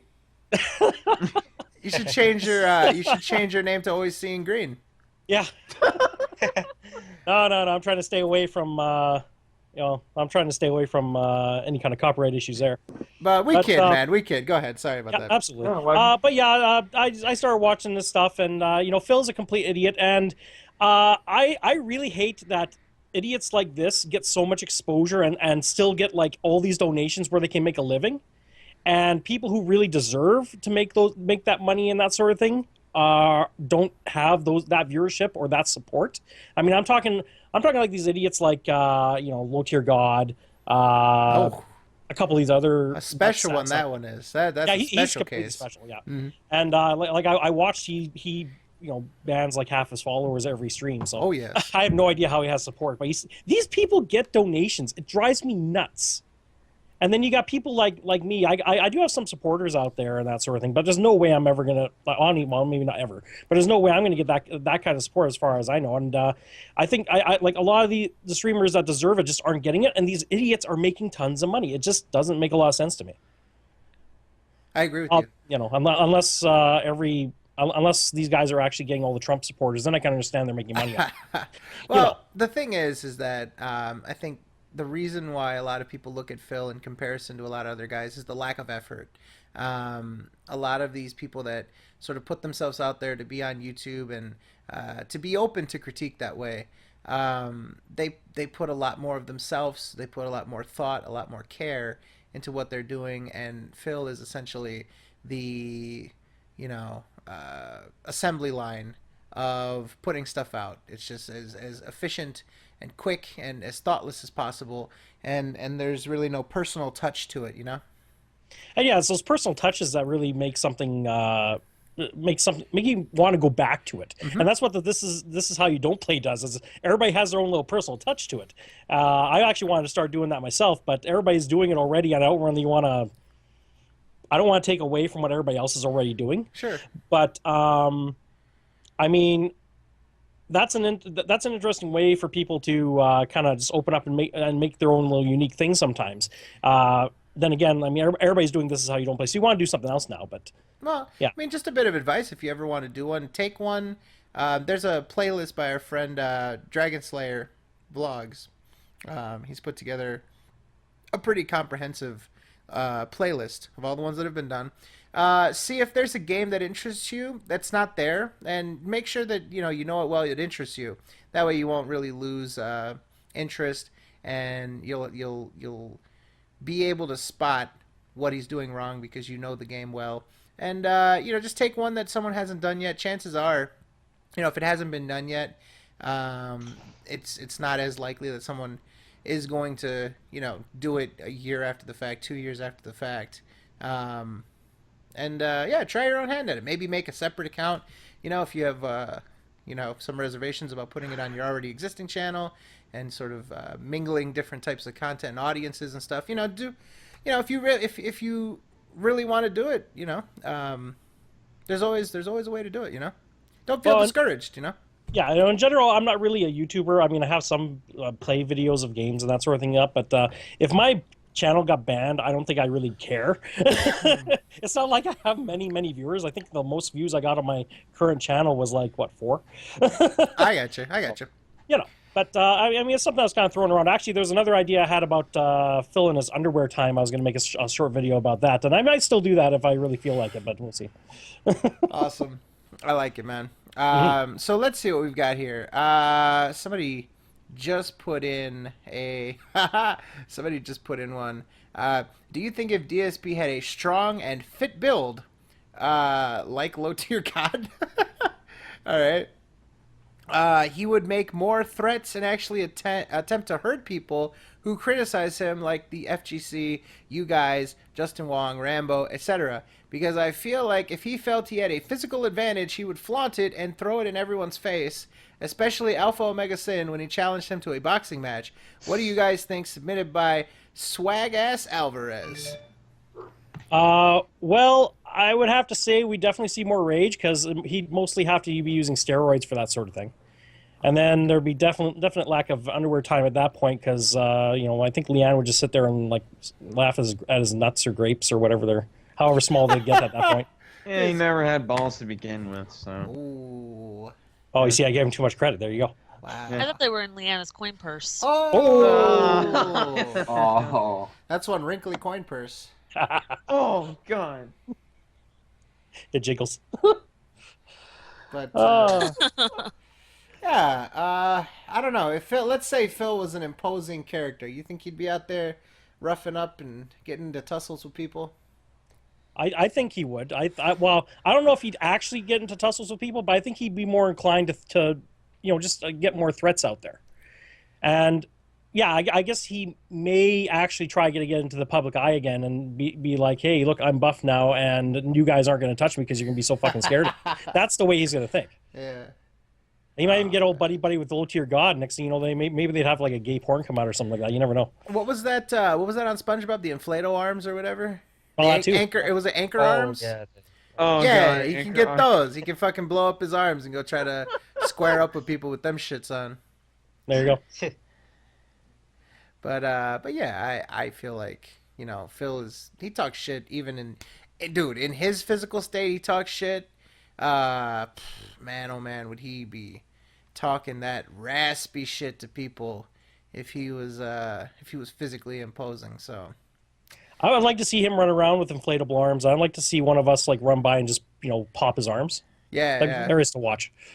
I think that would be pretty good.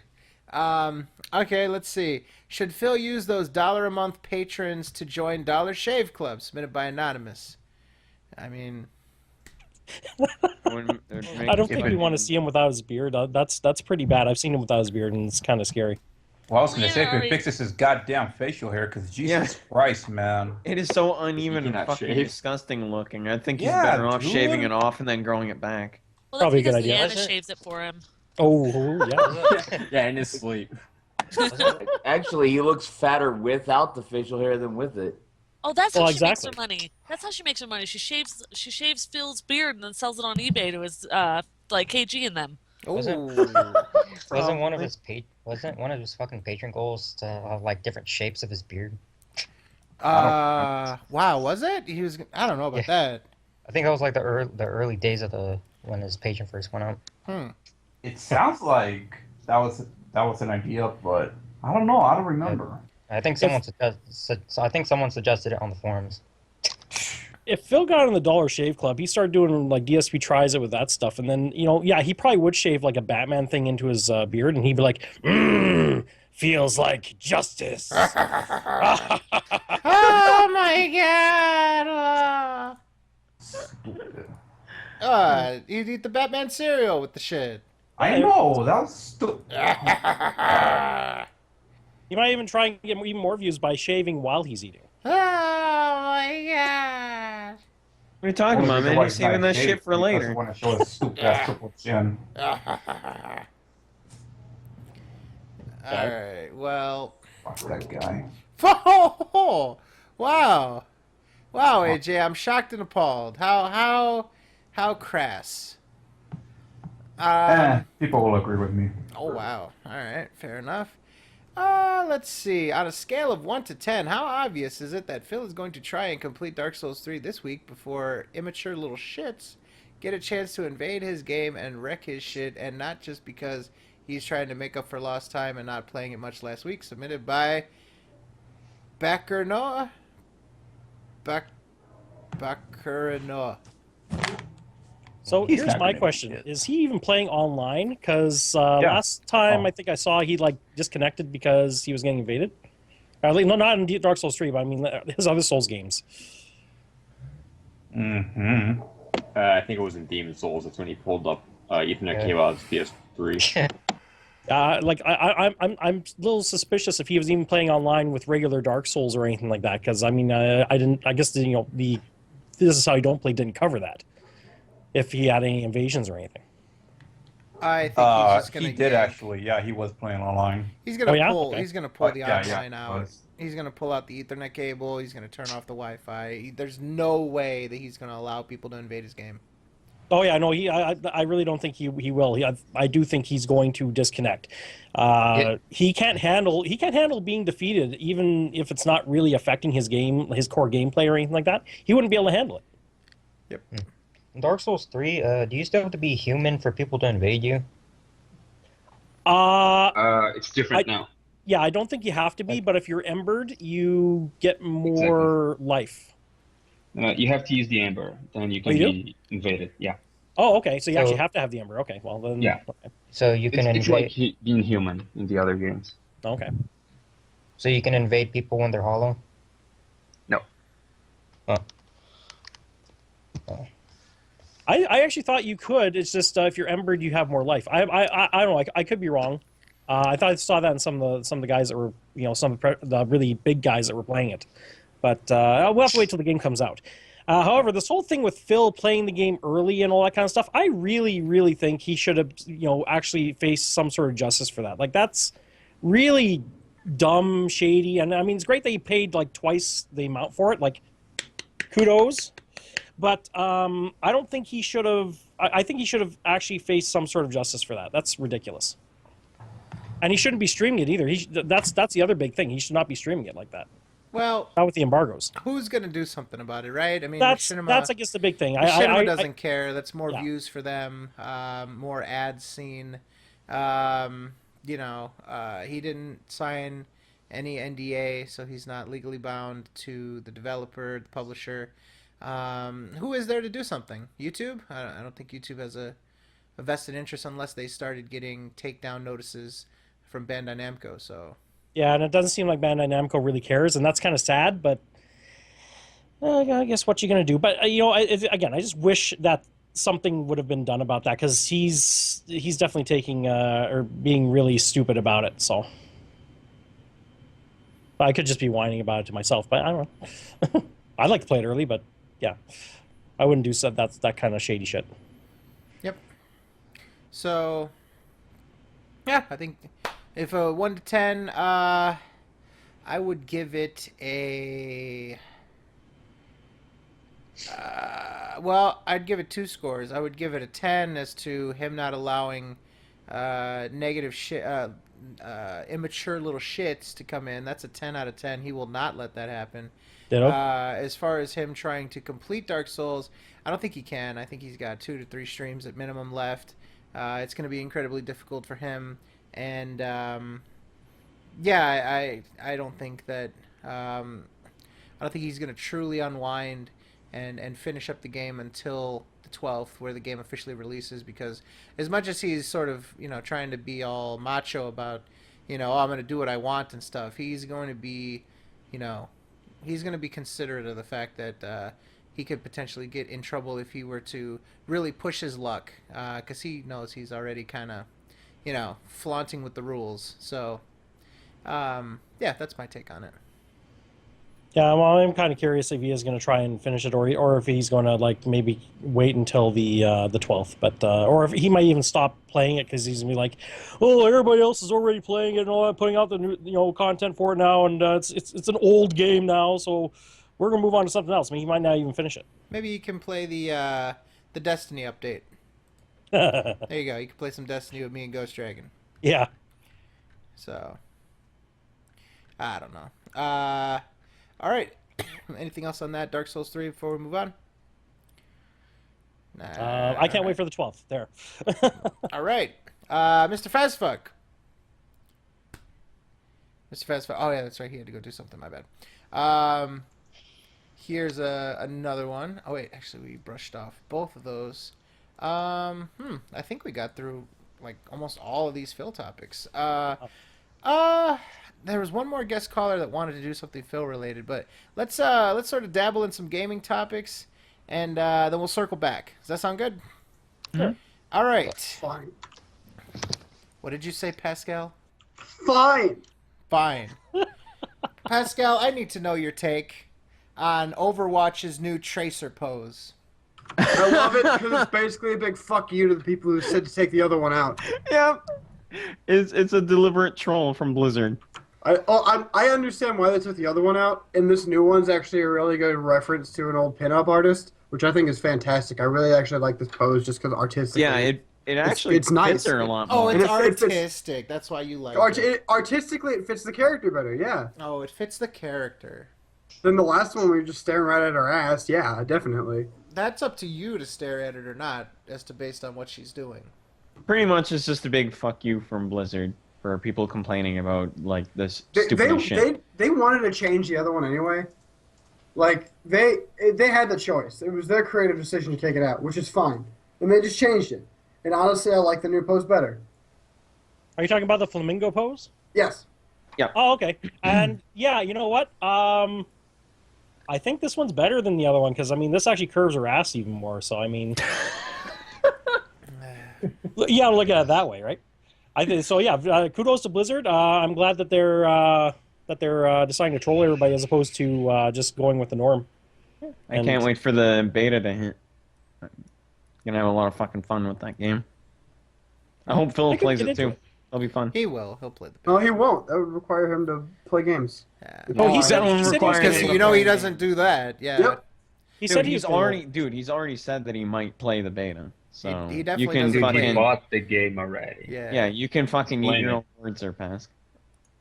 Yeah, I thought he already bought the game already, as far as I heard. Yeah, Pass. What are you thinking, man? You think that he's gonna play a new release as soon as it comes out? That's crazy. No, That's he's gonna play it before it comes out. unusual. That's fucking crazy. He's gonna play the beta. I know that. Which, by the way, I don't understand why they're doing that. They had that open beta bullshit happening like a week before the game itself comes out. That's so fucking dumb. What are you Just release talking the about? game It's early. What are you talking about? It's like 10 days before the fucking game comes out. Either way, like, what's the point? It's so that they make sure that the game actually functions properly day one. That's you one know, reason, but- it's an online only game. Well, not an online only game, but you know it's a game that's focused on multiplayer, right? Yeah, but this is just open beta. They never declared it as a stress test. Yeah, but the reason they want to do that. Pask. Every fucking game as of late has had a beta, like fucking Uncharted 4. You're gonna sit there and tell me that I'm the gonna game... sit here and say it's fucking useless to have it like right before the game comes out. No, it's not. Do it like because they're doing stress tests right now. They do a stress test every weekend. Dude, do you know how long the fucking game has been beta? God damn, I can't fucking talk. You know how long the game has? You know how long the game has been in beta? Over like, a year? Closed beta? For a really long time. Yeah, it's coming to open beta before the game comes out, so that they make sure that the game actually does function day one. Doesn't matter. People want to play the game before they buy it. Honestly, I think it's a good thing. It's like playing a demo before the game comes out. I feel like they should just do that a little bit sooner, No, just so they can finish working things out, like issues that people find in the beta. So basically, what you're saying is, What I'm saying is, do the beta sooner so you can work all of that out now. that wouldn't have mattered anyway, because you know what? They are doing the closed beta right now, and it's only accessible to people that they get invites from. So I mean, the open your beta. logic is pretty ass backward, if you ask me. I'm saying do the open beta like sooner. It doesn't matter, dude. People are still playing the game either way. Now, anyway, back on topic. Yeah, I can't wait for the game to hit open beta. I think it's going to be a lot of fun. And Pask, you can go fuck yourself. Oh, Story. piece of shit. Damn. Well, the other reason they want to do that is, I mean, they want to get enough hype for it, so they want to get as many people in as possible. That does test everything, but they want to get hype for it and make people buy it as soon as possible, and hopefully get like as many pre-orders as possible, right? Yeah. Yes. So yeah. Yep. My favorite thing about about all of Overwatch is how the PC version costs $40 and the console version is $60. I love that because it just makes me feel fantastic to know that I'm on the superior system for the game. PC Master Race. But you know, something Whatever you serious want to about believe. that, though. all right. There Have are some two damn completely thought different for games. people that don't actually have a PC to be able to play the game. All right. That was a joke, but Yeah. you should try looking one up sometime. But You can't even take one yourself, so you have no room to talk, motherfucker. what I was saying is if a lot of people don't know about this actually about Overwatch, the console version and the PC version are two different games. Like they all have the same content, same characters, all that, but they play differently. Like the movement, the movement, the shooting, and the aiming is deliberately made slower for the console version, so it works better with a controller. Dude, I looked at gameplay and it looked no different from the PC version. I have access to the beta to the PC version, and I haven't played the console version myself, but I've seen gameplay of it, and it looks exactly the fucking same. I don't see how it's slower. It looks the same. It does not play the same. Yeah, That's just what I've been told. we'll see about that, Pask. That's just what I've been told. We'll see about that. We'll see about that. If the game had crossplay, I'd fucking destroy you any day in that fucking game. Ooh. Why would it need crossplay? We're gonna be playing on the same fucking system. What are you talking about? It's the same fucking game. Yeah, but why would you need to destroy me if it had crossplay? Just because you're being a fucking douchebag about it? What? Whoa. What? It's on now. Ding, ding, ding. Sissy fight. I'm like- This question sucks. Next. Next. All right. So I don't even know how we ended up there. The Uncharted 4 trailer. I'll start off by saying I'm very excited. Man, that game looks great. The scope of the levels, it looks, I don't want to say it's free roam, but there's definitely a lot more room to explore if that's your kind of thing. feel like Metal Gear Solid 5. Will it? It's going to be open like that? Yeah, those open levels will be. Yeah, sort of, Wow. but it's not completely open world. Yeah, But it's a little bit closer in scope. That's fucking cool. Yeah. Visually looks beautiful. I mean, a lot of people made a lot about the Order 1886 and also obviously the recent Quantum Break, even though that's only 720. It looks very good. This game looks outstanding. The 30 frames per second is a little bit of a bummer, but obviously they made the right choice with the multiplayer where it really counts. And you've got the 60 frames there. We've already had fun with the Uncharted 4 beta. So I can definitely say that that's going to be interesting for me. The gameplay looks good. The driving looks solid. It looks solid. What do you guys think? Uncharted 4. Yep. Can't wait.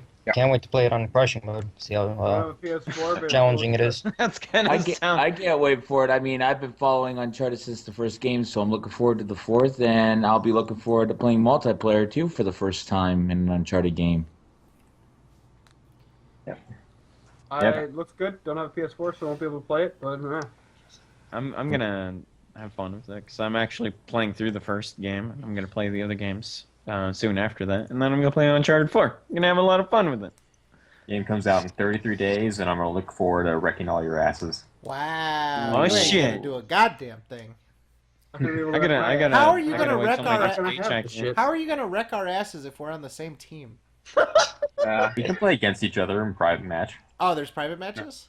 Yeah. Oh, you're fucked now. They didn't have the book beta. Let me max out my character first. Yeah, you're fucked now.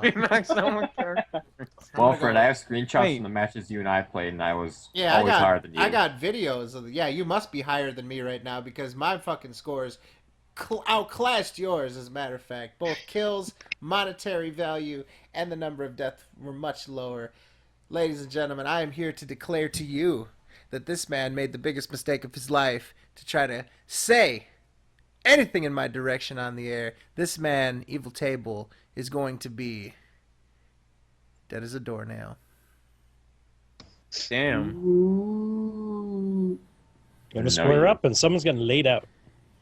Yeah, we're going to square up in the game. So there it is. Evil Table is going to get buried.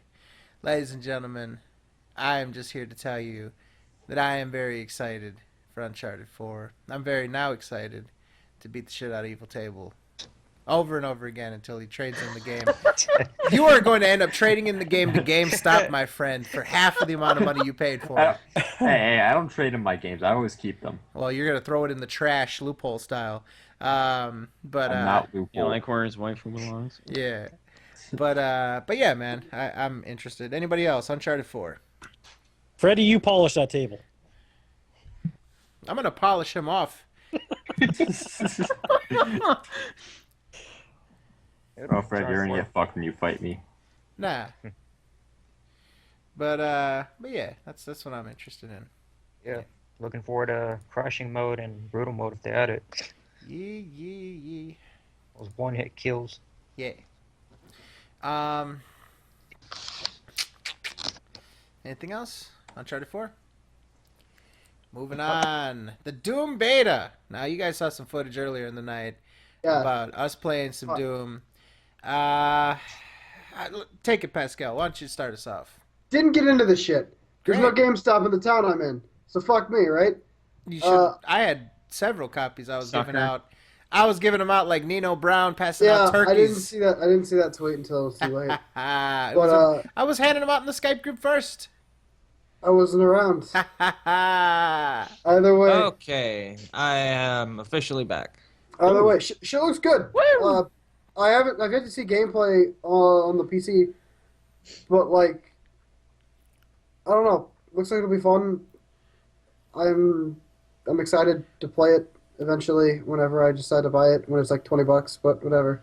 Well, Pascal, there's going to be an open beta here next week. Oh yeah, that's a thing. So get I excited. might hop into that. Oh, hey, it's a week before the game comes out too, Pask. Yeah. You got a problem with that too? That's absolutely. Wait, it's only a week before the game comes out? I thought the No, it's game a couple weeks. No, yeah. His game comes out May 12th. 20. Oh yeah, it does come out in May. 13th. Right. Yeah, May so 13th. I was thinking fucking April for some dumb reason. Nap. I don't know why.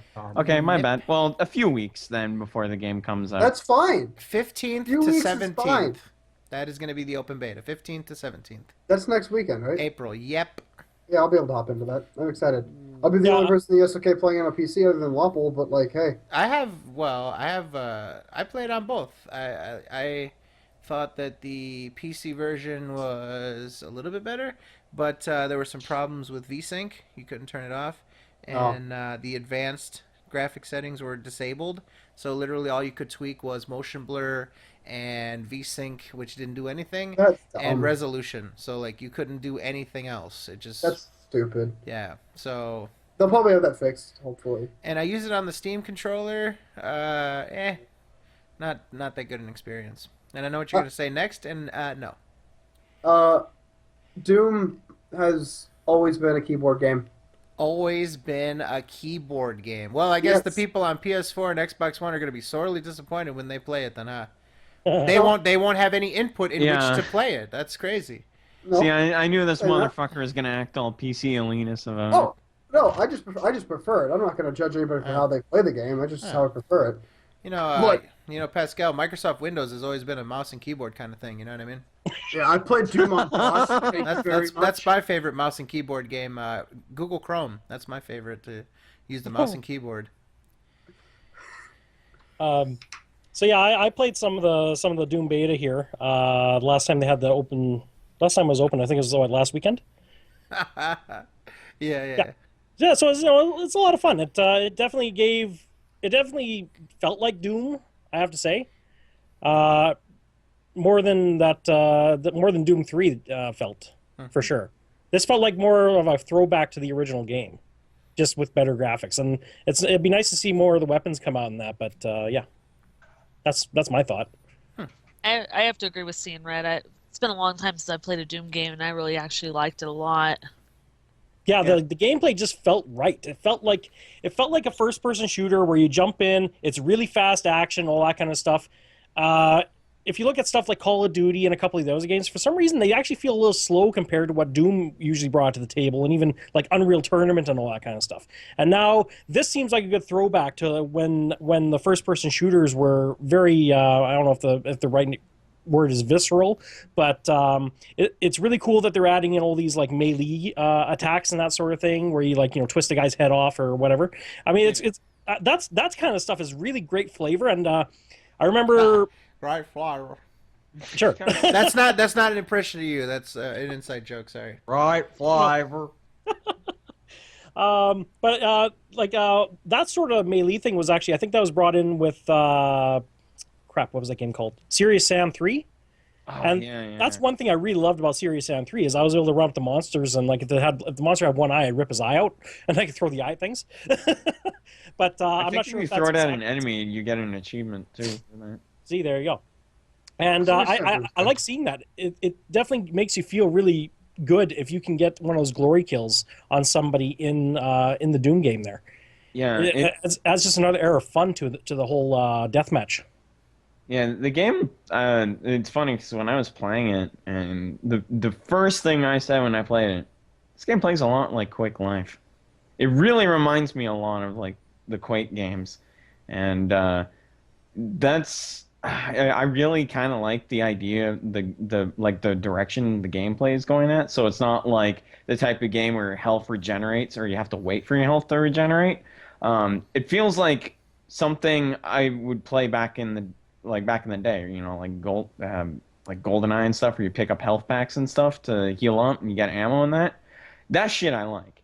I really think that's like they're going back to the roots of like the old days of the shooters genre, and that shit is really fucking cool. And I actually can't wait to play the game. I don't know if I'm gonna get it on release though, but I'm really looking forward to playing it more when the beta hits again.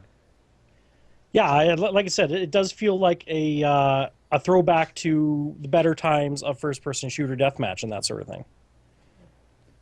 Yeah, I have high hopes for the game being good. It looked great when I first saw it, and I don't know if it's something I would want to buy day one, just for like the single player and the multiplayer. Maybe I'll wait for it to drop in price and that. And besides, I'm probably gonna end up being caught on in other games I want to play too. So I don't know. We'll see. Yeah, we'll see how the thing is going from there. For sure. Yeah. Somebody in the chat just I think it was Purple Pie said Quake Live. Quake Live was actually really good too. Yeah, of course. I like Quake 3 more for having like the mods and that, because the skin community for Quake 3 was amazing. But Quake 3 is kind of, well, it's aged. Yeah, I agree.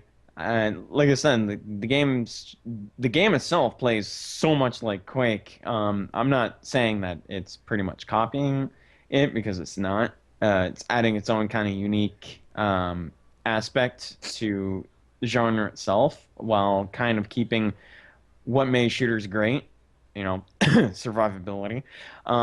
But yeah, it was a lot of fun when I played it in the beta, and I really want it to be a good game and great experience online as well. Wasn't Quake made by id Software or not? Am I thinking of something else? No, they're both made the same. Actually, yeah. A skin thing you can get in the game right now, it is the Quake symbol. Yeah, so it's I can see why they do it actually. Then it's Quake had a really good multiplayer, and since they're not making a Quake game, and since Doom never really had a good multiplayer or any at all, why not fucking do it? Why not just mix the games? Yeah, I definitely think it's gonna be a good game. It's gonna live up to the hype. I'm hoping for a really good single player experience as well as a multiplayer experience. Mm-hmm. I hope so too. Seeing the gameplay, it looked really fucking neat. Like, the more I look at it, the more I kind of want it.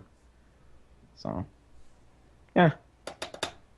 The only thing I could say is that some of the monsters seem to look a little, I don't know, they felt maybe a little generic compared to what you normally see, even in the old pixelated like Doom and that sort of thing. But yeah. Like, they kind of blend into the background. They don't really like, some of them didn't seem too recognizable. They seem just kind of like almost cookie cutter like. But I mean, maybe that's just from the early stuff, and maybe they're gonna have more variety and that sort of thing when we get into the main game. I don't know. Oh man, I can't imagine. I know they're not gonna do it, but if they made like a reference to Doom 2 with John Romero being the final boss, that would be fucking amazing. Actually, yeah, Easter eggs. I'm hoping to see a bunch of Easter eggs in the game. That'd be pretty cool too. They did do a bunch of Easter eggs with what was it, Wolfenstein? So I wouldn't be surprised. Oh, fucking those Wolfenstein games were the new ones. Oh my god, those are amazing. As long as they do something as good as that, which I honestly have a feeling it's not going to be as good as the New Order. As long as they make it close. I wouldn't really count them out on that. But like I said, I'm going into this with good impressions, and I really do hope that the single player comes out great. The multiplayer I already know is going to be decent, so like I think it's going to be a worthwhile purchase for $60 or $80 in my case. But yeah, Canada. Yeah, Canadian. Yeah, us Canadians spending way too much money. Yeah, Fucking Canadian sucks. dollar. Yeah, That's it. Unfortunately, Just yeah. Somebody just said in the chat, just wait for there to be a little Easter egg when you just play U1 M1 and fucking Doom 4. They're gonna do that. I fucking bet. Either U1 M1, they might do that from Doom 1 or Doom 2. I have a more knowledgeable experience with Doom 2 than Doom 1, but either way. Oh my god! You know, it'd be amazing in the new Doom. They have the final boss from the first Doom. as like a boss in that game. I think that would be Wall? pretty fucking cool. What's up? The death wall. Is that the death wall?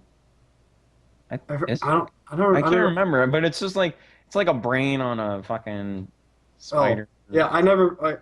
Was that really the final boss? Yeah, I thought the final boss was like a big pentagram on the side of the wall or something like that. That was I thought no, that's 2, is it not? With the goat face. That might be, but Yeah. the spider brains were fucking. Those were Oh, it's been forever since regular. it's Those been were forever. regular enemies. It's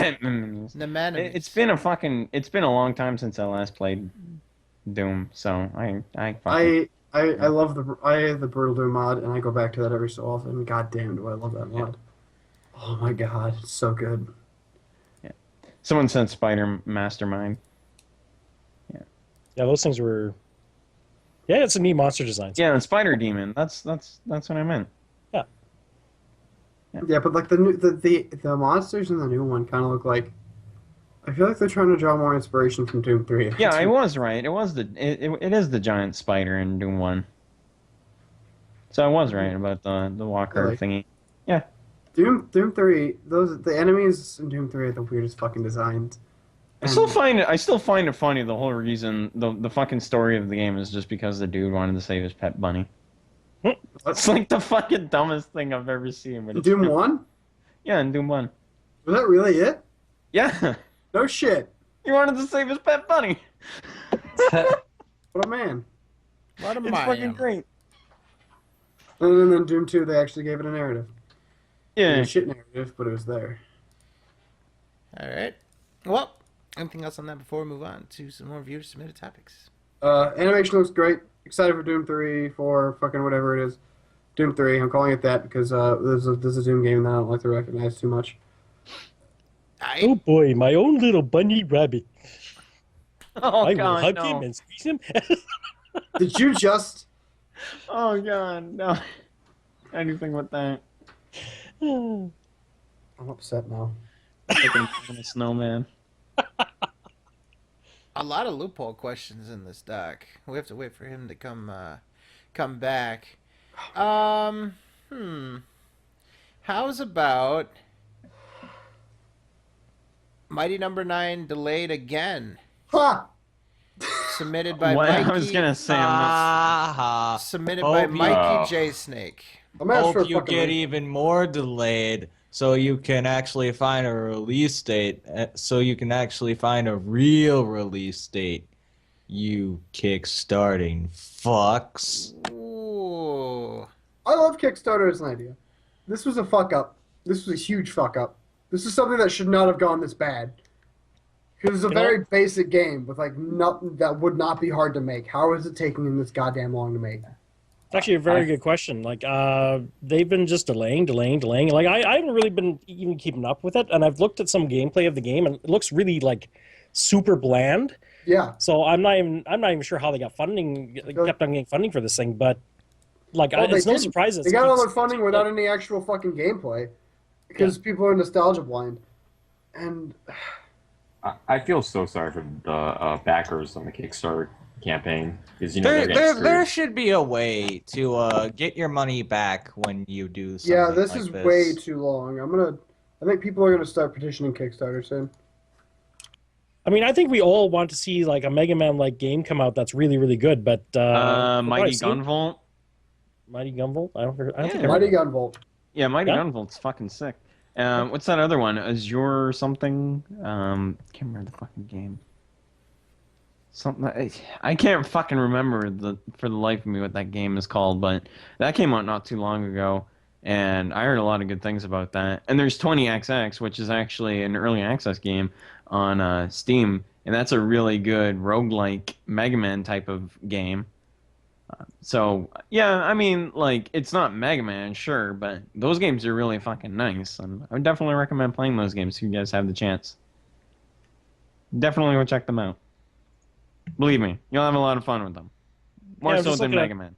Yeah, I'm just looking at Mighty Gunvolt right now. It doesn't look too bad at all, actually. Yeah, I play it on the 3DS all the time. It's a really fun, addicting game. And plus, you get to play as 3 characters. There's 4 levels each in that. You get extra little goodies and stuff in it, too. So, Might be worth it. Yeah, it's worth the price. It was like $5 when I got it. Yeah, it's like $5.49 for me here. Yeah. Well, Maybe I'm looking too. definitely. Yeah. Yeah. But like, yeah. Here's the thing: like, it took them this long to get my fucking. They're still not done with Mighty Number 9. It's been like what, 3 years now, and like this game should have been done within like a year and a half. It's not a big game. It's not hard to make. You just have to design some neat levels and make it look okay. But yeah, in all truth, I'm surprised this thing hasn't been out yet. It's really ridiculous.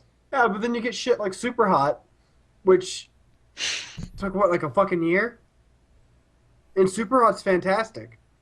You get a bunch of these games that are like pretty complicated, and they get fucking finished real quick. What's so complicated about fucking Mighty Number 9? That's my question. Especially to have it delayed. They have to find a way to make it look and actually have fun to play. I don't know, man. I don't see that game They're making a being sequel like to Hand of living up Fate to the 2? hype. What the fuck? I don't see that game living up to the hype. I honestly could care less about the game at this point. So yeah. So the heat death of the universe is going to happen before this game is out. Well, I think it's probably like just dead now. I mean, I don't think anybody is really even cares that it comes out anymore. Oh, you see, Half-Life 3 is going to come out before this game does. You know, I was gonna say Duke Nukem Forever, and I realized, oh wait, can't even make that fucking joke anymore. I wish I could do that. That shit was like the hot topic for a while too. Fucking Duke Nukem Forever. People fucking put that game on blast every fucking waking moment, and then it finally came out. Makes me sad. Fuck you, Gearbox. Yee. Name one good game Gearbox has made in recent years that isn't Borderlands 2. Borderlands 2. Borderlands DOS. I said that isn't Borderlands 2. Oh, shit. Borderlands 1 doesn't count because it's a good. And before people say, you know, I have a feeling someone's gonna say fucking Battleborn. Oh my god. Game looks like shit. Yeah, it really does. I'm actually gonna play the beta tomorrow too. Let me know how garbage it is. Yeah, I will. I will. Like I'm the actually rest gonna. of all MOBAs. I guess I'll make this announcement now. But tomorrow I'm actually going to stream it. Oh, what an announcement! Look at that. Yeah, ladies and gentlemen, he's gonna Yeah. stream I'm gonna- a game that he's normally associated with. That's crazy. Yeah, I know, right? Well, yeah, tomorrow I'm gonna play it, and I don't know. I'm not going into it. I'm not looking forward to it at all. But And Moogle, where can they find this stream? on twitch.tv/MoogleMaster102. Ah, shit. And what time is this gonna happen? Probably in the afternoon when I get my lazy ass back from work. Ooh, so maybe they should keep an eye on your Twitter. Yeah. Which is Twatter. Mog Fantasy. There you go. See? Yeah. You're welcome. You can keep up to date on there. There you go. So, I don't know. Any other stuff with Mighty Number 9? You know. Actually, I was just gonna say I played Battleborn a little bit, and I thought it was actually pretty fun. But that's just me. Yeah, I don't know. And I've heard mixed things about the game. A friend of mine who actually got access to the alpha, he was telling me that he just did not like it at all.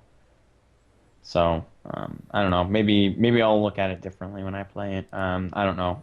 Like I said, I'm not going into it expecting like something fucking absolutely amazing. So, yeah, we'll see. We'll see how it goes. For sure. All right. Maybe I'll change my mind. Let's see. Oh man, a bunch of like Moogle type questions here. I'm not touching that one at all. How about God of War 4 has been leaked from a reliable source with some concept art. The game will be set in Norse mythology with Kratos as the playable character. Thoughts submitted by Kidney Stones 1992. I hope that's not true. I wish you the best. I fucking hope to God that is the case because I would buy that day one. If they make another one, just use a different character. Yeah. Kratos' story is over. Kratos should have stopped after the first fucking game. Wow. Very bold Really, declaration. you really think so? Okay. Yeah. I think the stories were really well done. Okay, with here's 1 and something- 2. I thought so originally too, But then I took an actual look at it. Extra Credits did a really good video about it that I can't fucking do justice here because I'm dumb. But they talked about how like the first game was a very, very good example of a Greek tragedy, and how it should have ended with Kratos jumping off the cliff. Spoiler alert, it's been like 15 years. Why are you spoilering? Don't spoilering. At this point, if you don't know the ending, that's your fucking fault. No. But God damn it! I was gonna play those games at some point. Yeah. He didn't tell you what exactly happened. I was gonna play it tomorrow. He didn't it's a tell you really, exactly really what good happened. example So of a Greek tragedy, and it should have ended at the first game. Or they could have kept it going and used different characters. I don't really care. But after the first game, it just seems like he's going around killing the rest of the gods just for fucking fun. Like, he doesn't, there's no point behind it. He's killing the gods? What? Why would you spoil that? all right. Anyway, back on topic when Pascal's not full of shit. Yeah. Either way, the fourth game could be neat. I just don't think they should have kept going. I don't know. I kind of look forward to what they do with the Norse pantheon because I mean, Kratos? like, yeah. No, I mean with the fucking Norse characters in general. I don't see how Kratos like Tyr, fucking Saul. Without like, spoiling there's a, too much, and but there's like a it lot should have of ended. It's God of War 3. There was no way Kratos could be used as a character again. I don't know. I feel like they probably have to. They'd have to get a new protagonist. I mean, wouldn't seem right to throw him into a completely different universe. Yeah, I do feel that continuing, like, I know Kratos is a character everybody's attached to and everything like that from the series and that, but I think if they're going for a 4, they probably should have looked at, a new character, especially if they're going into a completely different, like, pantheon and that sort of thing. It should have been just something else, because now it's just, I don't know, it just seems like, I don't know, feels like a cash grab kind of thing, but yeah, whatever. Yeah. I don't know. I guess we'll just see how it comes out. I mean, maybe Sony has something up their sleeves. I don't know. We'll have to see at a later point. Because it is a rumor, after all, right? I don't know. Apparently, it has been confirmed by someone at Santa Monica Studios. Oh. I don't know. They should try to get, Jaffe back on to make this game not shit. So basically, they're turning God of War into Smite then.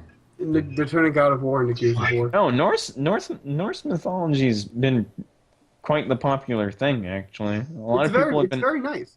Yeah, a lot of people have been asking for North. What the fuck? A lot of people have been the Great North White mythology. Yeah, a lot of people have been asking for Norse mythology since like when Ascension got announced. A lot of people actually were hoping that that was based off of that, but I mean, yeah, it's not the case at all. It wasn't. So yeah. So Norse has been like a very hot topic since quite a while now. I just don't think this is unnecessary game. You don't think it's unnecessary? I don't think it's necessary. All right. I was just going to say North mythology, that should mean Kratos should be in Canada for the next game. We need a boss battle between Moogle and Kratos. Just a giant fucking maple leaf as the final boss. Dude, would you imagine Thor fucking fighting Kratos? Oh god. Thor would win? Fucking power, the power of the moment. Here's the thing that I can understand with the fucking Kratos beating the fucking Greek gods, because they're just full of it. They can't really do shit when it comes down to it. But the Norse gods literally spend all of their time fighting. They have real. Kratos would not stand a fucking chance. And then there's Odin. He's like, fuck you. Odin I think I'm can gonna agree there. literally shoot lasers. Like, why does it fucking matter at this point? I don't know. I don't know. I'm really interested in either way. It's a neat concept. I just I like fits. the idea. The way they're. Fits. I don't know. We'll have to see at some point. All right. So while we got a short break in the action, we're gonna switch out our guest caller. This one should be one of the last ones. I think we're winding down. We went through. I don't know how many guest callers did we go through. Like 10. Quite a few. So, Mr.'s always seeing red. Is there any last statements you'd like to make, anything you'd like to do or tell these fine people or us before we say goodnight. Well, fine people and Sons of Kojima. Well, everybody else has been giving their shameless plugs here, so I might as well too. Twitch.tv/always seeing red, so the same as my name you might see in the chat here. I stream on the weekends, usually in the morning, my time anyway, which is 9 o'clock Mountain Time. I guess I'm about 4 hours behind the stream. Man, no one uses Mountain Time. You need to Or either 2 go hours. with That's 2 hours. Pacific or Eastern. Yeah, see, there you go. So I'm 2 hours behind on the stream. I don't know. I can't even tell anymore. Either way, I'll be on tomorrow morning, and that's really about it. Twitter is also at always seeing red. So if you guys ever want to, say anything to me or anything like that, or come just say Kermit voice, let me know. And it's all good. Thank you for having me, by the way, guys. I'll keep watching, and if I can ever get on again, that'd be wonderful. Awesome, man. Hey, thank you very much for your time. Thank you for being part of this with us. And yeah, man, we'll definitely keep in touch, man. Thank you very much. All right, thanks again, guys. Take care. See you, buddy. Nice meeting you. Nice meeting you. Alrighty, so let's move on. We've got another guest caller lined up, so let's go ahead and... Oh, wow, we're still second on Hitbox. That's pretty dope.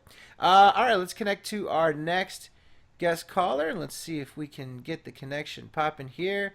And we can. Ladies and gentlemen, we are now connected with Mr. Byron. Mr. Byron, how you doing tonight? Oh, I'm doing very good, Fred. Got a glass of milk with me, because why not? Sounds good. Now, you've got just a little bit of like an air noise. Do you have like your, like a fan or maybe something going on?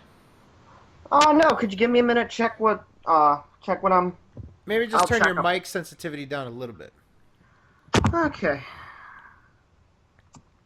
But while he's doing that, we'll just sort of roll into the next gaming topic, and then we'll catch up with them. Let's see. How about terrible PC ports like the Mega Man games in the Angry Video Game Nerd's latest video? Now, I didn't see the Angry Video Game's latest video. Oh my god. But terrible PC ports are aplenty. Go ahead, Mr. Moogle. Okay, I watched that video, and it's actually surprisingly, it's, I don't know, like, Angry Video Game really lost its touch after a while, but this one was actually really funny, and I liked it a lot. But I have to agree with the fact that the DOS games were fucking pretty bad. But if we're talking about... Yeah. But if we're talking about really bad PC ports in general, I have plenty to name. And one of them in particular is the Tales of Symphonia PC port, which, by the way, has never actually gotten fixed. No matter how many times Namco tries to fix the game, it's still complete and utter garbage. Mm-hmm. And I feel sorry for people who actually bought that game for $20. By the way, you can buy the game. You can actually buy two games. Tales of Symphonia Chronicle. You can buy Tales of Symphonia Chronicles on PS3 for $20, so you get two games for the same price you would buy it on Steam. If you want to buy it on the Wii, you can buy it there too. Yeah, that too. It comes with the second game. Yep. No, it doesn't. I lied to you. Yeah, you're an idiot. Anyway. So Byron, yeah. how's the sensitivity going? You fixed it? I think so. All right. Actually, it does seem a little bit better. Oh, okay. All right. So Byron, before we sort of get into the panel atmosphere again, maybe we'll just get a little bit to know about you. You know, how did you stumble on Phil and all the antics that goes around it? Well, pretty much the first person I watched was Tevin. You know, shout out to Tevin. Shout out to Tevin there. And I pretty much just found you guys afterwards, and yeah, that's pretty much it. Not much to it. Pretty straightforward. Now, did you know of Phil before that, or you just sort of watched the content around Phil? I kind of knew Phil about it and the stigma he had, but yeah. I got you. All right, so I guess what we'll do then is we'll just sort of roll back into the gaming topics. PC ports. You know, for me, obviously, I was disappointed to hear about Quantum Break being so shit. I was disappointed to hear about you know, games back in the day like Unity. Nowadays, PC games are not coming out finished. You know, I mean, you hear of Arkham Knight, you hear of what was the latest game that came out with some big fucking problems? MKX. MKX had big problems. I pirated that one, so I didn't really feel too bad about it. But it's just, I don't know, man. It's a big problem, and I Yeah, wish a lot of the AAA titles have been really getting botched hard on PC. Which is really weird because it's easier to optimize. Well, no, it's not. It seems like it would be a lot less of an issue. Yeah, wasn't there a Naruto game that got fucked up pretty hard too? They all fucked up. They all shit. But Yeah. Well, it's Namco, so shouldn't really expect much from that. But yeah, I don't know. I think that's Gee, okay. All right. So sorry. that about was that was loud. But yeah, as far as the thing goes, it sucks. It really does suck for a lot of people that do play on PC that don't actually have the consoles to play the said games that they're on. And I don't know. I don't think they would be getting botched on purpose either. Especially when games are being built from the ground up and still somehow end up getting fucked up on the PC. It's a damn shame. yeah, there's a lot of issues with a lot of these game ports, which I don't know how it's possible to fuck up this hard. But they find a way. They find a way, all right. Which is really weird because there's a really big community on PC. It's like, oh, we don't care about PC. It's because they're gonna pirate our games. They're only gonna pirate your games if they don't want. They don't think it's worth fucking paying for. Like, here's an example. Witcher 2, one of the least pirated games ever made. Because one, it was a great running game, and also DRM reasons, but that's not what I'm trying to get at. If you treat the PC gamers like fucking normal people, like you should be, then you're gonna make a lot of money off the PC community. Yeah, I agree. And that's basically where this all comes down to. That's Yeah, why a lot of games, older games, are starting to get ported over because they're trying to just like make money off of the PC gamers instead of like respecting them. Yeah, I'm actually thankful that I play on all consoles. So, because shit like this, it sucks, and I wouldn't say it's inexcusable. I mean, you know, accidents happen. I can't really blame them for actually trying in that. It's just that it sucks too because you put this amount of effort to put a PC port out, and then only for it to for people to have issues, and you can't really do much about that. Like, you have to work your hardest just to try and get it back working with all these patches and stuff. Yeah. And it also doesn't help that people are so nitpicky and very entitled and shit. Like, that shit annoys me to no end too. And it's just, you know, it sucks. And that's all I can really say. It just sucks. When you buy a game, you want it to run well. Yeah, of course. You should expect it to work day one. Like, I agree with you people completely. expect their games on PC to run at like 3,000 frames a second. Yeah. Fucking 300K, like, fuck off. Yeah, but nowadays with the market and stuff, like, they want to be able to get games out, like, I wouldn't say as fast as they can, but, you know, like, at a decent time frame, right? You know, like, We just want a game that runs well. It's not the hardest thing to optimize for. Yeah, I know. I agree with you on that. That's like it, really. Yeah, that's all I can really say about that. There are a lot of companies that know how to do it well. If an indie game can be put on like every fucking console and PC and be optimized fantastically, there's no fucking excuse. Like, yeah, some indie games aren't as intensive, but like, and before people mention the fact that PC games always have issues, console games have the same issues too. So all the fucking time. Yeah.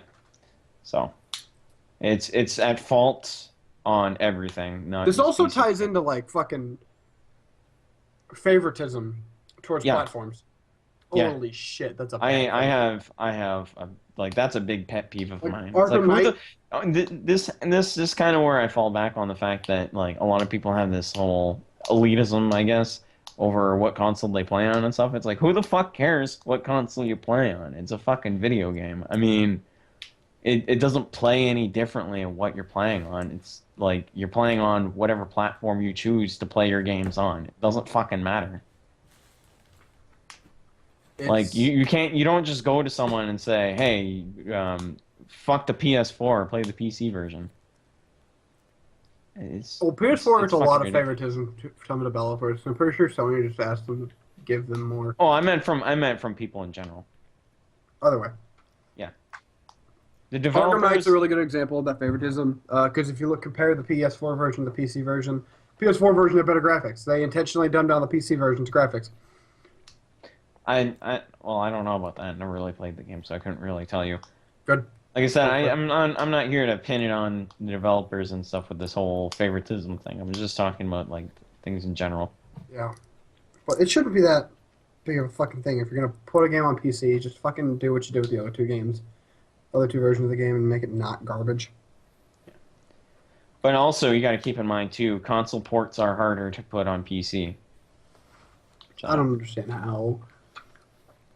Like, Uh, I just don't understand how. Like, I'll have to look into it. It's to my knowledge, if like developers build their game from the ground up for consoles, the PC board can be kind of trash. It requires a lot more work. Yeah. Well, with console ports, it's also kind of hard too, right? Because like sometimes locked frame rate, shit like that. True. You gotta work around that. Like there's a lot of fucking loops you have to fucking jump through. That's why console exclusivity needs to not be a thing. That's why developers are going to make games. They should start developing in mind for every system. Just for like fairness reasons. Yeah. Which I can understand why people didn't do that for the Wii U because like, yeah, but while it's the only fucking console I own, because I like it, I can see why developers didn't want to develop for it. But when the PC, PS4, and Xbox One basically do the same things, it's just, there's no excuse. That's all I have to say. Yeah, like I said, I'm just thankful that I play on everything. So I honestly don't care about what console I play on as long as the games are playable and I enjoy the games. That's what matters. I find it hard for me to play a game that I don't enjoy. Time and eternity. Bad rats. Bad rats. But yeah, but like I said, if the game is playable and and I like it, then I'm gonna play it. So it doesn't matter what console it's on. I play on everything, even on PC. So About the Ouya. fucking Ouya. You mean that dead ass console that nobody bought? Yeah. Because I sure as hell didn't buy it. That thing was dumb. Oh yeah. Okay. Thank you. So I like I said, I just I like to play PC. Yeah, I think there's much more flexibility. I've been playing my PS4 just to kind of make up for lost time, play some games that were console exclusive that I couldn't play prior, like the UFC games, Destiny, and now that crossplay is becoming a thing, I can see myself playing more on PC than ever, because one of the considerations is what can I play with my friends, and oftentimes a lot of these games my friends have it on PS4. Mm-hmm. But now we've been playing Rocket League, Street Fighter 5 is crossplay. Thankfully, this is becoming more and more common. So I'm hoping that Especially with the recent developments of like all the fucking companies like agreeing to actually opening the servers to crossplay. Yep. So like, now we can play Xbox One and PS4 together, which is fantastic. We're getting so much closer to just like not giving a shit about console differences. I don't know, man. Killer Instinct on PC really killed the Xbox One. That's for sure. So, let's have a look. See, let's see. Let me look at our doc real quick. See if there was anything that we specifically wanted to talk about. So there is going to be a fan tribute to Metal Gear Solid, and it's going to star the original voice actor for Solid Snake, David Hayter. Let me give you guys a little more detail on this if you haven't heard of it. I just heard about it last night. The source on this is Eurogamer, but a lot of other outlets picked up on this. So last month, if you guys did not know, the Shadow Moses project was basically shut down. They say ostensibly due to legal pressure. Oh my God!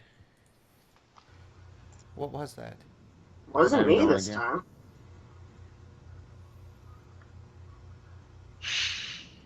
Anyway, what were you saying, Fred? Sorry. So the folks behind that fan legacy team have started a new Metal Gear Solid related project with David Hayter. So they're calling it the unofficial non-profit production and referring to it as a gift from the fans, but also addressed it to the fans to share their affection for the franchise. And it's possibly going to be VR supported as well. What do you guys think about that? A fan-made, non-profit, apparently, potentially VR game, actually starring David Hayter, as a tribute to the Metal Gear Solid series. I think that sounds pretty neat. That's all. That's all I can really say. I never really played the series. I couldn't really tell you much. AJ? Me? What do you think, AJ? AJ Good died. answer. Great. Everybody's dead. All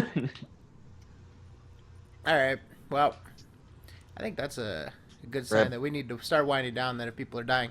So, let's Wait sort of a wind down. minute. What do you want, Torres? I was waiting for you to introduce me. That's why I didn't say shit. I'm you didn't sorry. Say, you didn't say I didn't know you were here. You never say anything when you come into the call, you fucker. Because, Fred, you just say, and here is Superior Toe-Ass. And I come to introduce myself, but he didn't do it. So I waited at a perfect opportunity to say something. Well, you introduced yourself now. Yeah, now you anyway, introduce shut the yourself. fuck So it's up. Shadow Torres. Yeah. And happy Santa Kojima birthday. Hey there, Sassy Torres. So, the hell was that? All right, ladies and gentlemen, we've gone 5 hours. People are dying. We don't want to stretch this out more than it has to be. So now is as good a time as any to start to wind down. I guess we'll take like maybe one miscellaneous, and then we'll get the fuck out of here for tonight. Here's a good one. Ooh, that's a good one. Does anyone in the SOK grow their own produce? If so, how do you make sure you're not using genetically modified / Monsanto seeds? Submitted by Ryan. GMOs Not are me. bad. Stop perpetuating the fact that they are. My grandmother used to grow. Wait, are you talking about like? Okay, yeah. I'm trying to think. Yeah, my grandmother used to grow tomatoes. If that's what you're talking about, like growing shit.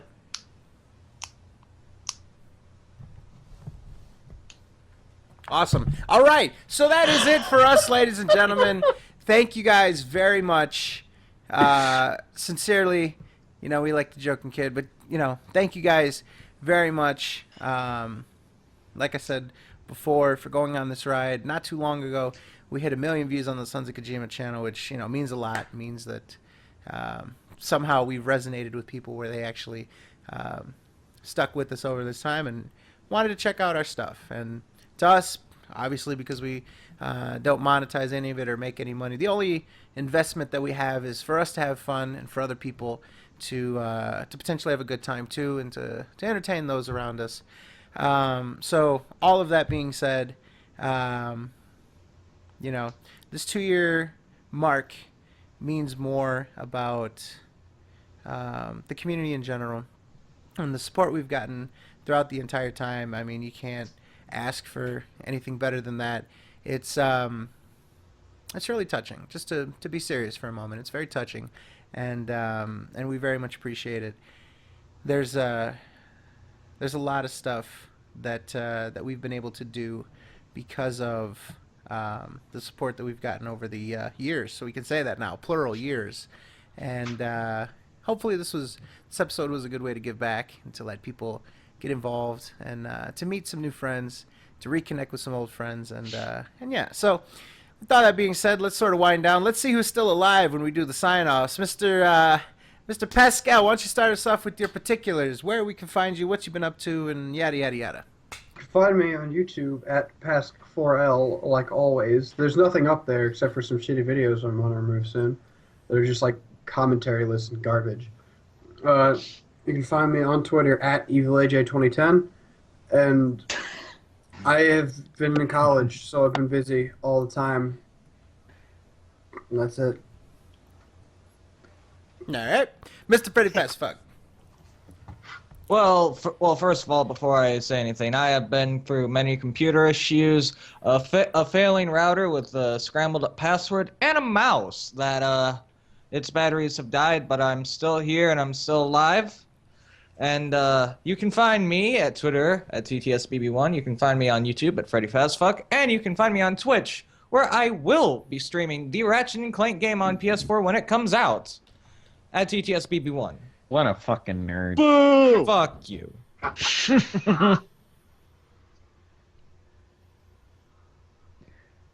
And you can find me at Amazing Artist 89. Taurus, you were out of turn. I was waiting for Fazzy to finish. I was finished. You paused for like 3 or 4 seconds, Freddy boy. Mr. Torres! Mr. Torres! I already said it. Mr. Torres! Nah. Mr. Torres! Nah. Mr. Torres! There's a lot of fucking Torres is what Twitter they call. At Amazing Artist 89. And I'm sorry if I was being a little rude when I joined the call. I was just playing around. I don't mean to fuck up anything. I'm sorry. Mr. Torres! Alright, Mr. Kamasubu! You know what, you mother...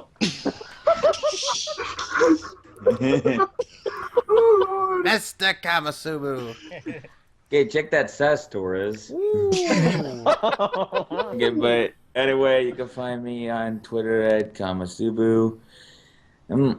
As for everything else, that's about it. I'll be playing some Assassin's Creed Unity. That's more par for the course. Mr. Nomad. Twitter's at the Dark Lurker. I retweet pinups. And yep, happy 2-year anniversary. Here's to many more years. Mr. Evil AJ is dead. You can follow him at Evil AJ 2010, Evil AJ 2010 everywhere. Yeah. Mr. Evil Table. You can find me on Twitter at Quiet Connor, and you can find me on YouTube at Evil Table, and you can find me on Uncharted 4 while we whooping Fred's ass. You will not. Damn. You will not see those things. You won't see those things. That's not gonna happen. Mr. Background Noise, our final guest caller for the night. Me? Mr. Background Noise, yes. You can just find me on Twitter and Instagram at the1bron. Fantastic. And yours truly, Mr. Fred Fox. You can find me on Twitter at TIHYDP, the acronym for This Is How You Don't Pretend Like You're Gonna Actually Defeat Fred Fox in Uncharted 4. How dare you even begin to think that that's a thing. Oh, we're scoring up. You can also find me on YouTube, where you'll find highlights of the spectacular ass whipping that he's about to partake in. Fred Fox on YouTube. 2 times, right? One with an animated avatar, one without an animated avatar.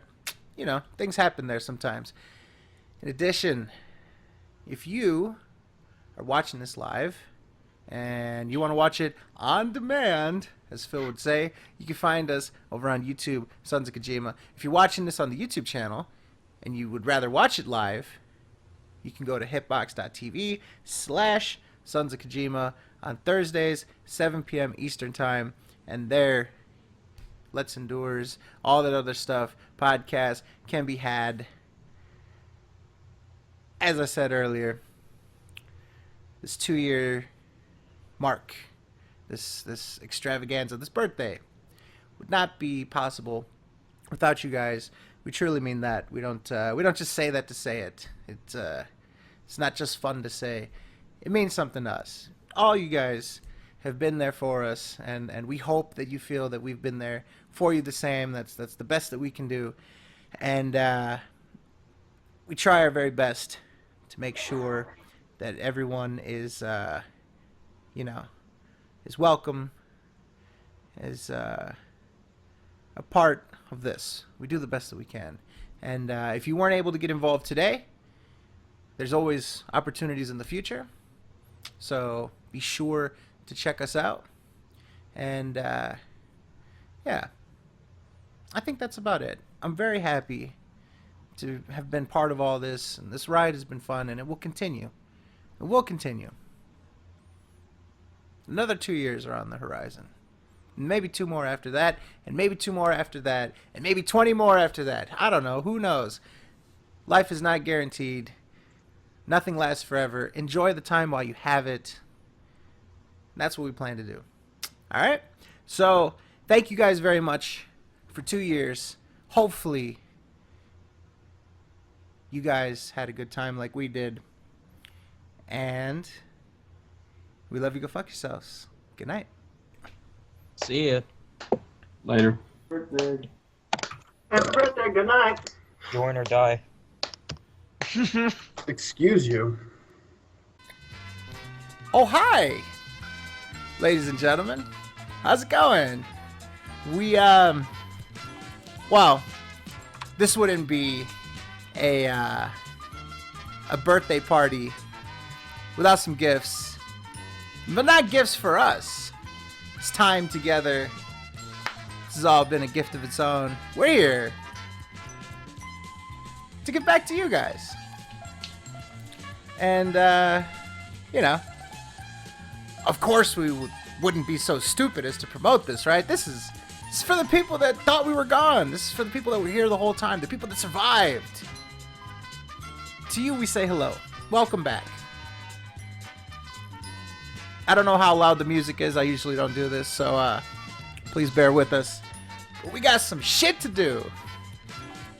You guys ready? Yep. All right. Yeah.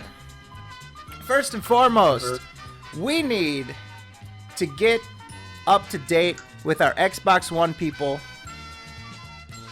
We've neglected you for so long. All 3 of you. All 360 of you. Oh! Ooh. That's Right? one way to piss off people All fast. 1 of you. So, we've got something for the Xbox One fans out there. All right. So, let's see. Meowbot here. Meowbot is here. Okay. Raffle. Okay. Watch. Meowbot's gonna disappear the moment that happens. I'm calling it. Now, let's see if this works. It does Hey, work. Meowbot. A raffle has We're been actually started. If you will type the word meow into your chat, you have the opportunity to win something. Nice. Hold.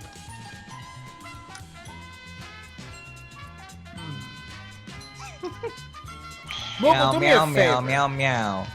What's up? Can you record the chat for me? Because if I'm whispering the prizes to people, Yeah, Ah. I'm already doing that. Don't worry, perfect. man. All right, so those on the stream, you won't be able to see the chat. I mean, you could obviously just see the chat from your own thing. Oh, we ran out of Price is Right music? Fuck that.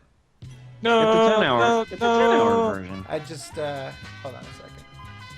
Yeah, there's a 10-hour version. I'm pretty I damn didn't sure. download the 10-hour version. What a fade.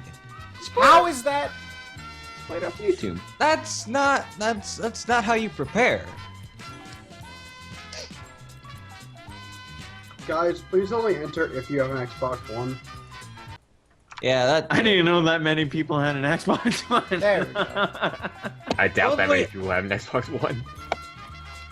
All right, so if you don't have an Xbox One, I don't know. Like, I don't know what you could do with it. You probably give it to a friend, whatever.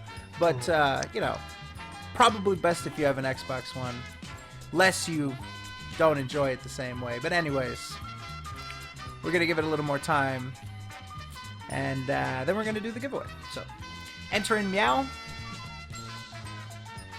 and then you will have a chance at winning a fine Xbox One exclusive prize. Oh, look who's here, Mr. Lopple. Ah, Cindy Lopple. You came right in time for the giveaway. Yeah. How was Hardcore Harry? I have a headache now, but yeah. So is it good? I mean, yeah. What are we giving away? We are giving away something exclusively for Xbox One. Oh. And we'll say who it's from after we give it away. We don't want to spoil it, you know. Oh. You know. I see. Yes. So we're just about to roll the raffle, Mr. Lipple. Oh shit! I came at the perfect time. That's the first time anyone will say that about you. So, what? We are going to stop the raffle. Raffle is ended. Oh boy. We are going to roll the raffle. And your winner is Sir Dies a Lot. Sir Dies a Lot. You, courtesy of our good friend Blue Spade, have won a copy of Alan Wake's American Nightmare. Yes, you have snagged our giveaway. Crazy, isn't it? Wow. So this whippersnapper has then snagged our giveaway, as he himself proclaims this to be rigged. Well, you're right. If it's rigged, then we're gonna have to do a reroll, aren't we? Oh. Ooh. You got smacked.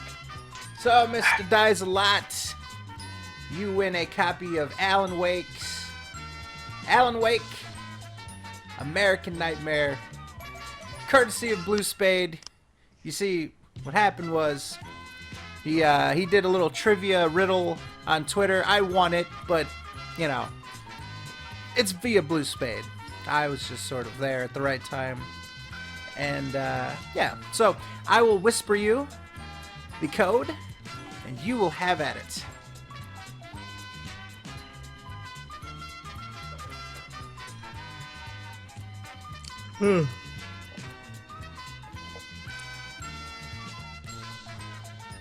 All right. This is a long code to type out. So while I do this, I'll start another raffle while I'm doing this. We've got one more Xbox One exclusive giveaway to give. Should we start a new word or should we just roll again? Just roll again. Wow. Just re-roll. Re-roll. Winner number 2 is I Love Bender. Wow, he's finally coming back around his way. Wow. Does that count? I mean, I don't think so. I mean, he's part of the group. I don't know. Technically. I guess this is karma coming back. We'll see if he wants it. I guess that's the only fair thing to do. Re-troll. I You know, see. It would be funny Very at some nice. point if you won his own game. Hooray! Say Yeah. hooray. Hooray! Hee haw hee. Hugh, Hugh, Hugh. Oh So there you go. Mr. Moneybags, you have won. Oh, he said you could reroll. All right. Hooray! He can re-roll. Your winner is Blaster824. Blaster, are you ready? what you have won. Well, my friend, you have won a copy of Alan Wake, American Nightmare as well, courtesy of Mr. Lipple. Oh. Oh, shit, Mr. Lipple. Oh. So, Blaster. Steal that from film. Oh, 2 codes for American Nightmare. Wonder where those came from. Hey, but you know what? Yeah. At least people that were here to watch got them. I know. That's what matters. So, Mr. Blaster, you've been whispered your shit as Lipple typed mine out. Now I have to type this one out for Mr. Sir Dies a Lot in the chat. So, while that's going on, I have one more Xbox One / Microsoft thing to give away. So, think of a word, Lipple. Just for any word? Anything. Hardcore.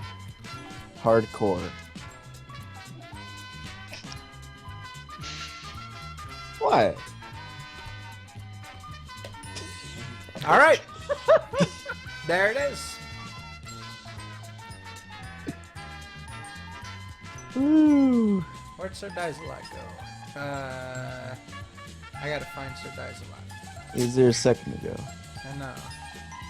My chat is bugged. Oh.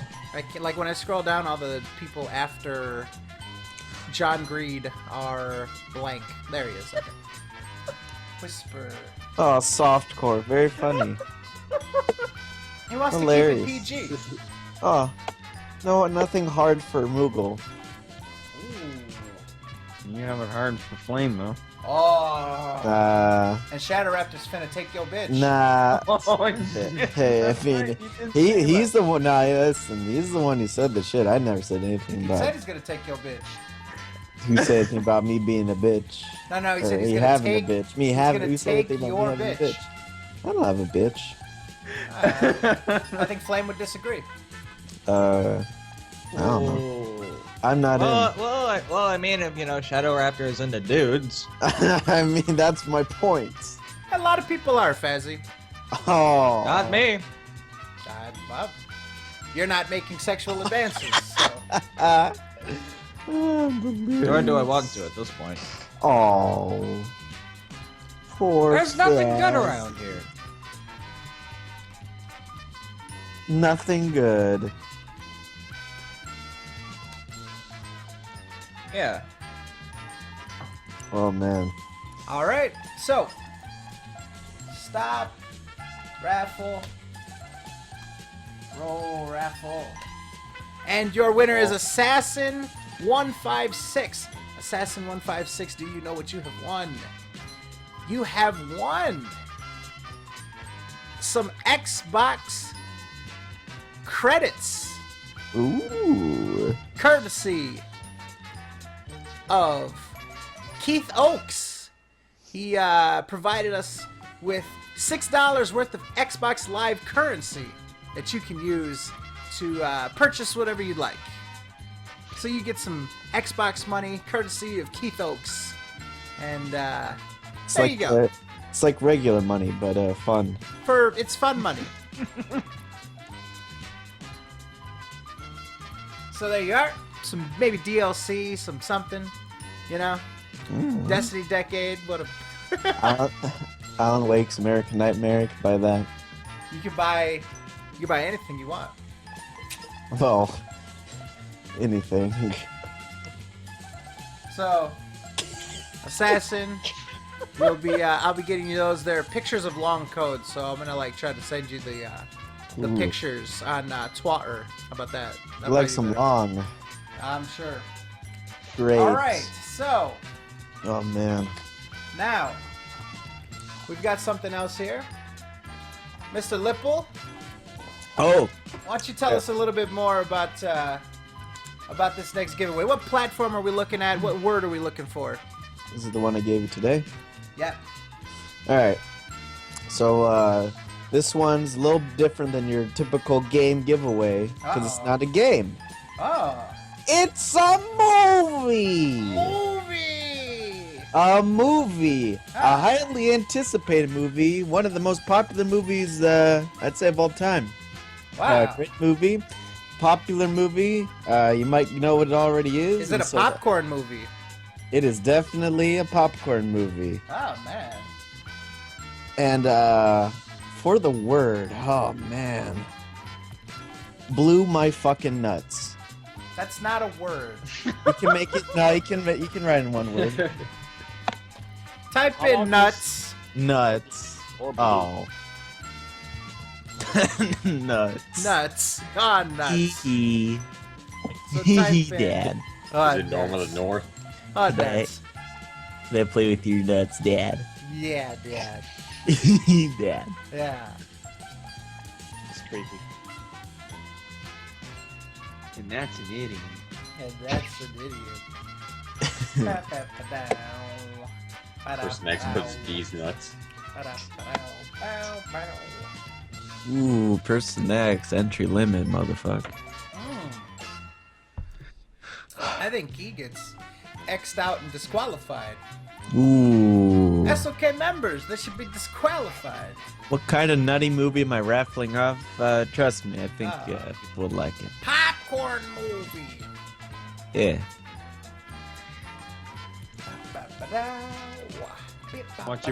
I'm gonna give you guys a portion of a movie, of a series. You son of a bitch. What? Wow. I think What? That gave it away. Oh, Blur 2. Yeah. Yeah, I think I know what it is. Alright, so we're gonna shut down this raffle. We're gonna roll the raffle. And your winner is Sir Dies a Lot again. That's rigged. Reroll. Reroll. Sorry. No two winners. I like funny videos 505. Mr. Funny, you have won. Lepo? Star Wars Episode 7, The Fucking Awakens. Wow! Fucking away. Look at that. How would You've I know got that was gonna be Kylo the fucking... Ren. Traitor! And all the other shit. A digital copy. Yours. All you have to do is head on over to... I don't want to make it sound like a plug. That's just the instructions. You go to forceawakensdigital.com. You enter in the code that I'm about to send to you. And you can watch Star Wars. All to your heart's content. So Funny, you've been whispered the code. Please let us know if you've received it.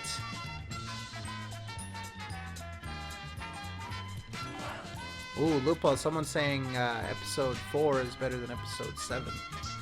Damn. I can agree with you. Wait, which one has been? 4, the original. I can see that. Five's the best. I don't see what's wrong with that. Okay, but if you said It's still a good movie. Alright, so Funny has got it. Again, all you got to do is go to forceawakensdigital.com, enter in that code, and you are entitled to the digital version of The Force Awakens. Now, our grand prize of the night. I want you to listen very carefully, because this is very important. Alright? Grand prize of the night, very sought after. You must have a PC. Ooh. A fairly capable PC, but a PC nonetheless. This is a Steam copy. I have to send it to you directly, and I will to the winner. This is courtesy of one of our friends. I'll tell you who in a minute, but again, this is our grand prize for Steam, for PC. The word is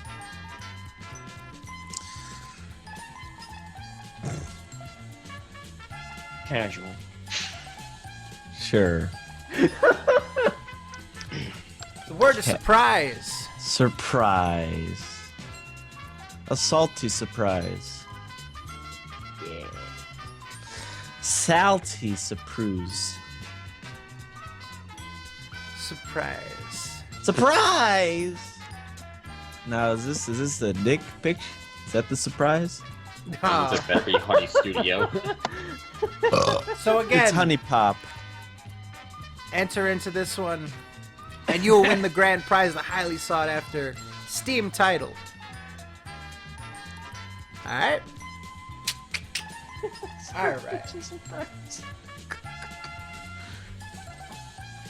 So let's see what happens here. I'm gonna give people enough time to get into this motherfucker. Well, funny, if you look at the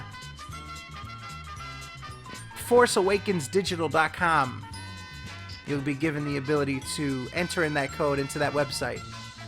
ForceAwakensDigital.com. Alright? So, I'm going to give you guys a little bit more time. This is a Steam code. I hope you have a PC. I hope you enjoy PC. And I hope you enjoy a fun game. I'm going to give you guys 10 more seconds. Type in the word surprise. And I think everybody's going to be surprised. You'll see why.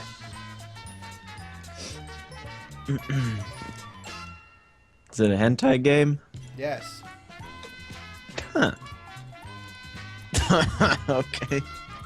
Alright, we stopped the raffle. Oh, Gord just got cut off. Look at that. Surprise. And your winner is Heavy Metal Gamer Show. Wow. Wow. Look at that. Well, Mr. Heavy Metal Gamer Show, you have won a copy of Dark Souls 3. Oh shit! On Steam. Praise Courtesy. the fucking sun. Courtesy Hallelujah. of our good friend. Let me make sure I get the pronunciation right, because I got it right last time. It's from Posok. P-O-C-O-K. Dark Souls 3. That is your surprise. Well, alright, I lied. We have a surprise. We've got a surprise. Oh. Thought that was a surprise. Splosia? Huh? Sir dies a lot again, no. Holy shit! Wow. Dragon Killer. God damn it, Dragon Killer. Rap Clone 11. So far, Rap Clone 11 and Splosia. I don't know if Dragon Killer wants a prize or not. Is he here? Is he alive? He typed it in. I think he's disqualified because he's an SoK member. But anyways. Splosia, Rap Clone, and Amethyst Viper. I picked 3 winners. Here's the surprise. The 3 of you, courtesy of Tyler Hansen, Dark Souls 3 Deluxe Edition with the season passes. Holy. Oh my. What's up? Yeah. Wow. 3 copies Dark Souls 3 Deluxe with the season passes. I hope that you enjoy. What's up, motherfuckers? Praise the fucking sun. Tyler Hansen coming through clutch. So, Tyler Hansen will need to get in touch with you so that you can access these games. That's Splosia, that's Rap Clone, and that's, who was the last guy? Amethyst Viper. Amethyst Viper. We will get you in contact with Mr. Tyler motherfucking Moneybags, and you can have each a copy of Dark Souls 3 with the season pass, the deluxe edition, The original plan was to give 3 copies of Dark Souls 3. But then we had another one. Another one. So, you know, we decided to make it a surprise. Hence the word surprise. Are you guys surprised? I'm fairly surprised. Yeah. So anyways.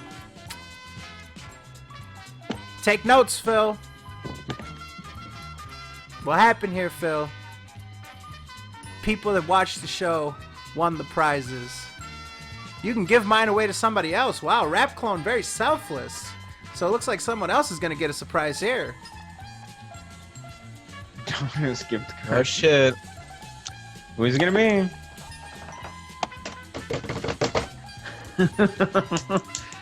The reroll is Boom. Fusoya. Boom. Fusoya. Fusoya. Fusoya. You have won Dark Souls 3 PC, Steam, Deluxe Edition, Season Pass. If you already had it, cancel your pre-orders, people. 4 copies of Dark Souls 3. Courtesy of Posak. Courtesy of Mr. Motherfucking Moneybags, Tyler Hansen. Happy birthday, Sons of Kojima. The dream is still alive. Join or die. Right, Lupo?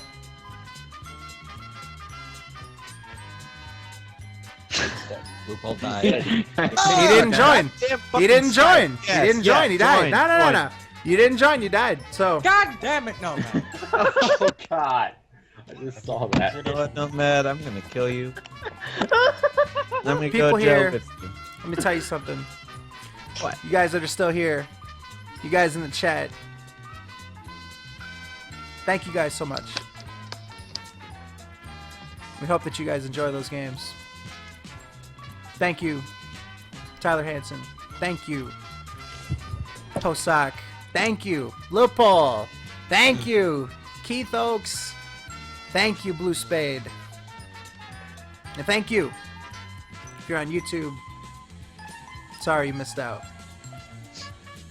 We'll do things for you guys in the future. We'll try our best.